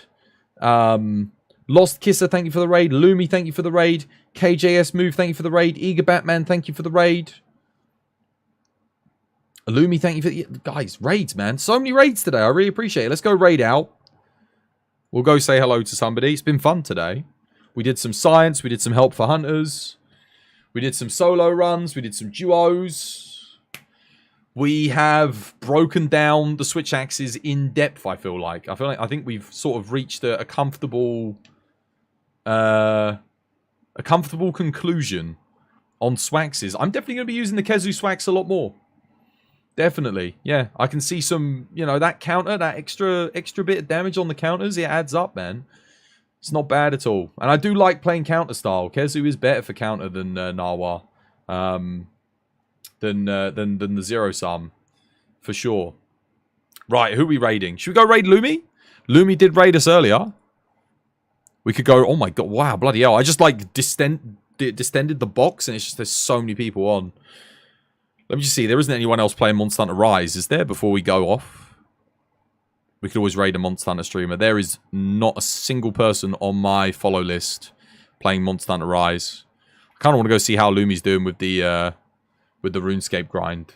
Should we go see? They did raid us again earlier. Go return the raid. I was going to say if Fighter was on, I'd go say hi to Fighter. But I do want to raid Fighter this week, actually. Let's go say hi. Alright, on that note, ladies and gentlemen, thank you for watching this episode of 'Twas by Design. I have been your host, Chris. Much love. Take care of yourselves out there. Have yourselves a lovely, jubbly Friday. Hopefully I'll see you all again for the last stream of the week. If not, I'll see you on Monday. But yeah, come show the love. Thanks again to our sponsor, HelloFresh. Exclamation mark HelloFresh in the chat, guys. This might be one of your last chances to get your 80% off, so definitely sign up if you want to give it a go, get your discount. And remember, there is a sale with up to 60% off on my Nexus store. Help support the channel, buy great games at fantastic prices over on the TBD Nexus. Much love, take care, and 1, 2, 1, 2, 3, go. 'Twas by design. 'Twas by design. 'Twas by design. 'Twas by design. 'Twas by design. 'Twas by design. 'Twas by design. 'Twas by design. 'Twas by design. 'Twas by design. 'Twas by design. 'Twas by design. 'Twas by design. 'Twas by design. 'Twas by design. 'Twas by design. 'Twas by design.